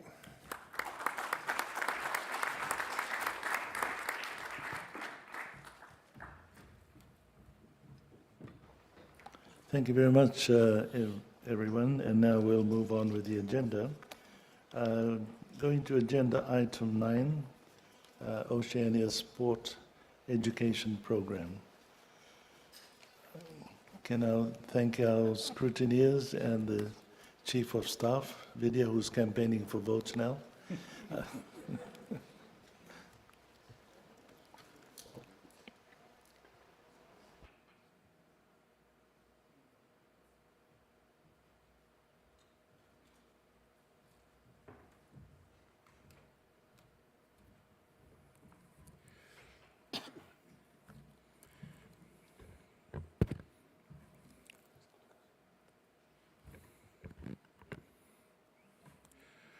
OSEP is about change. OSEP is about making a difference. OSEP is about challenging the status quo. And OSEP is about raising the bar. A very good afternoon to you all. And I'd like to thank the chair for giving me the opportunity to present on ONOC's flagship program, which will primarily focus on work that was carried out last year and provide you some plans for 2023. I'd like to begin with the OSEP strategy that you will find in your meeting pack.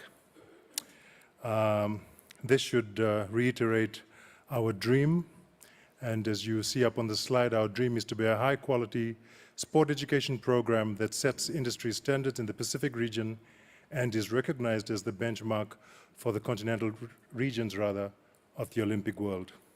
Secondly, our why, which you'll find right at the bottom. Why do we exist?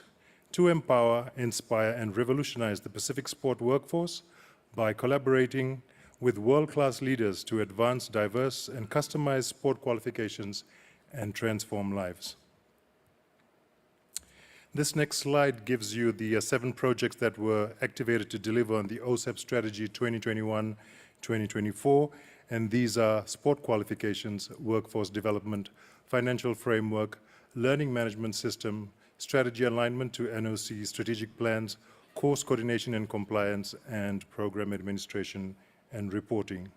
Our work plans for 2022 were aligned to these 7 projects, which were aligned to the OSEP strategy 2021-2024, which were also aligned to ONOC strategic plan 2018-2020, and then extended, 2018-2021, and then extended to 2022.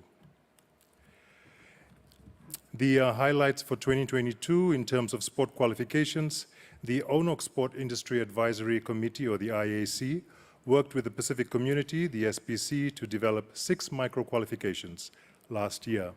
These were from the OSAP current strands of sport administration, strength and conditioning coaching, and technical coaching.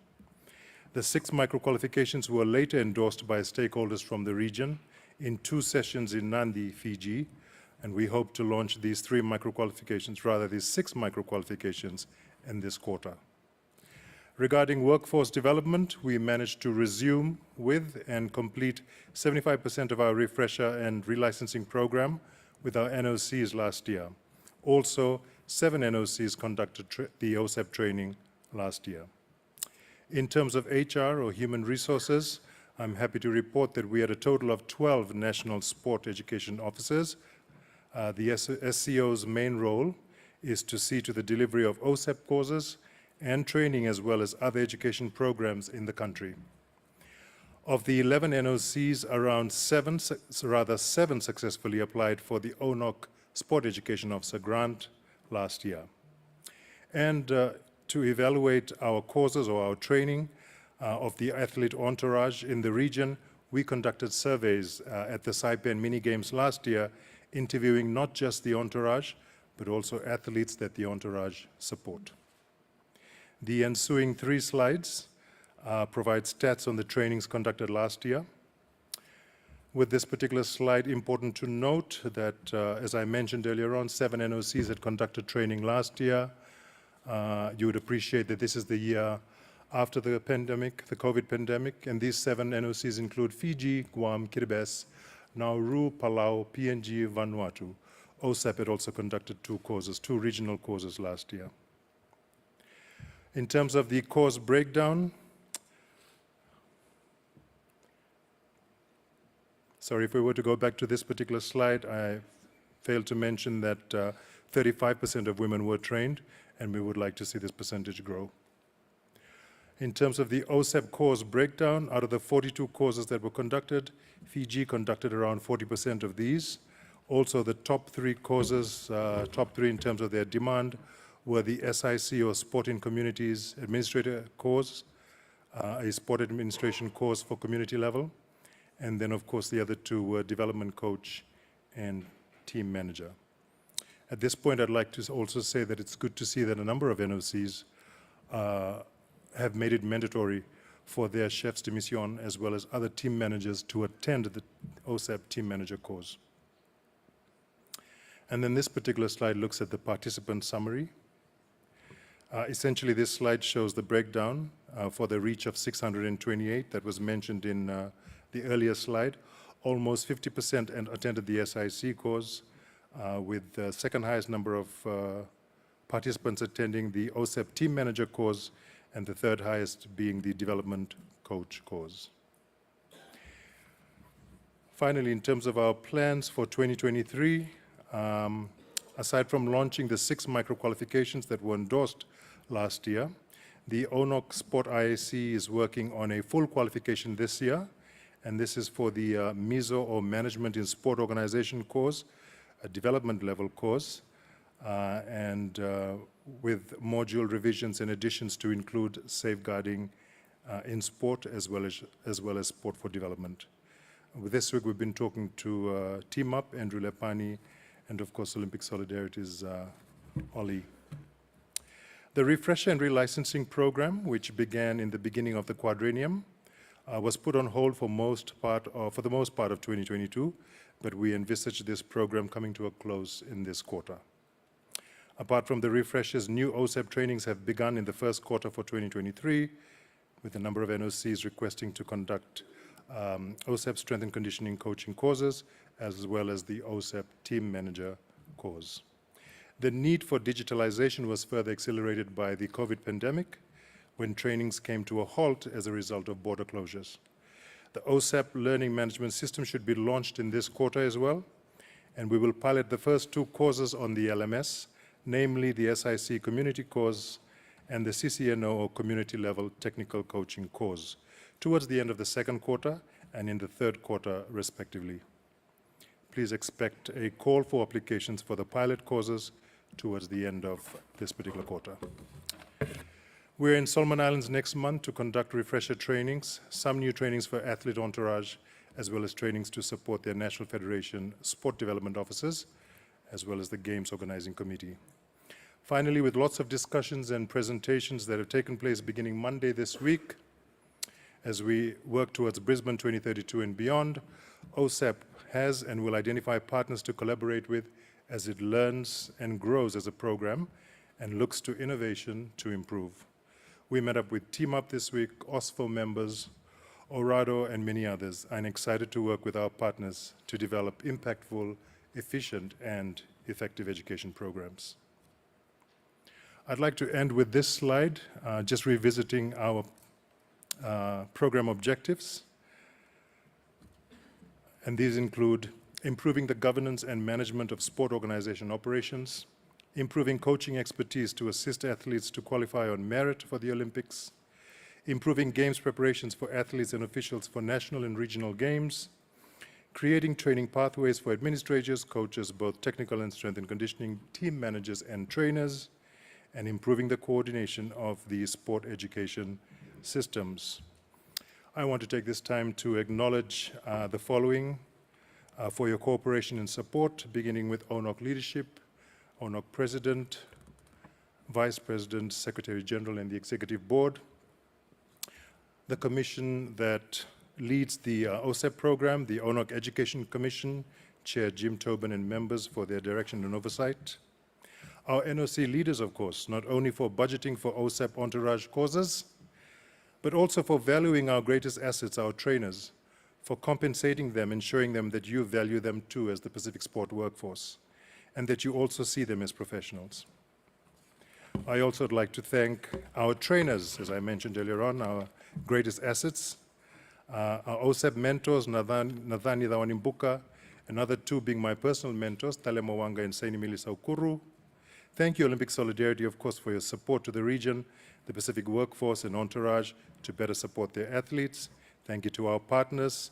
If I can borrow the expression used every morning, our partners past, present, and emerging, you know who you are. And of course, to our other service providers and contractors. Last but not the least, I'd like to thank our sport education officers, some of whom are in the room today. A big binakabakalevu for the achievements and milestones of 2022 and your cooperation and support in 2023. I failed to include my email address. If you have any questions, please send it to meli@oceanianoc.org. Thank you.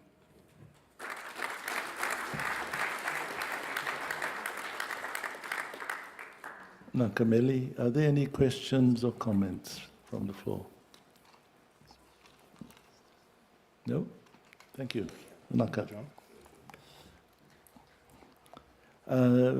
One of my hopes that before the end of this quad, that we have the possibility of offering an executive master's in sports management, BIMOS, within the region. We have the resources of excellent universities in Australia, New Zealand, and the Pacific, including our French-speaking colleagues who work quite close. University of New Caledonia works quite closely with the USB as well, and universities up north. For us, it would be so much easier, it'd be more relevant in terms of the environment that we work in, but it also helps to put more people through the system. So watch the space over the next 2 years as we start the work. We had discussed it earlier with the University of the South Pacific about 2 or 3 years ago, but they preferred to run their MBA program and add sport, which we felt that not many of their graduates would be employed in sport. So hence the reason for looking at our own BIMOS program in the coming years. Can I, just for a break, if we could have the presentation from Paris 2024. There's a film that's been sent to us by the organizing committee. Hello everyone, we hope you're enjoying sunny Brisbane and having a good time at the General Assembly so far. On behalf of the entire Paris 2024 team, we're delighted to present this progress report on our preparations for the Olympic Games in about 463 days' time. My name is Gavin McMahon and I'm currently Acting Head of NOC Services, but I also manage the NOC Relations team for Oceania and also our NOC Communications team. Hello everyone, my name is Simon Bienvenu and I joined the team in January as project leader for Oceania. We wish we could be with you in person today, but we look forward to welcoming you to Paris very soon. We would like to start our presentation with a short video about the opening ceremony concept, which will surely be a highlight of our games.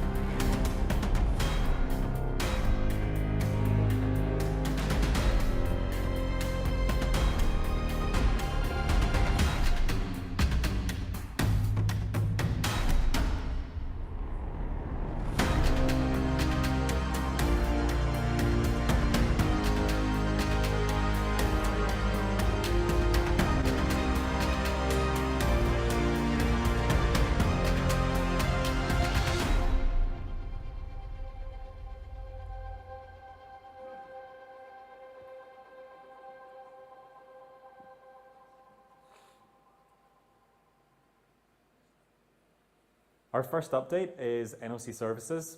The team has actually grown a lot this year and has actually doubled in size since this photo was taken. Our NOC Relations continental teams have mostly been recruited, and we expect to welcome an additional NOC Relations coordinator for Oceania next month. We look forward to introducing you to the team at the Chef de Mission seminar, which we'll talk about more in a minute. As you are probably aware, the hub for all our communications and information is the Paris 2024 section of NOCNet. You can find links to the relevant sections in all our NOC communications.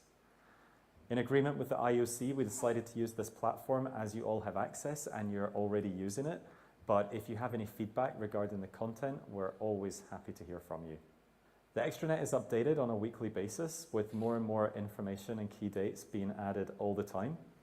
So we would encourage you to visit the site regularly. Our two types of communication are our kiosk newsletter, which is published quarterly, and our La Minute emails. Kiosk typically doesn't require any action from NOCs. This is simply a roundup of interesting information about our preparations for the games. La Minute, however, actually does require action from NOCs, so we kindly ask that you pay special attention whenever you see one of these emails in your inbox. If there's anyone in your NOC who would like to be added to our distribution list for these communications, please let us know. Next month, we will also publish our Chef de Mission guide, which contains all the operational information you need to prepare for the Olympic Games next summer. We recommend that you read this prior to the Chef de Mission seminar and Games Preparation Forum in July. In 2021, we launched an Instagram account for NOCs, and you can find the details on the slide.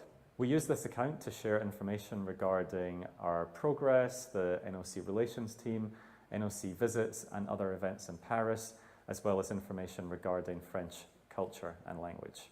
All NOCs are invited to attend the Chef de Mission seminar, which will take place at Paris 2024 headquarters from the 13th to the 19th of July. We know most, if not all of you, are coming to this event. We are really excited to share our plans and show you the city of Paris. Next week, we'll launch phase 2 of the registration process, which contains more information about the event and a more detailed agenda. At the end of the seminar, we'll have more time to dive into operational topics with you during the Games Preparation Forum. Should you wish to visit Paris again before the Games, please visit the pre-Games events section of NOCNet for all the information you need to secure your visit, including the visit request form, which should be completed at least 2 months in advance. Note that pre-Games visits end in February 2024. Our next update is the delegation registration process. We have now published version 1 of the estimated team size calculator, and this can be found on the delegation registration section of NOCNet. We will be very grateful if you could complete and return this to us by 28th of April. The sport qualification monitoring tool was also launched earlier this year. If you don't already have access, please visit the sports entry section of NOCNet and complete the 2 forms that are necessary for accounts to be created. For the Paris 2024 Games, your pre-valid accreditation cards will be valid from 1 month before the Games until 1 month after. Unlike past Games, the pre-valid card will not act as a visa waiver due to European Union immigration regulations. But the card will come with a visa number and visa will be requested on your behalf. Note that biometric information will be required and passports will need to be valid until at least 8 January 2025. A more detailed update on visa will be provided at the Chef de Mission seminar. This is the NOC accreditation timeline, which officially launches on October 23rd this year when the accreditation package will be sent to NOCs. A copy of this presentation will be available on NOCNet shortly, and we will share a link so that you can study this on your free time. For key dates for the press accreditation process, please visit the press operations section of NOCNet. And as a reminder, if you haven't already done so, please complete and return the press by number form as soon as possible, as this is overdue. And now a quick look at your Games Time Home from Home. Paris 2024 will provide accommodation for athletes and team officials at 6 villages and accommodation around the country and in Tahiti. Today, as we don't have much time, we'll just look at the Olympic Village, which is located in the north of Paris, close to Stade de France, which is the venue for athletics, rugby sevens, and the closing ceremony. Village pre-opening begins on the 12th of July, and the village officially opens on the 18th of July, which is when athlete arrivals begin. We recommend that Chef de Mission arrive at the village and complete the delegation registration process at least 48 hours before your athletes arrive. This slide shows the key residential services of the village. Most NOCs from Oceania will be accommodated in Sector A, which is right next to the fitness, NOC services, and sport information centres. The team processing centre, transport mall, and main dining hall are all a short walk from your front door. Once again, we look forward to showing you all of this in July. And this is a recent drone photo of the village that we just received last week.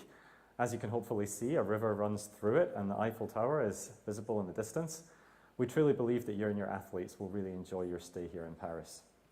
The competition schedule was first published in June 2021 and has been updated as recently as this week.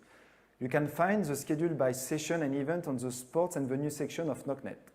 There is also a list of changes between versions. As a reminder, this is a map of all competition venues for the Olympic Games.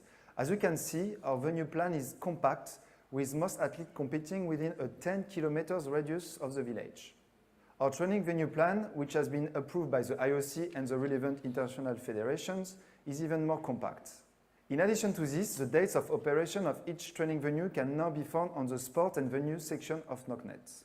Our testing program begins this summer and includes test events, which are fully organized by Paris 2024, testing activities as part of events organized by third parties such as national or international federation, and also operational tests where risks have been identified for specific sports or venues. Last but not least, our sport explanatory guide will be published in July and will contain all the latest information and maps for each of the sports. This will also be available on NOCNet. Paris 2024 launched the NOC accommodation program last year. The next phase, which is due to launch any day now, is the request process for accommodation for NOC presidents, secretaries general, and international dignitaries, including sport ministers. Look out for a La Minute communication in the coming days.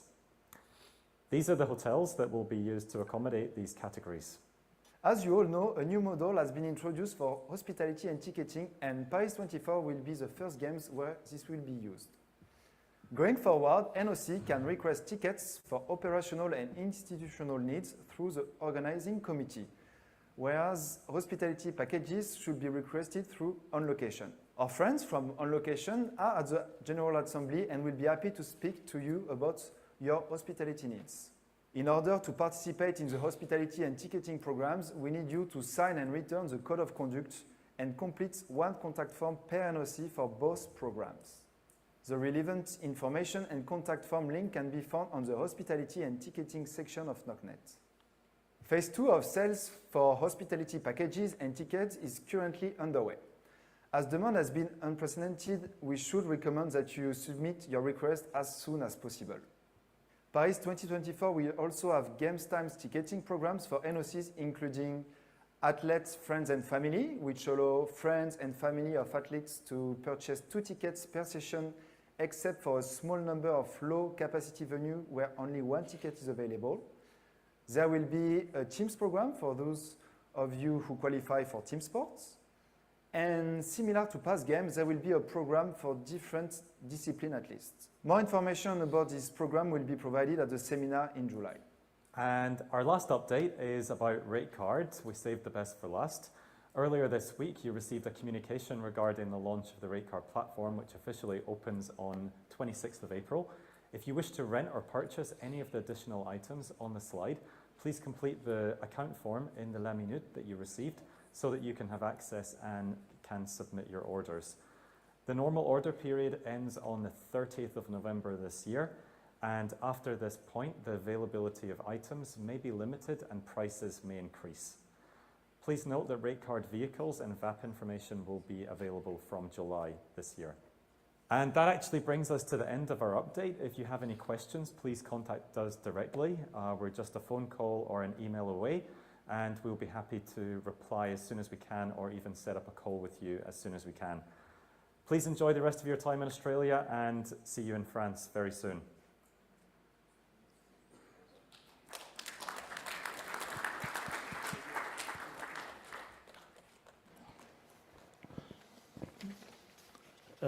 So for our NOCs, I think it's important to take note of the deadlines and also the various resources, rate cards, etc., that you need to attend to in a timely manner, as that if you miss out in the early phases, there may not be any of those services available.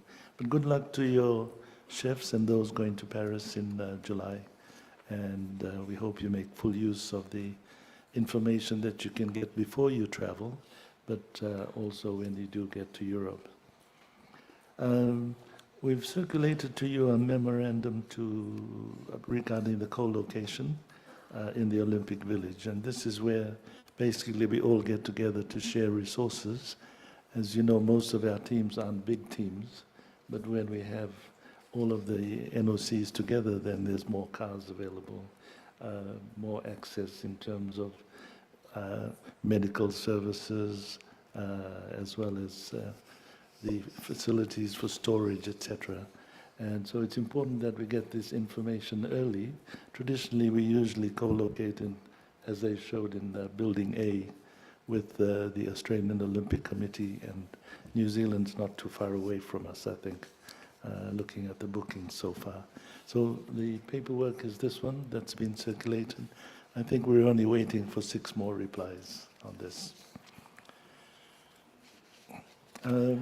Can we then move to the Oceania Rado, please? Dr. Puni has to leave early to catch a flight, so floor is yours.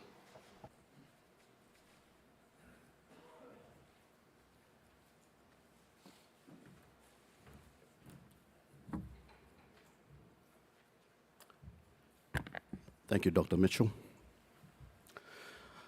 Exciting times ahead in July 2024. It has been advised that congratulations to a successful ONOC election, and congratulations to Australia. It has been suggested that there might be some drug testing for the next ONOC election as well. Who knows? There definitely should be a pre and post weigh-in, that's for sure, for great hospitality of Australia. Greetings and kia orana. My name is Dr. Teriki Puni. I'm from Cook Islands, and I'm currently the chair for the Oceania Regional Anti-Doping Organization. I've held this post since 2021, and it gives me great pleasure to be here. I would like to also acknowledge the immense contribution of Dr. Robin Mitchell, our former executive officer, Natania Portoi from Samoa, as well as our former chair, Cyril Mangai from Vanuatu, who are the leaders in terms of developing Orado from its infancy, and I get the easy job of trying to develop it even further. I would also like to acknowledge the presence of our new Chief Executive Officer, Alistair Stevick, in the room, as well as Siniva, who is our NATO Relations Services Manager.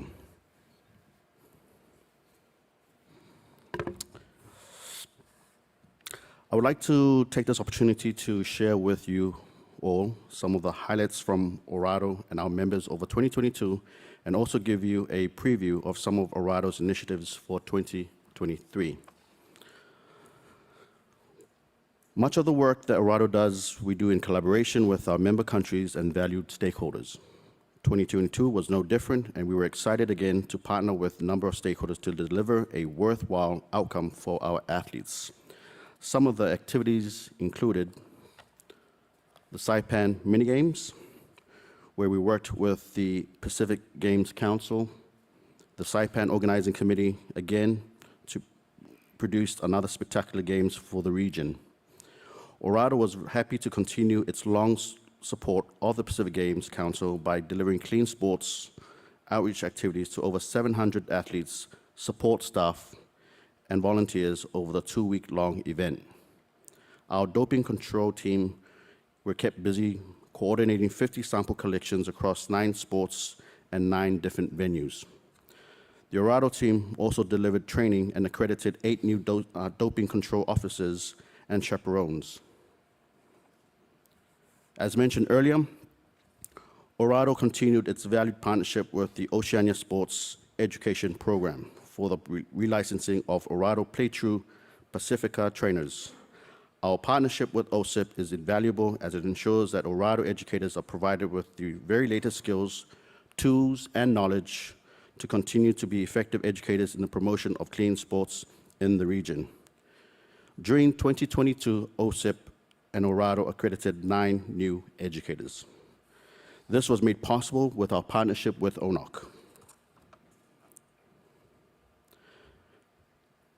Minaka Wakalevu to former Secretary General of FASANOC, Lorraine Marr, and the Chair of the Fiji Medical Commission, Dr. Jone Nasome, for including the Orado team in your 2022 Sports Medicine and Sports Science Medical Commission workshop.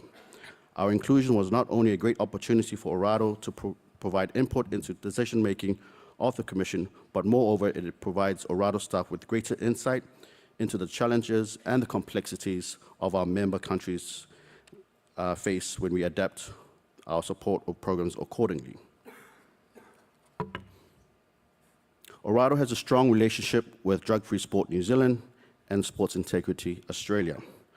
Just on Tuesday, myself and our Chief Executive Officer and Siniva had the pleasure of visiting the Sports Integrity Australia headquarters in Canberra. So we were given a good welcoming and also found ways to sort of strengthen our ties in collaboration with keeping the sport clean.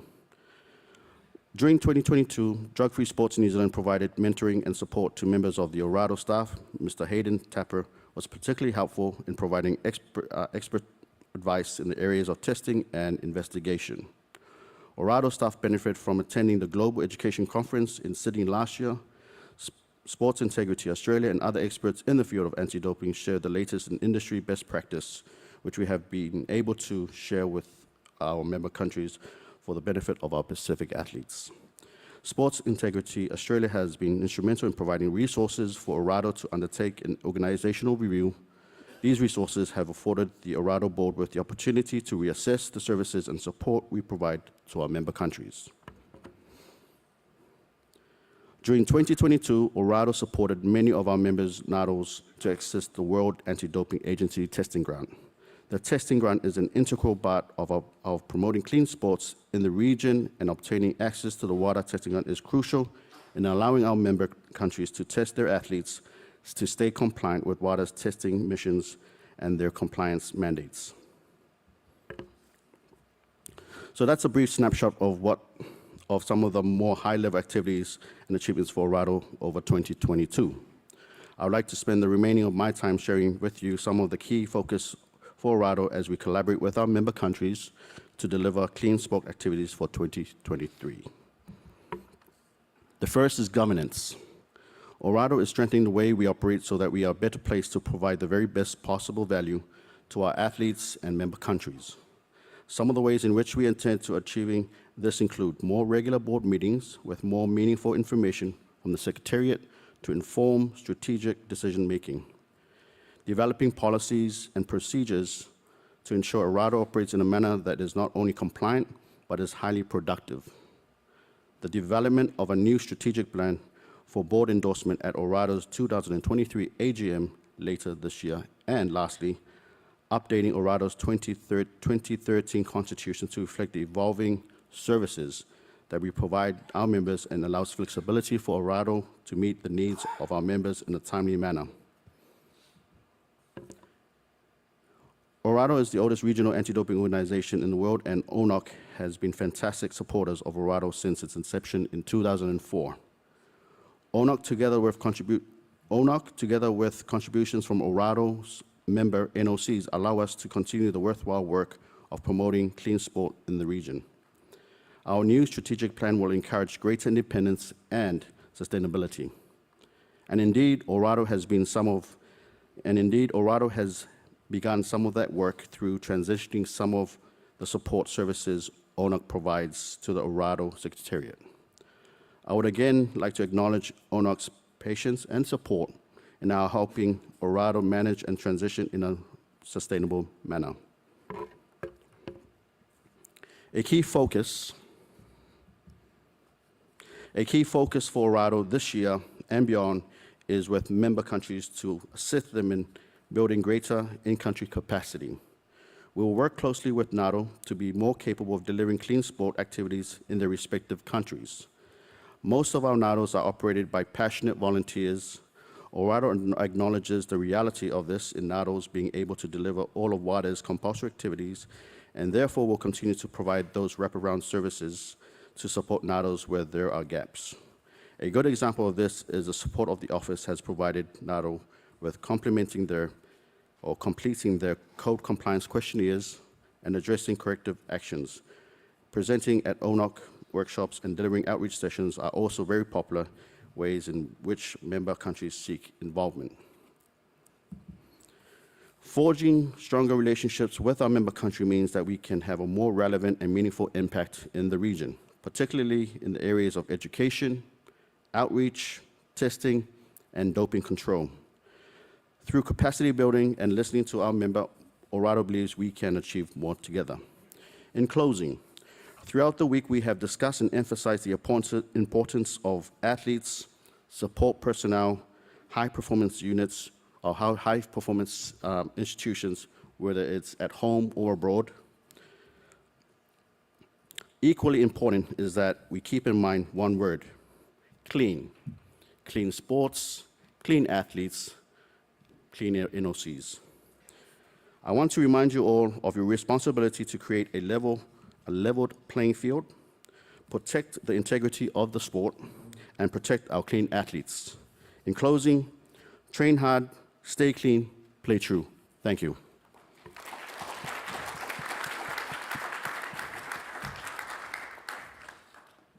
Thank you very much, Dr. Puni. And if we could have the Commonwealth Games Federation, because there's a transport partnership being organized here.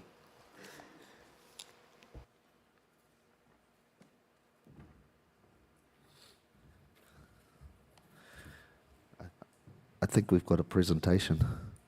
Ladies and gentlemen, Hugh's unfortunately up in floor 27, and he's got a few red eyes, so he's unable to be here today, but he sends his best wishes and wishes you all well.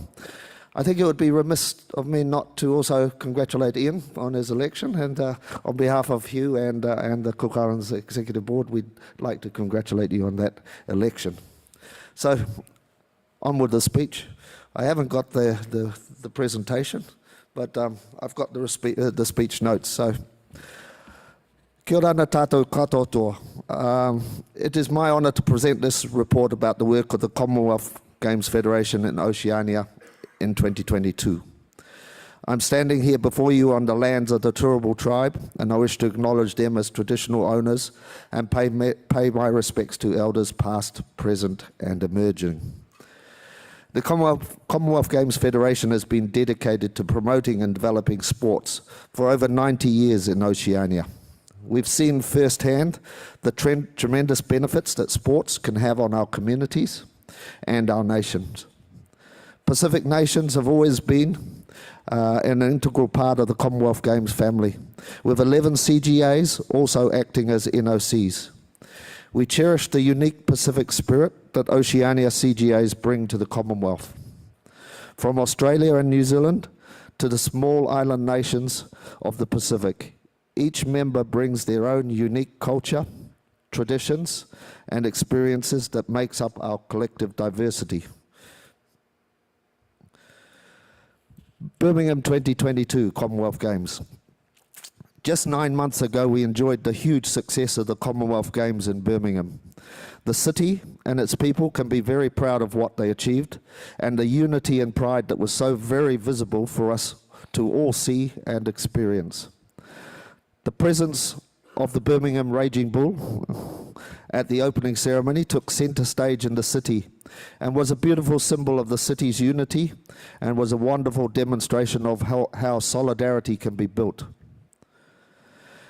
We saw some amazing Oceania results, despite all challenges we all faced just a few months earlier with COVID.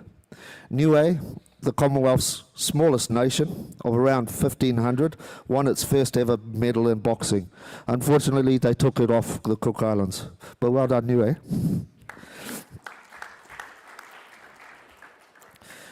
Both Australia and New Zealand were dominant in Birmingham, with New Zealand athletes achieving their country's greatest ever medal haul at an away games and a record 20 gold medals. So congratulations, New Zealand.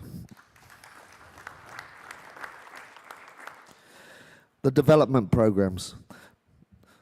I think I'm supposed to press that one.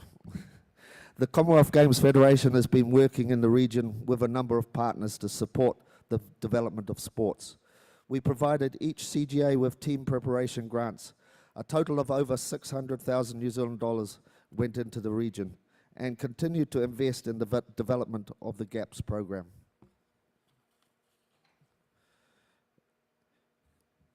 In Birmingham, we saw the fruits that the GAPS program, with 10 athletes across the Commonwealth Games, Commonwealth movement, going on to win medals at the Games. 3 of these athletes came from Oceania. Parasport athlete Nabili Vatunisolo from Fiji won bronze medal in the women's discus throw. And F42, 44, 61, 64, and Miller Pata and Sherisan Toko of Vanuatu in the women's beach volleyball also winning bronze. Congratulations to them.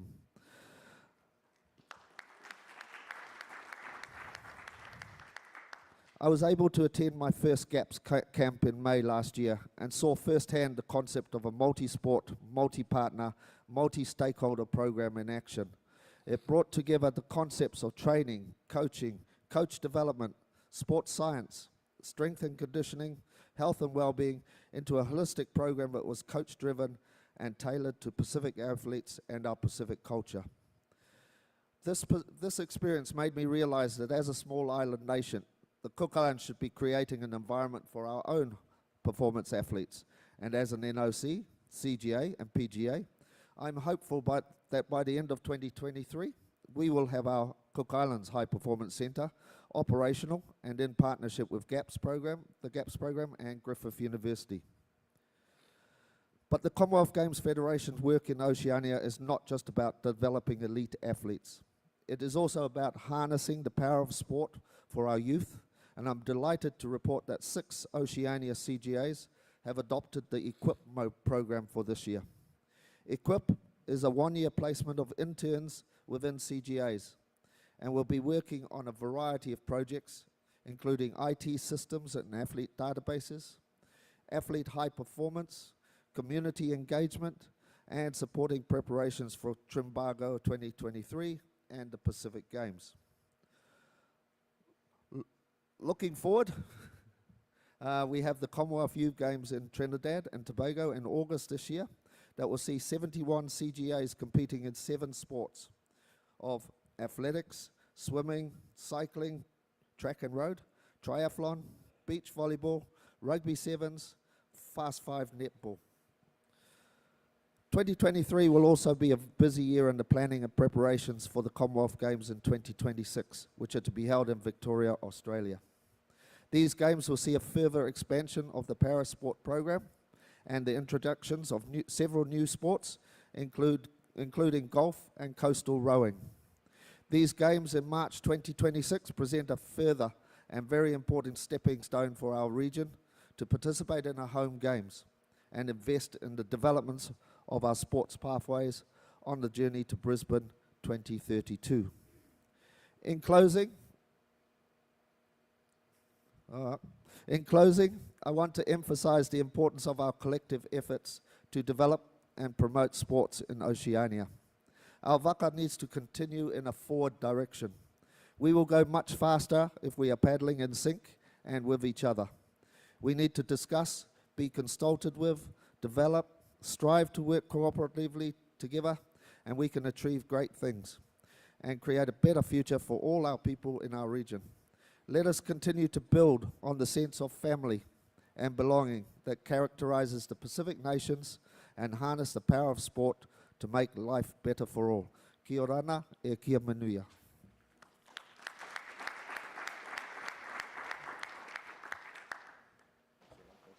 Thank you very much, Commonwealth Games, and our best regards to Hugh for a quick recovery.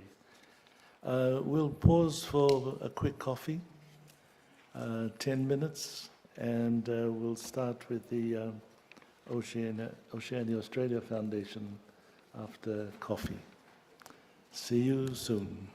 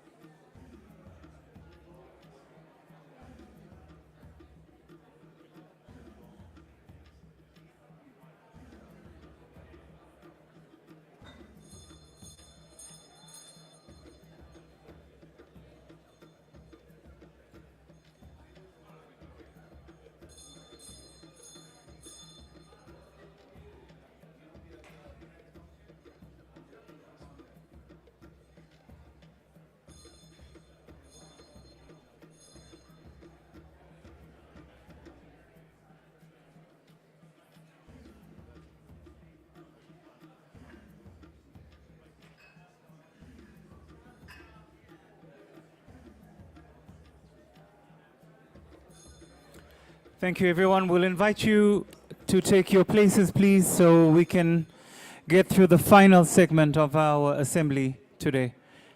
Once again, if we can invite delegates, leaders to take your seats so we can begin the final segment of our program. Thank you.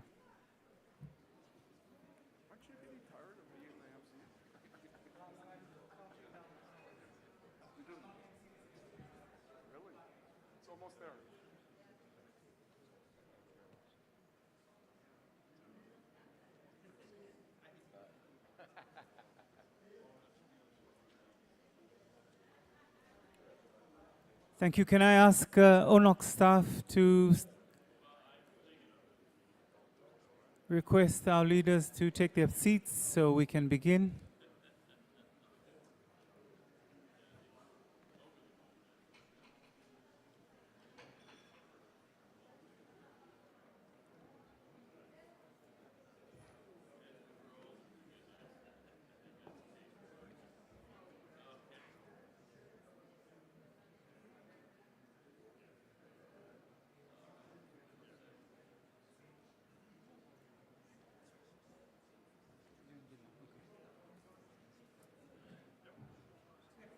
Thank you. Can staff close the doors, please, so we can begin the session?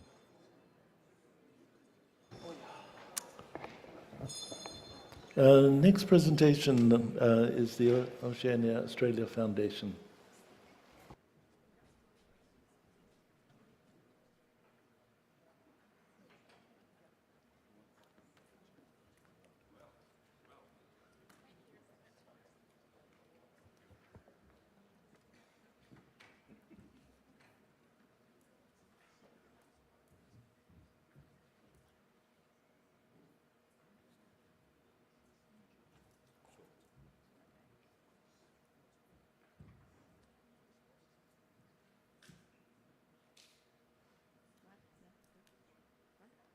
Thank you, Dr. Mitchell. Good afternoon, everybody.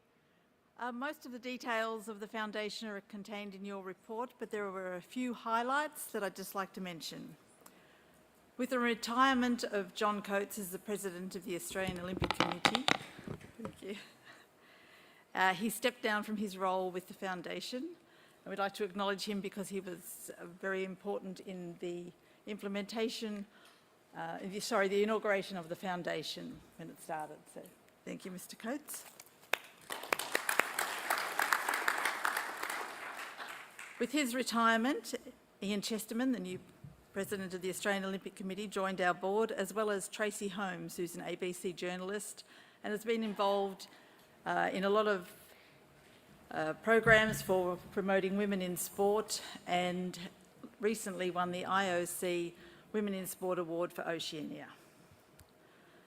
Last year I mentioned that we were very close, we thought, to getting deductible gift recipient status for the foundation.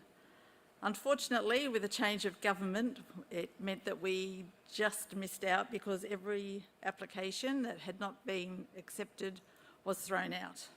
So we all have to start again.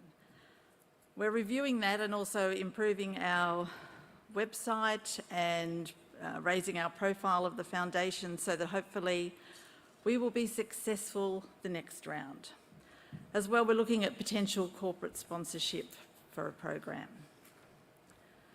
The second edition of the Griffith University Oceania Australia Foundation Athletics Business Scholarship was awarded to Adrienne Managi, a young girl from Papua New Guinea who gave a presentation Wednesday, to the OSFO meeting. She started her scholarship of 3 years at Griffith University earlier this year, and she's settling in quite well. With our US scholarship program, just as an update, we've awarded 51 scholarships so far, and of that they're fairly gender equitable, 27 male, 24 female, so not too bad. 5 are graduating this year. We're still catching up after having the break with COVID and getting everybody to complete their 2-year scholarships. And we do have a video. I've asked all of the athletes, so we're just profiling one, but they've given a short video interview about the scholarship and what it's meant to them. So I have that for you. This person is Reese Chia from Fiji. I am from Fiji, and I am a scholarship recipient to the United States for swimming.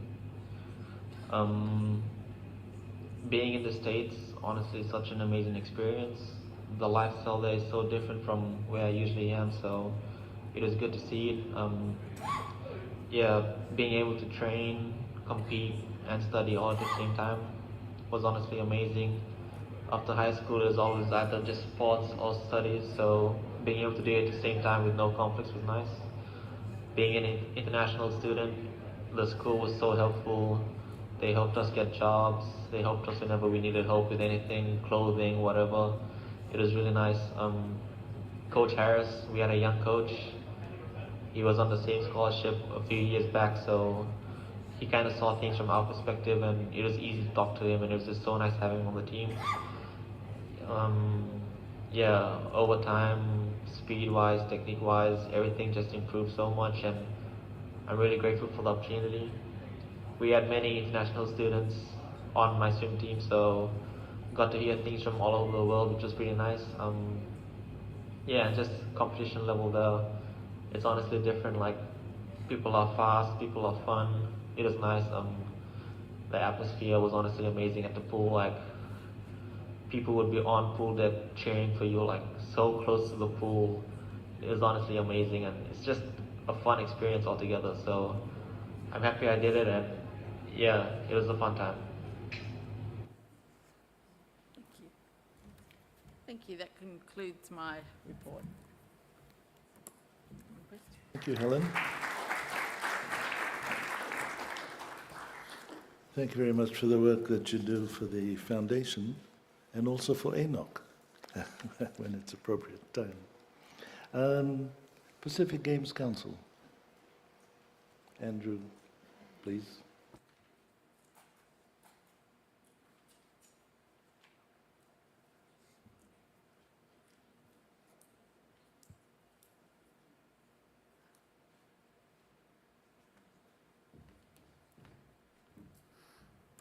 Thank you, President Mitchell. On behalf of Vidya Lakan, our President, delighted to be able to present a short report excuse me, on Pacific Games Council. We've got a short report on Northern Marianas 2022. If we can move to the next slide. Last June, we had the mini games in Saipan and one sport, a triathlon on the island of Rota. We only had 19 of our 24 member Pacific Games associations able to compete. A number of countries were not able to come due to the pandemic and travel restrictions. But we were delighted that the games happened, given the challenges of the pandemic, and before that, the challenges of Super Typhoon Yutu. We're very fortunate that Governor Torres and his administration kept the faith in hosting the games and welcoming all of the athletes and officials. If I can introduce Rosalind Monroyo, if she could step forward. As our Secretary General Rick Bluss said this morning, Jerry Tan from the PGA, NAMSA, is not able to join us today, but Rosalind is here, Executive Director, and I think it'd be nice for her to say a few words of thanks on behalf of her host country.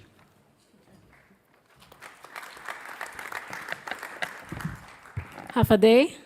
On behalf of the Northern Mariana Sports Association and our president, Mr. Jerry Tan, we would like to thank the Oceania National Olympic Committees and the Pacific Games Council for their guidance, and the ONOC member countries that honored their commitment and sent delegates to the 2022 Northern Marianas Pacific Mini Games, despite all the challenges we faced leading up to the Games. The resources and the experience that the NMI gained from hosting the 2022 Pacific Mini Games have opened new opportunities to the islands, as 4 major competitions are coming our way this June. We will be hosting the Oceania Cup and Masters Championships in athletics and 2 badminton qualifying tournaments for the 2024 Paris Olympics. Thank you.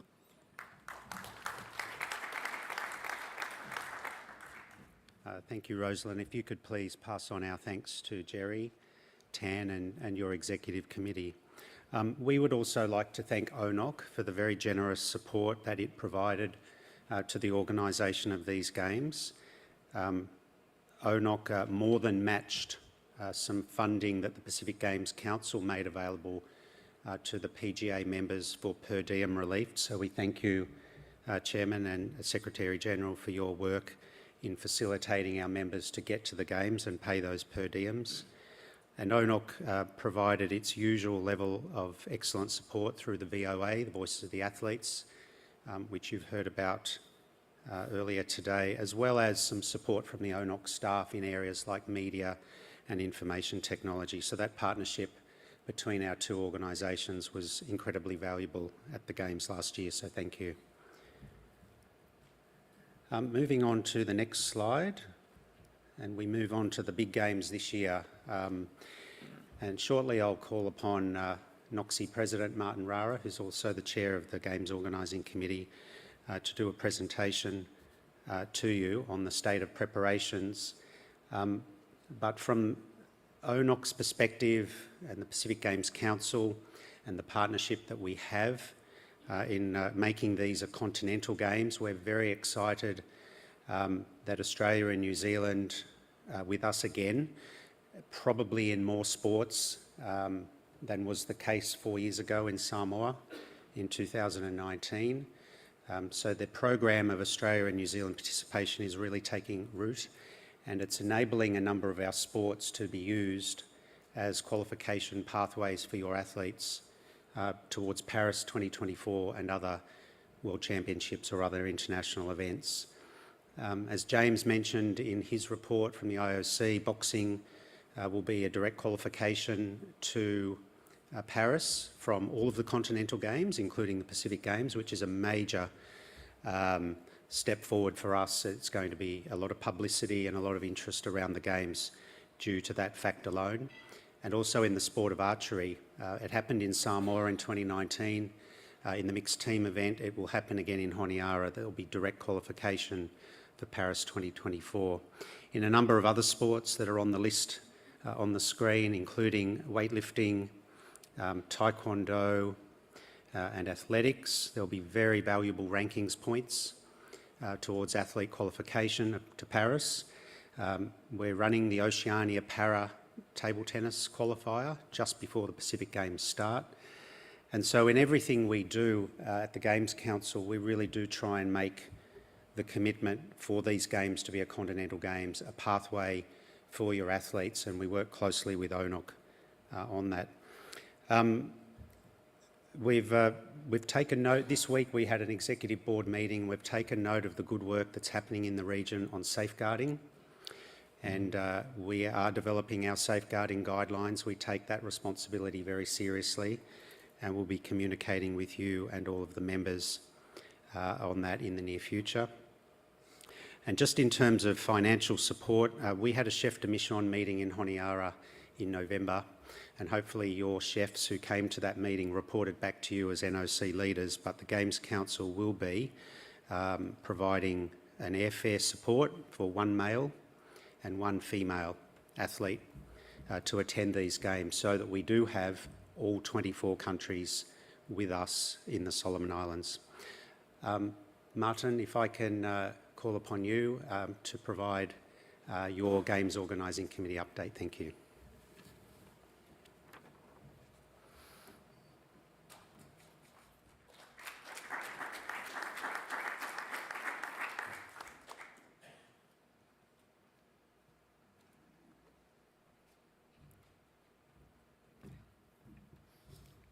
Thank you. Then I have the slides. Thank you very much for the opportunity, ONOC, to share our update on the 100-day sprint to the Games in November. Next slide. So as you can see on the presentation, we have given ourselves some timeline to the games. And now, as you can see, the green line was where we are at the moment in our final sprint towards the games. So we have phase 1, phase 2, phase 3, and 4. And then in phase 4 is when we are close to the games, and then November comes, the games time. So this is our timeline and the process of events leading up to the games in November. Next. So as you can see, the timeline was broken into phases, our planning phases. The one in green, those are the phases that is already been completed. And then in yellow is progressing, or we are on it at the moment. And then as we progress on down through the year, this is the areas we are moving on into and into the games. Thank you. Next. Progress to date. As you can see on the screen, this is where we are at this point. We have all our competition venues nearing to complete. And for your information, it is most of our venues were built by the Chinese government. Also, we have some built by the government of Indonesia. Big thank you to New Zealand government and the PNG government for supporting our games, and also our big brother Australia for the big support into the games. So all the staff, all the venues are nearing completed, and they will be handed to the Solomon Islands government and the National Hosting Authority in August this year. So by the end of May this year is the handover of all Chinese-funded projects. Some of the projects that are done are already completed, and they are handed already to the National Hosting Authority and the Government of Solomon Islands. And a number of things that are happening. We have launched the mascot, and the mascot is touring the whole of Solomon Islands. Also, we have the ambassadors program that carries the key messages to the community of the games and the events that surround the games. And these people are the ones doing the work of spreading the news of the games to the communities. And then, as alluded by Andrew, the CDM meeting that was held in November, and with the PGAs, NOCs that attend. The workforce and our operations center, we have already opened it up, and they are all operational at this point. And also the technical delegates visit. 7 have already visited us, and another group of TDs will be coming in and out of Honiara soon. So we are looking at having these delegates to come and look at the facilities and talk with the people on the ground before the games arrive in November. Next. So the sports program, that is the version 27 of the program, and it's very small to see, but we can, if you look at the schedule, then that is where the program is at the moment, and note the distribution of the program in terms of the 2 weeks, so that you will know what sports are coming on in the first week, and also what sport is coming in the second week, so that you can able to plan your contingent's arrival into Honiara. So that is version 27. Next.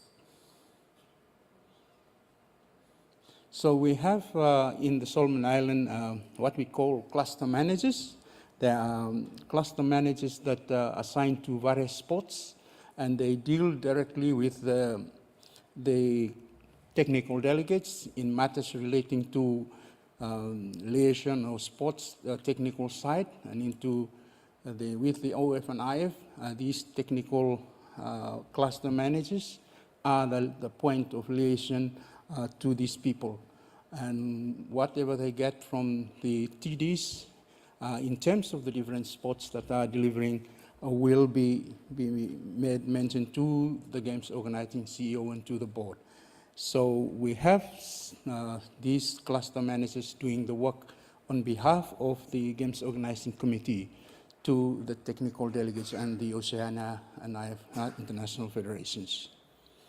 And also the Solomon Island national federations are just doing the internal work in the country in preparation, in supporting the cluster managers and the technical delegates. Next. Yes, so as in that slide, you can see what I was just talking about. And the 4 cluster managers there, they were assigned to 6 national federations or 6 national sports and their TDs, and these are the allocations. Next. So now, as you can see, training officials, the data we have on this side is the table that we are currently filling it up in order to have the number of technical officials to assist us, to help us deliver the games. And at the moment, it is that. And as you can see, the TTO is higher, and the NTO is the area in which we are currently working on at the moment with the TDs and the different stakeholders. And as much as possible, as you can see, is mentioned by the CEO of PGC, that boxing, archery, table tennis, para will be events of direct qualification to Paris. And another 3, weightlifting, taekwondo, athletics, will be on qualifying points. So these are coming on into the games in November. As I have mentioned, as you can see, the national technical officials column is quite empty, and this is the area that we will be working with OSEP, we'll be working with other stakeholders, ONOC, in order to fill that up before the games in November. Next. So as you can see, this is the map of the sports city, or where the games will be in Honiara. And as you can see there, that everything is in one place. Everything is in a walking distance, all the venues. And we want to keep it that way so that it enables movement, or it eases movement of people during that time. So as you can see there, the green line is the route that connects between the 2 venues, so that there is a shuttle that continues to shuttle that to enable movement from the main stadium into the training venues. So this is the map of the sports city. Next. So here is just a flyover to see the progress on the work that is on the ground. If that can be played so that we can see it is starting from where the dining hall is and to the indoor facility that will host our indoor games. So can just play that so that we can see. So that is the main dining hall. And then as you can see, that blue area there, that was the training track.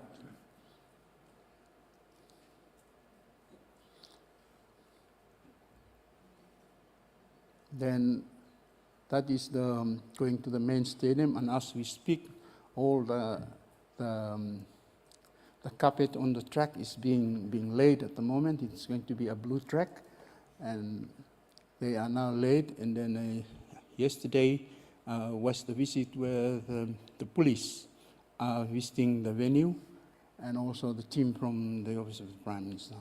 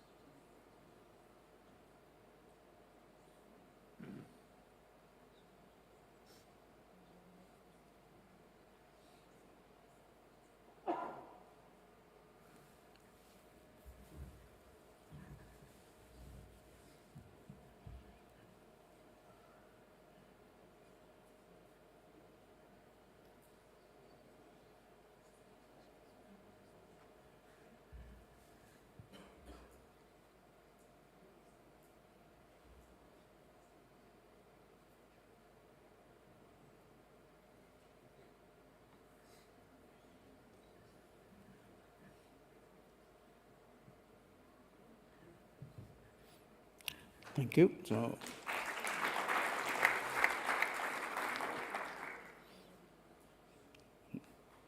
yeah, so as you can see, we have 1, 2, 3. There were 6 main villages during the games time, and those games villages are all renovated, and the schools that are marked for the villages have already gone back to their schools after the Easter, because the renovation is completed and they are all back and just get ready for the games time.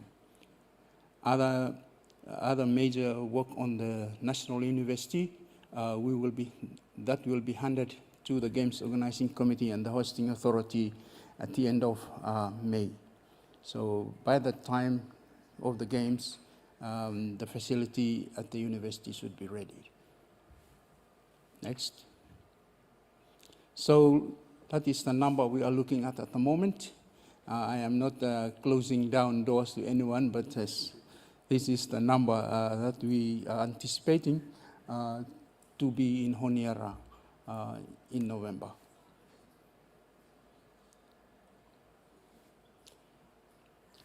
Next.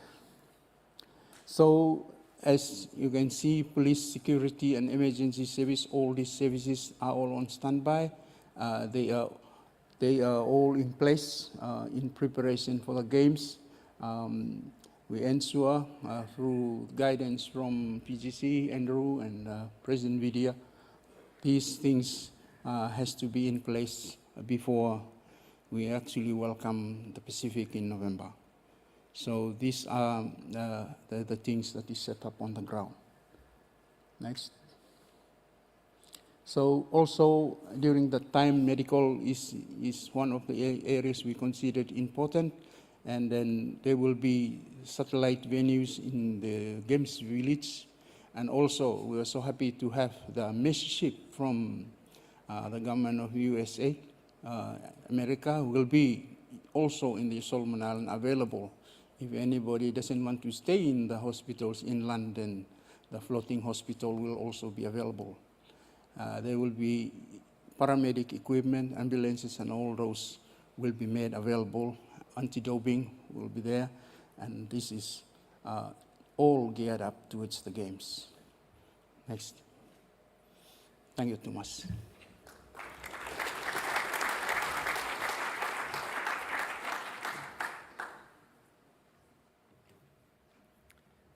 Thank you, Martin. And President Vidya and myself visited Honiara just a few weeks ago, and I can tell you that we are pleased with the state of preparations. The games are on track, and we'd ask all of the NOCs, associate members, all of the Pacific Games associations to support the good work that the Organising Committee, Solomon Islands Government are doing to be ready for November, and support them with large delegations of athletes and team officials to support the games.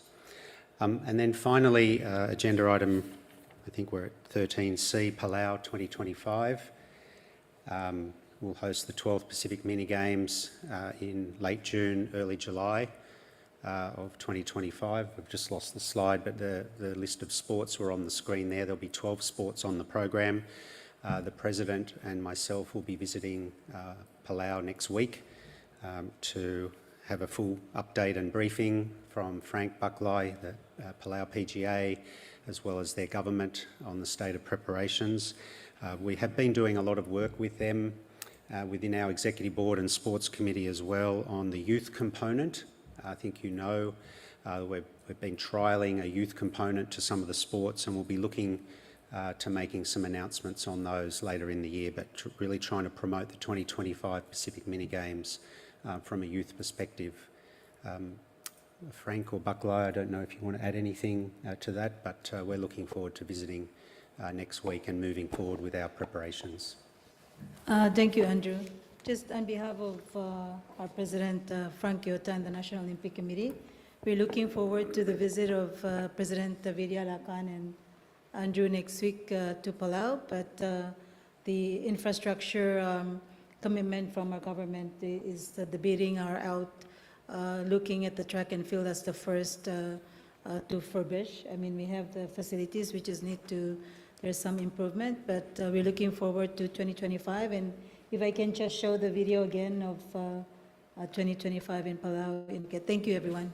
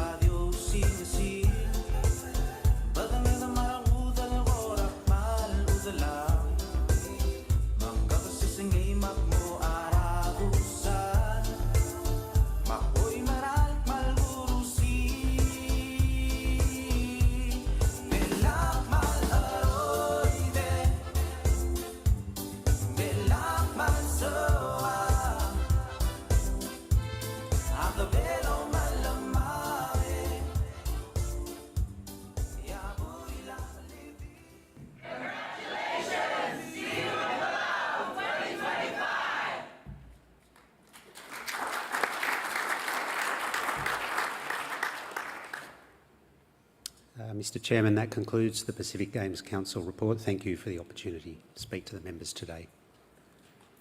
Thank you very much, Andrew. And thank you to all of the upcoming hosts, as well as congratulations to CNMI for a very successful games last year. We now move on to OSFO, Organization of Sports Federations of Oceania.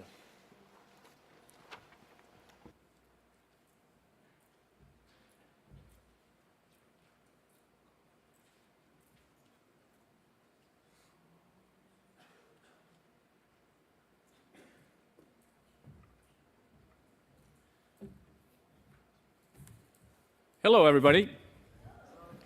That's good, you're still awake. Last but not least, or very close to last, just because I lost the debate on Monday, I get relegated to the bottom. So I'm going to have to make up for it again, aren't I? All right. Couple of things I want you to remember, and I'll make it pretty quick, because I know Rick wants to be out of here. Number one, athlete-focused. 9.5 years athlete-focused. Number two, OSEP. Stand up. Come on. Millet. Yeah, that's you. He gave a great overview of OSEP. You know, it's 15 years that they've been around. 15. And we still don't know enough about them. I'm telling you, it's true, because I had an elder come to me and say, we're not doing enough for education of administrators and coaches. That program there, I sat there with a group from the Sports Commission, put it together, and look at where it's at now. And we need to reinvigorate that. So OSEP. Pacific Games Council, you just heard from. And this is the biggest thing I want you to listen to. Flourish, sporting teams. So I'm going to come back to that one. And by the time I finish, you're going to know what it's about. Okay, Edwina? Did I get it right? Thanks. Can you bring it up? Let's see. Now, we had our meeting on Wednesday. And basically, here's the highlights. We developed and delivered an operational plan and a strategic plan last year. In the last 12 months, I'm happy to report, we have 5 working groups, almost 25 additional people, volunteers in sports, that are carrying out our operational plan in 5 areas with group leaders that meet regularly. So that's how you build capacity. Communications Promotion Working Group, Education and Well-Being Working Group, Governance and Leadership Working Group, High Performance Working Group, Sponsor and Funding Working Group. All very active that met prior to our AGM on Wednesday. And I want to thank those people again. Terrific job. But that took us from being a board and an executive of 7 or 8 people. We've got now over 20 other people that are working to deliver our strategic plan in the next few years. Our keynote speaker, which Helen mentioned, was an athlete again. Did a fantastic job, Adrien, from P&G. Her journey, and it's still going, 27 years of age, knocked back. It was like a fighting, she was like a fighter, and even Rick made comment about her. All right, and her struggles to get where she's at. And last year we had Cheyenne. A lot of you know her from Fiji, another scholarship holder. So we're out there supporting the athletes, athlete-focused, remember that. Election of the Secretary General, I don't know what they did there, but they actually re-elected me again, which blows my mind sometimes. But we also had 2 executives. Yvonne Mullins was re-elected as one of the executive members, and I'd like to introduce Amanda Jenkins, newly appointed from FIBA Oceania. Please stand up. I'm going to embarrass you. Come on. Thank you. See, they didn't know I was going to do all this. Okay. Also, we heard from Helen McMurray, the foundation, very close ties there because they do a terrific job with the scholarships. Again, athlete-focused. It's important. Andrew Minogue, again, gave us a sterling performance with his 3 slides. I think that's about the 10th year in a row, and it's the same slide. Oh, sorry, it changes. Didn't mean that. Thank you. All right, Edwina Ricky, I just told you about, presented on Flourishing Sports Team. Did an outstanding job. We had a little booth back there. I think she's already given out 200 sets of cards. But I'm gonna say a little bit more of that in a minute. And we had Gil and Reagan, who sits on OSEP. There's that word again, OSEP. All right, Oceania Sports Education Program. Ryan Penny, who did a terrific job at the beginning of the debate, but didn't vote for us in the end. I don't know about that. But no, he talked on Monday about his journey, but he's our athletes representative on OSFO. We also had a membership survey that we sent out before. We got a lot of data, which is always important to do the governance side of your organization every 2 or 3 years so you know where you're at. The other aspect is that we also looked at Helen Smith and also Brooke Niebusch, who've done a terrific job in the last 12 months of taking our strategic plan to where it is, to where now we've got these working groups delivering on it. So I want to thank Helen, but Brooke now has moved on, and I just want to thank her and recognize her for the work that she did for us in the organization. Now, the other thing I want to talk about was that innovation that came up, an initiative last year that I was so excited about, almost fell off the stage. And I brought it to this assembly. And again, I want to recognize Dr. Robin Mitchell and Rick Blass for their vision. And we set up what we call the ONOC OSFO Regional Sports Grants Program, first one of its kind in the world. And after 12 months, 15 months of negotiations, we got there. And I'm happy to report what we did is we went out with applications. We ended up with 11 regional sports federations being funded. And guess what it was about? Athletes focused. How to enhance their performance over the next 4 years, the next 8 years. Because Rick gave me a mandate. He said, Chet, this is athlete development. We want better performances out of the Pacific Island nations and their athletes in the next 4 to 8 years. How are we going to get them? We all have to work together. That's NOCs, that's regional sports federations. And as this young athlete said, they need the support while they're going on their journey, during the journey and delivering the gold medals and the silver medals, and also after the journey. They need our support. And that's what we need to do.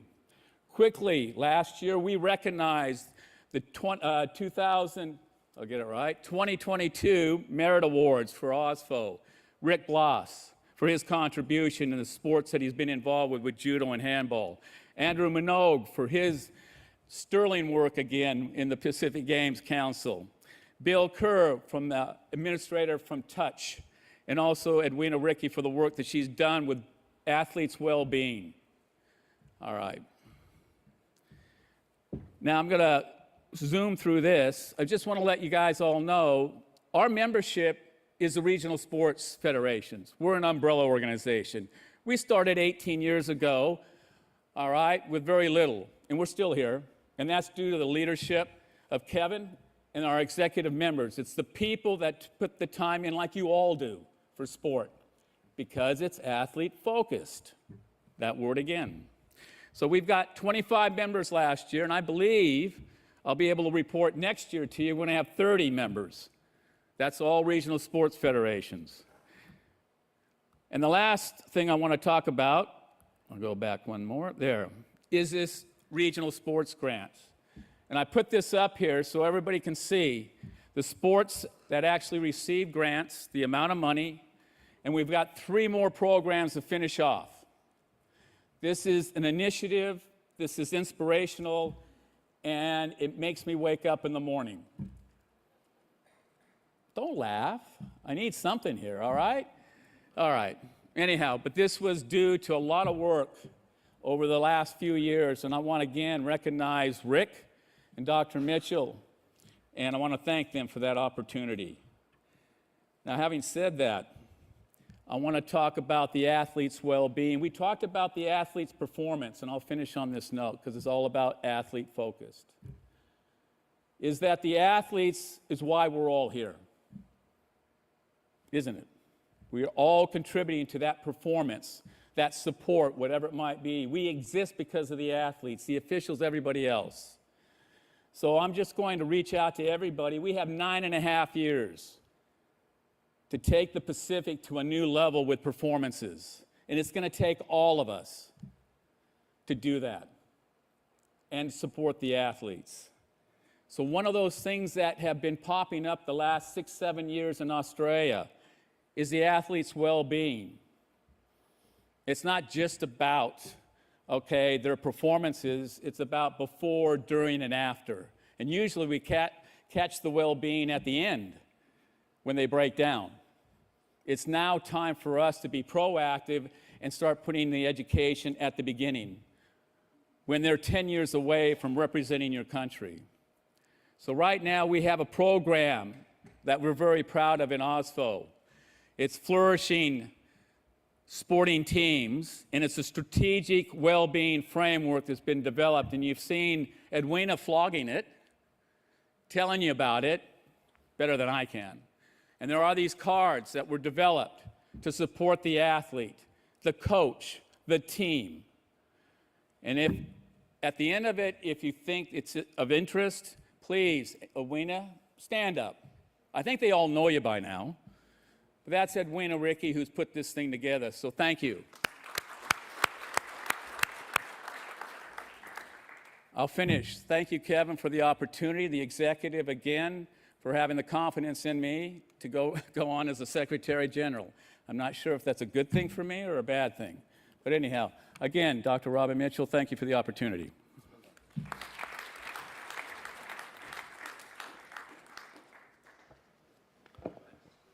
Chet, we're aiming to keep you here till 2032. We are now down to our last agenda item. We started with Step Up, Brisbane 2032, and I thought we'd end the day with Brisbane 2032. We're starting to run there now. We've stepped up. We're on the ground, so can I invite Atma Maharaj to make the final presentation for the day.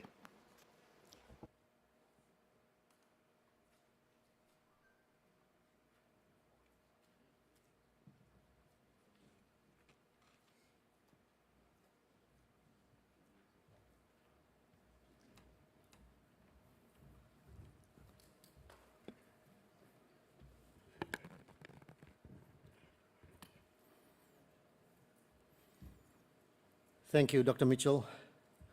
I too begin by acknowledging the traditional owners of the land on which we meet today and pay my respect to the elders past and present. I also extend my personal congratulations to Ian for your election onto the ONOC executive, and this runaway will mean 3 times the work that I will be reaching out to you for. I would also like to add something that Gunilla missed out in her introductions of coming into the Pacific, because when she did come to the ONOC General Assembly in 2006 and at Denarau, the other thing that actually happened was she was convinced that rugby has to be on the Olympic program. And she was on the all-important sports program committee of the IOC and made sure that rugby was included in the Olympic program at the IOC session in 2009. I'll move on to the presentation on Brisbane 2032, Creating a Home Games Advantage Initiative. We've all heard over the last several days about how the bid for Brisbane 2032 was a bid from Oceania, and Australian Prime Minister, Queensland Premier, and the then AOC President, John Coates, all declared that this was a bid from Oceania. The bid book, the big candidature document actually specifies a commitment to Oceania engagement and regional support. And Brisbane 2032 will be against the whole Pacific, as declared by the IOC President Thomas Bach when he was here last year, May. Dr. Mitchell talked about a big win for Oceania. All this provides an unprecedented and unparalleled level of performance opportunities and a potential to make a tangible mark in human legacy for the entire Oceania region. All this was reiterated by several speakers, ministers at the Step Up conference.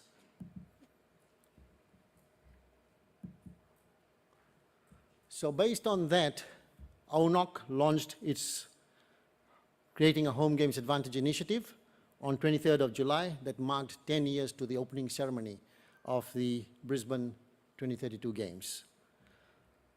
The Games itself provides Australia, New Zealand and the Pacific the opportunity to deliver on multiple outcomes, encompassing high performance outcomes, diplomacy, sustainable, capacity building, economic, social, community engagement outcomes.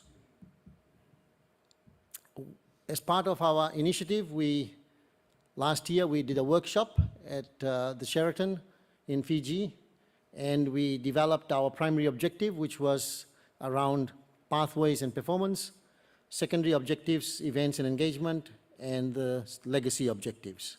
I won't go into the details of that, but if for the benefit of the new office bearers, I'm happy to circulate our brochure document. Step Up Oceania Conference, which was held on Monday 17th and 18th of April. I'll ask Inoke, who did such a wonderful job as a joint MC, and to talk about the Step Up Oceania Conference. Inoke.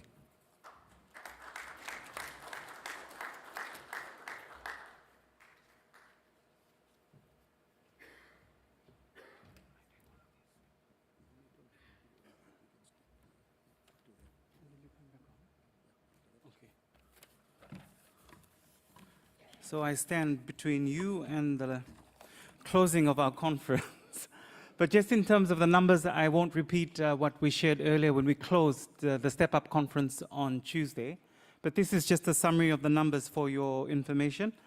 73 speakers, facilitators, and panelists. If we can move to the next one. A total of 303 registered participants across the 2 days, representing 31 countries, 140 stakeholders, and of course you see on the screen there the prospective partners. I did touch on this when we closed the conference on Tuesday, so I won't go through the detailed summary there, but just the key words that stick out. Athletes at the heart. Athlete voices need to be heard and are critical. Call to action, step up. Integration and inclusion is important. Working with the Oceania Paralympics Committee, para-athletes from remote places and communities in our Pacific Island countries, reaching out to them. The agreement between the federal government, the state government, that Brisbane 2032 is a games for all Oceania. We talked about athlete welfare And also, critical to that is post-sport, their career post-sport or pathway. The role of academic institutions, developing Oceania sports workforce. I think Chet talked about it, and obviously we had the opportunity to talk about our flagship OSEP program. We talked about the integration and collaboration with sports federations, and of course, high performance and access to high performance resources. Working together will be one of the most critical factors towards this 9-year journey to Brisbane 2032. Knowledge sharing as well is another important outcome and should be an important component of our roadmap. And finally, research, learning, technology, communications, governance, and as I mentioned earlier, workforce development are critical to build and maintain the momentum towards Brisbane 2032. I hand over to Atma. Thank you, Inoke.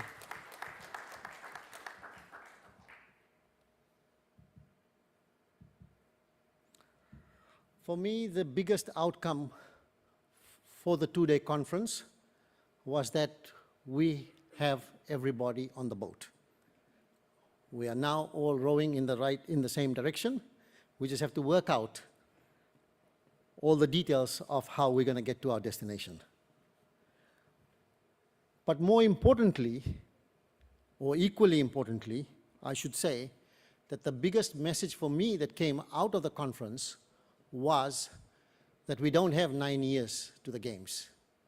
If you recall the presentation that was made by the Chief Executive Officer of Queensland Academy of Sport, Chelsea Waugh, she talked about how statistics, evidence shows that 75% of the people who perform at Tokyo Olympic Games were already performing at world-class levels at the previous Olympic Games. So really, for 2032, we need to embed in our minds that we really have got only 5.5 years to go in terms of the work that we have to do to produce the results for 2032. So our action, a call to action, is even more urgent. I'd also now want to talk about the Oceania Sport and SDG Strategic Partners Forum. I know Bakalai has already spoken about that, and the President, but just get Jackie Love, who was a key in the running of this forum, to talk about the forum in terms of key outcomes. Thank you.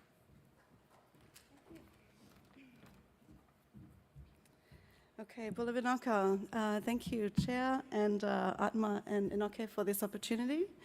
It was a real pleasure to bring the Oceania Sport and SDGs Strategic Partners Forum here to Brisbane in conjunction with the 43rd ONOC General Assembly. Following the 2 days of innovative and powerful conversations linked to that Step Up Oceania inaugural conference, we had an opportunity to position the legacy messages side by side, both for high performance and for sustainable development. We had 155 registered participants on Wednesday from many different stakeholders, including the NOC partners we have in the room, including sport federations, government representatives, civil society representatives from non-government organisations, from development partners, from UN agencies, from the tertiary sector and universities, both here and across the Pacific.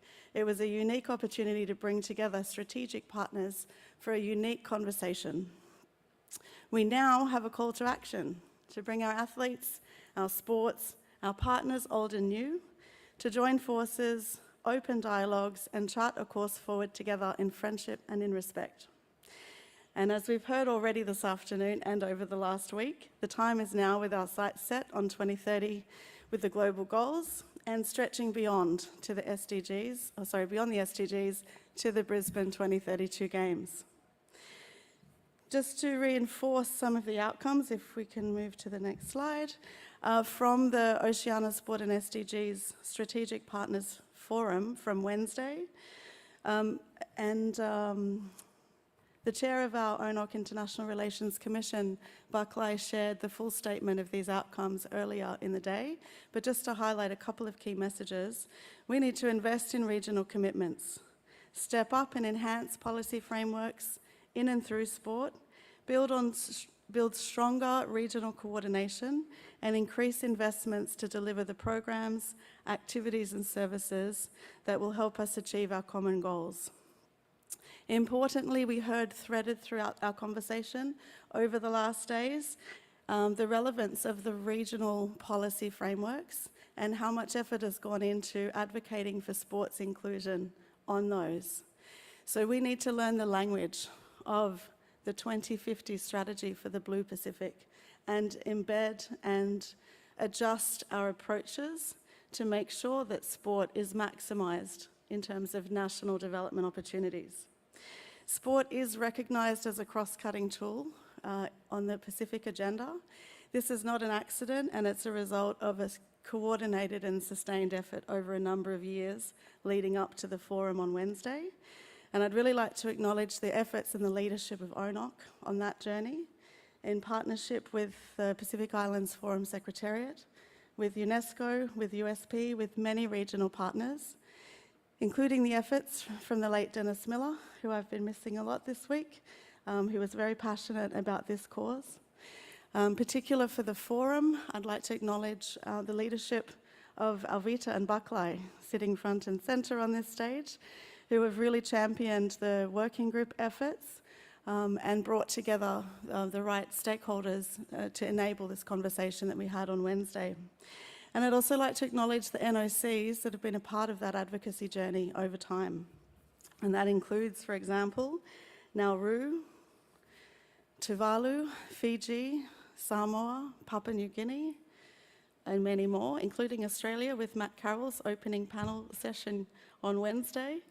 And this is the opportunity for all of you to take these messages of the Sustainable Development Agenda back to your nations, to the people within your sporting family at the national level, and align this agenda with your national priorities.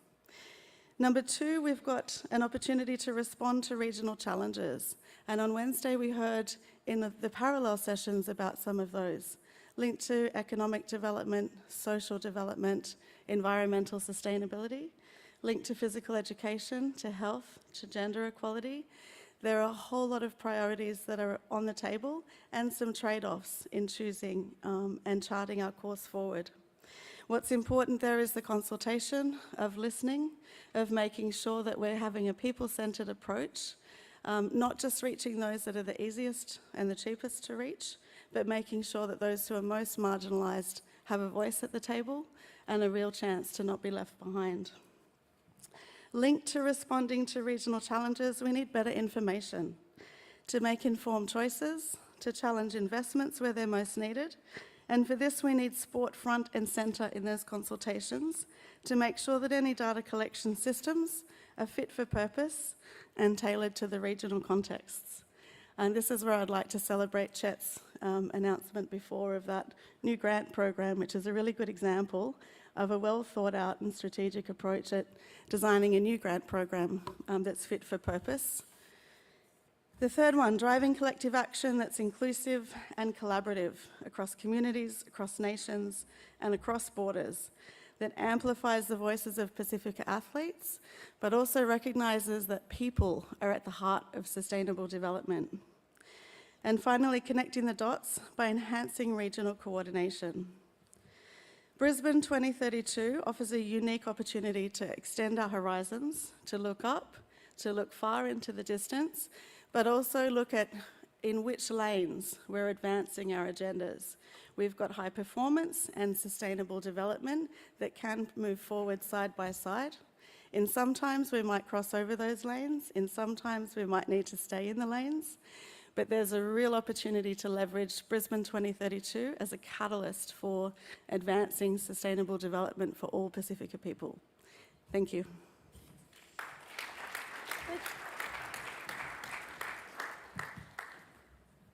Thank you, Jackie. You won't be getting a call at 2 o'clock in the morning anymore.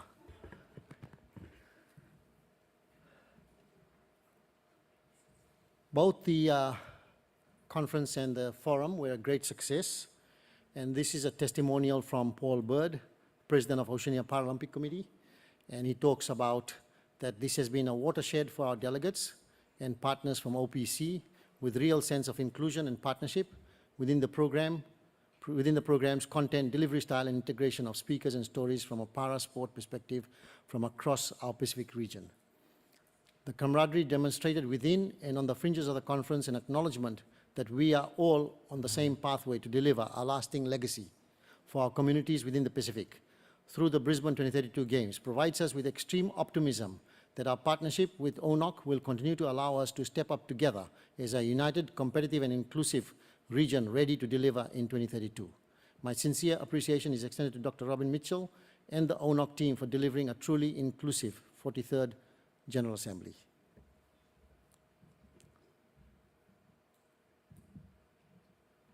So, where to from here? What are the actions going forward? And what are the work in progress that we have? The first is to harness and formalize strategic performance partnerships within Oceania with Australian and New Zealand stakeholders and beyond. In that regard, we are in communication and regular discussions with governments in Australia, New Zealand, Pacific Island Forum, Centres of Excellence, Australian Institute of Sport, Queensland Academy of Sport, High Performance Sport New Zealand, Gold Coast Performance Centre, the university sector, and the South East Queensland regions. And these are all active discussions that are happening. Obviously, everybody has to do a lot of discussions internally before we're going to get to a point where there is some partnership secured and formalized.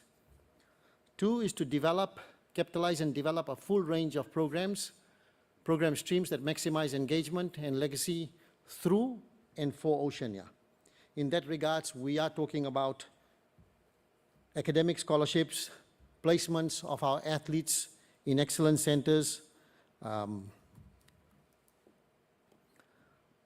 creating a home away from home for Pacific athletes, access to facilities here, provision of specialist coaches, coaching and technical support, development of coaching, sports science and human performance, partnerships in talent identification, high performance, performance science and health, athlete welfare and well-being program, knowledge sharing and capacity development, and development of Olympic sport.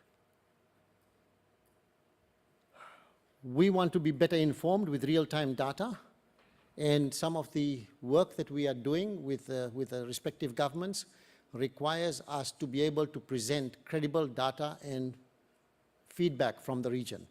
So we really need your help to be able to get the ONOC Insight Survey completed with the NOCs and as many of your priority national federations as well, because if we go to these governments and say that there's 15 organizations have responded as compared to 100 organizations that have responded, it makes a big difference in the credibility of what we are asking for, what we are requesting for, and the partnerships that we will develop. So please. And also this also applies to the National Paralympic Committee, and soon we will be also liaising with the regional federations through chat, and we'd like to be able to collect as much information as possible to be able to submit our real needs. Establish a strategic vision for Oceanic engagement and legacy with the Brisbane 2032 Organising Committee. On that, we are working on a detailed position paper of engagement with Brisbane 2032 Organising Committee that not only covers the Pacific but also New Zealand. We have identified 27 functional and thematic areas across 7 pillars, and this is work in progress that had to be put on hold because of the conference, but we will fast forward this, and once we have a paper ready through the input of various experts, we'll come back to the NOCs for consultations and before we reach out to the organizing committee. And taking action through project teams and activating working groups. We have a number of projects in mind that we need to work on, and we are in the process of establishing working groups in this area, and we are documenting the terms of reference for each of these working groups and projects at the moment. We also will be reaching out to partners beyond Oceania, and this is a conversation that we are having with individual sports as to what they'd like to do, and we will progress that as we go along. Ultimately, this is a call to action that 2032 is now. For us, we need to be infused with extreme urgency And as I said, while we have a 9-year runway, it's actually much less than that. We have a phased approach, leveraging the Paris 2024, Victoria 2026, Los Angeles 2028, which requires us to design, resource a targeted long-term cutting-edge strategy with world-class leadership and a total high-performance culture to ensure optimum success. To create a powerful, results-oriented Pacific 2032 program in partnerships with regional and international stakeholders. In summary, at the end, I'd like to be able to say thank you to a lot of people, to all the NOCs, your national federations, all the stakeholders, specific stakeholders, Oceania stakeholders, and in particular, I'd like to name a few people that I would like to directly commend and thank. Matt Carroll, Ian Chesterman, thank you very much for your support that we're getting from the AOC. Nikki, Nicole, and NZOC, we have regular chats, and the assistance that we are getting from New Zealand is amazing. The Queensland government, through both the Minister's Office, Premier's Office, Queensland Academy of Sport, right across the board now, there's a total engagement with us, and also with the Brisbane 32 Organising Committee. Chad Gray, OS4, Helen McMurray, all the regular talks that we have, and we support each other. Paul Bird and OPC, we are now fully integrated in our thinking in terms of how to move forward. I'd also like to thank our Step Up conference team, Jackie Love, Lorraine Ma in Fiji, Crystal Goff, and Inoke Bainimarama and his ONOC events teams. Thank you very much.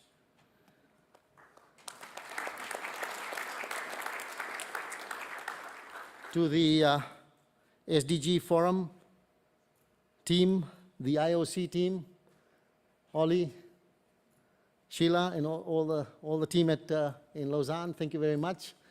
Ovita, Bakalai, thank you very much for keeping us on the right track and making sure that we deliver on everything that you requested. Also, I'd like to thank Kevin Gosper, who's been our fearless chairperson of our working group. And the last comment that Kevin said, I remember clearly, he said, "Atma, I like you, I like what you're doing, but in this case, I don't agree with you." Andrew Minogue, he's a tower of strength for me and the program. And also finally to Dr. Robin Mitchell and to Secretary General Rick Blas, who keeps me honest. Thank you very much.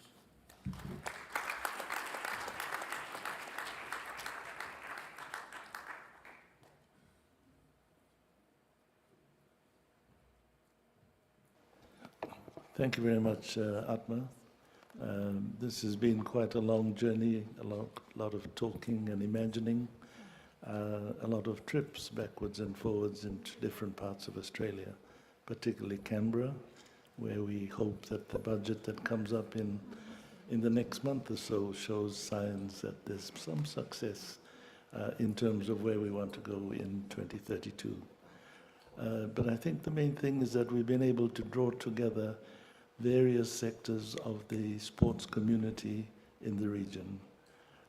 The workshop that was held 2 weeks ago, where 500 people from all over Queensland gathered together to set the scene, was very successful and inspiring.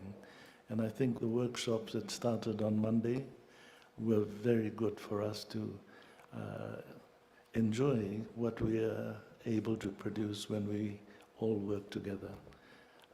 It's been an incredible week. Really a lot of overload to our neural cells as well as of our visual cells in terms of what we see and what we learn and what we do better when we all work together. Next year we meet again, but in between there are various international meetings and opportunities where we can start reinforcing some of the areas that we need to address urgently and other areas that we can plan better. But it's been a good end to a good long week of interaction. And I think we're all paddling in a very big canoe in the same direction, which is great. Before closing off and adding to the acknowledgements, can I just hand over to Rick? Thank you, President Mitchell. I'm going to try to make this quick because I know everyone's tired and want to get ready. But I think it's very important to also recognize the people behind the scene, people that made it happen for this General Assembly. And I'd like to call the AOC team of Bianca Howard, Rebecca Hebert, Tess Alder, Strat Gordon, and Mike Inoke. You come up here, please. And the rest of the ONOC staff. Can you guys just come in the middle? Because I think it's very important that they see who's been working to deliver the General Assembly.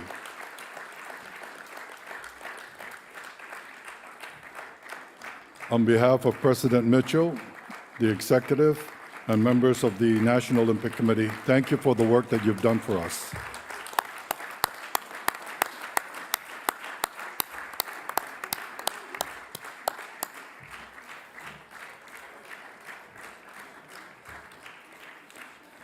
And also officially, I'd like to welcome our newest executive member, Ian. Congratulations again. And also, I wanted to thank the Athletes Commission members for taking the time to join us virtually, and I thank them for their support. And very important is the NOC President and Secretary General for taking time out from your busy schedule to attend the General Assembly, and thank you again. Lastly, to James and Sheila and the rest of the Olympic Solidarity team, your travels has given you a very valuable lesson of how we feel traveling up to your side of the world. And also an important part is as I've always said to Nicole and even Pamela and James, and especially to Pete, the importance of and value of their visit to our region, to our islands, to understand the challenges that we face with programs of Olympic solidarity and the development of sports. And I think that that's the most important factor that they can take away, and so that when we write to them, it's a clear understanding that they are fully aware of what we're faced with. And lastly, to the Pacific Games Council, President Vidya, OIF, OSFO, and the Brisbane 2032, thank you for making this a very successful General Assembly. And before everyone takes off, I need to see the Polynesian group after the photo shoot. So if I can get everyone now, take our photo, and then Doc can close the meeting of the Assembly.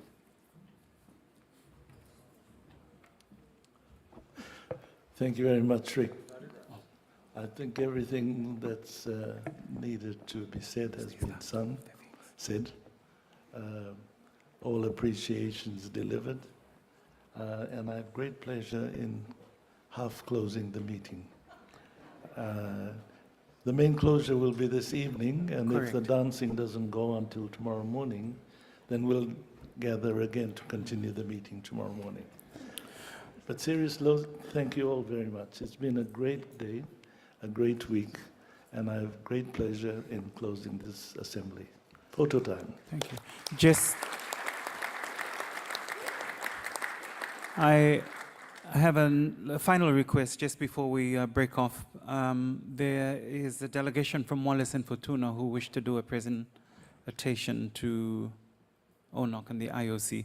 But as they're making their way up, cocktails is going to be in the ballroom foyer at 6:30, followed by dinner in this room. Wallace? Oh.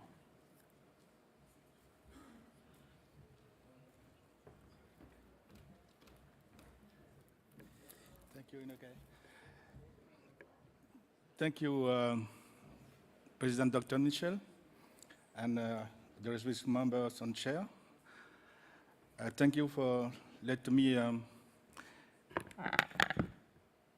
take some word here and take this opportunity to thank the Olympic solidarity via one person, particularly one person. From time to time, we have a brief conversation. I spread to her our little difficulties as an associate member. Even we can access directly to the program of the Olympic Solidarity. Still, it's possible. So I can say here, I was able to benefit of an Olympic scholarship 10 years ago, and was able to follow the French Memos 5 in 2012. So as an associate member, we can access to the program on the Solidarity Olympic another way. So thanks to the solidarity, the Olympic solidarity, and now I can call Nicole, please, come in here.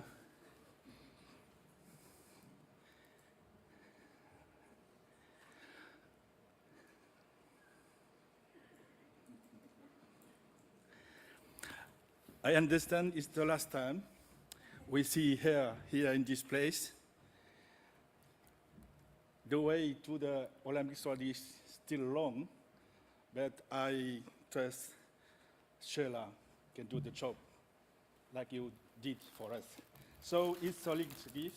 It's a pareo or lava for your next holidays in the Lac Léman, the beach, for the next summer. Thank you, Nicole, for your action. Thank you. Merci beaucoup. Just, I call now Sheila, please. Please. I understand too is you continue the action of Nicole. It is a little necklace. Normally it's it's made with flowers, but this also the flowers of the sea and the river of one is Futuna, is to maintain up the flame to the Olympic solidarity. Thank you.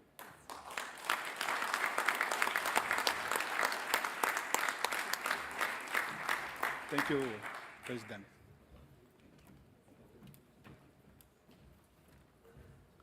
Thank you. So we're going to ask for your assistance, please, in doing these two photos. It's very important for our communications and reports. So we're going to do one photo with the delegates on the top table, and I'll invite the commission chairs as well, and then we're going to rearrange like we did on Tuesday, just to have everyone else. So if I can have maybe the ones on the top table seated, if I can invite our commission chairs up that are here. Can we have some, now, no more drum beats, but some fast music to wake us up? Yeah.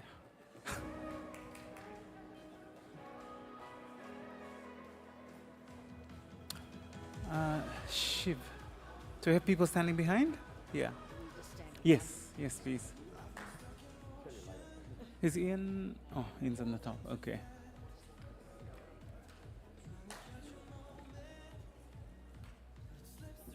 You just put the waters right.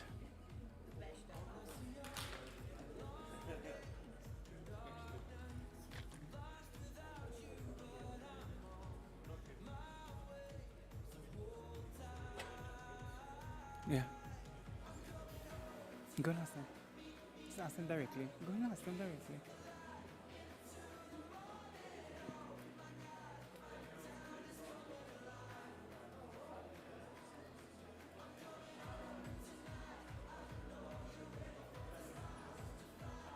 Oh.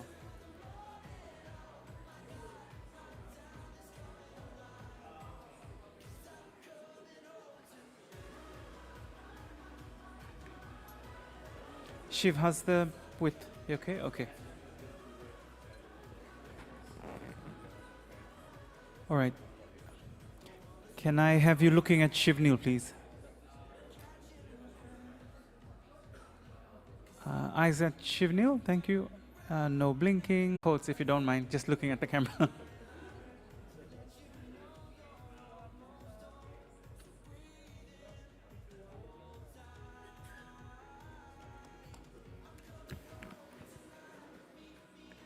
We leave them there? Okay. So we'll leave the leaders as they are, and we'll just pile chairs up the front, and then we'll position people. If I can have the production team just remove the monitors, please. And if staff can bring chairs in.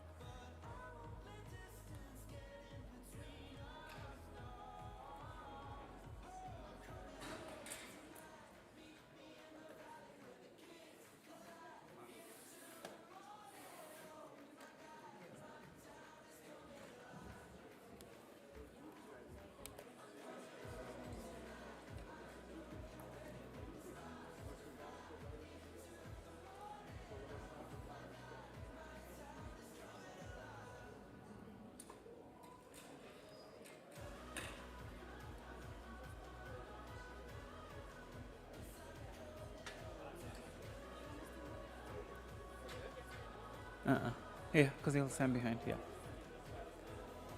So we're just moving the equipment and the monitors. Then we'll position our presidents and secretaries general.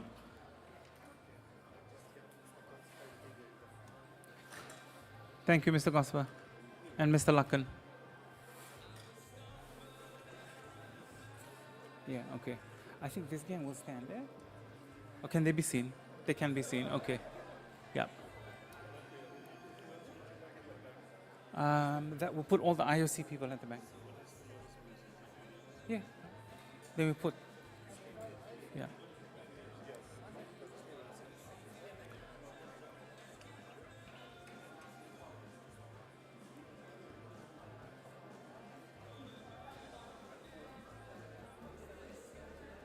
Thank you. Can we invite our presidents and secretaries general?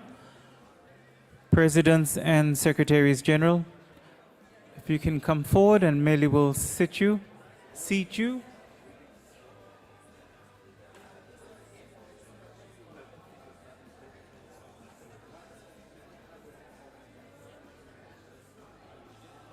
Meli, if you can sit the presidents. Meli, if you can sit the presidents and secgens, thank you.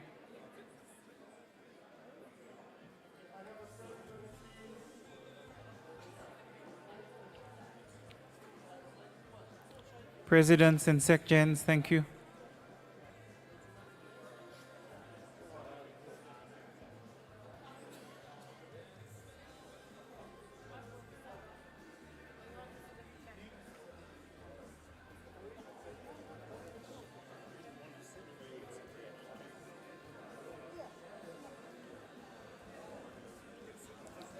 Thank you. There's the row behind them.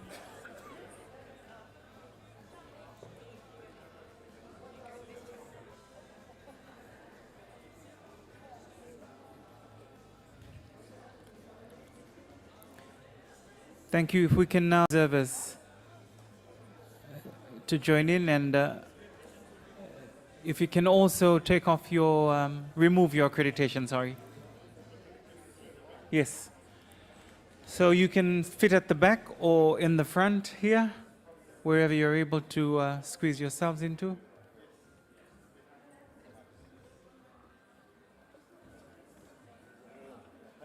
Naka.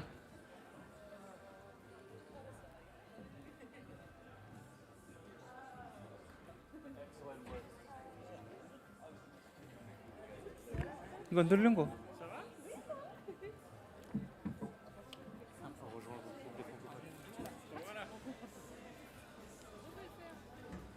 I think I want to sit. Guy, can I come next to you?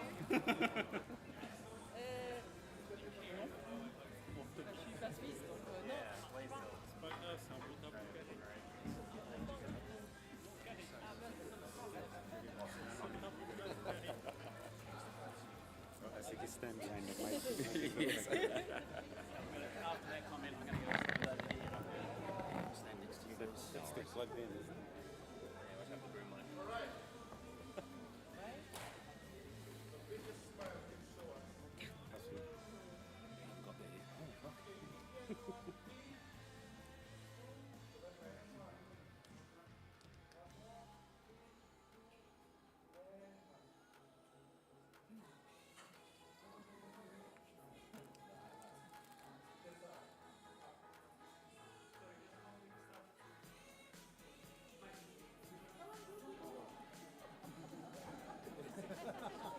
Seneva.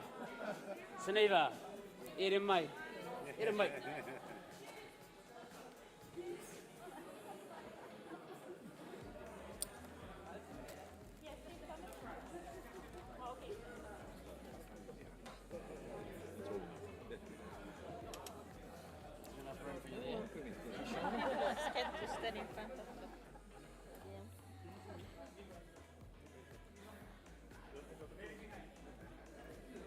Inoke?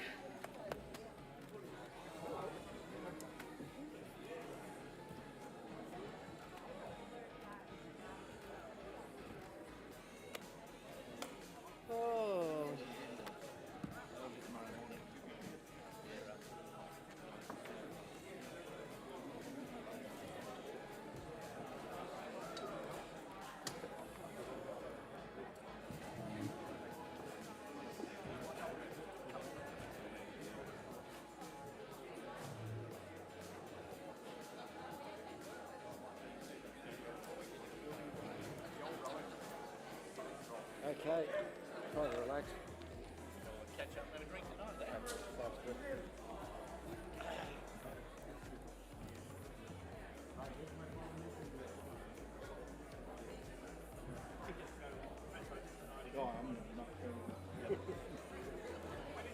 Sorry?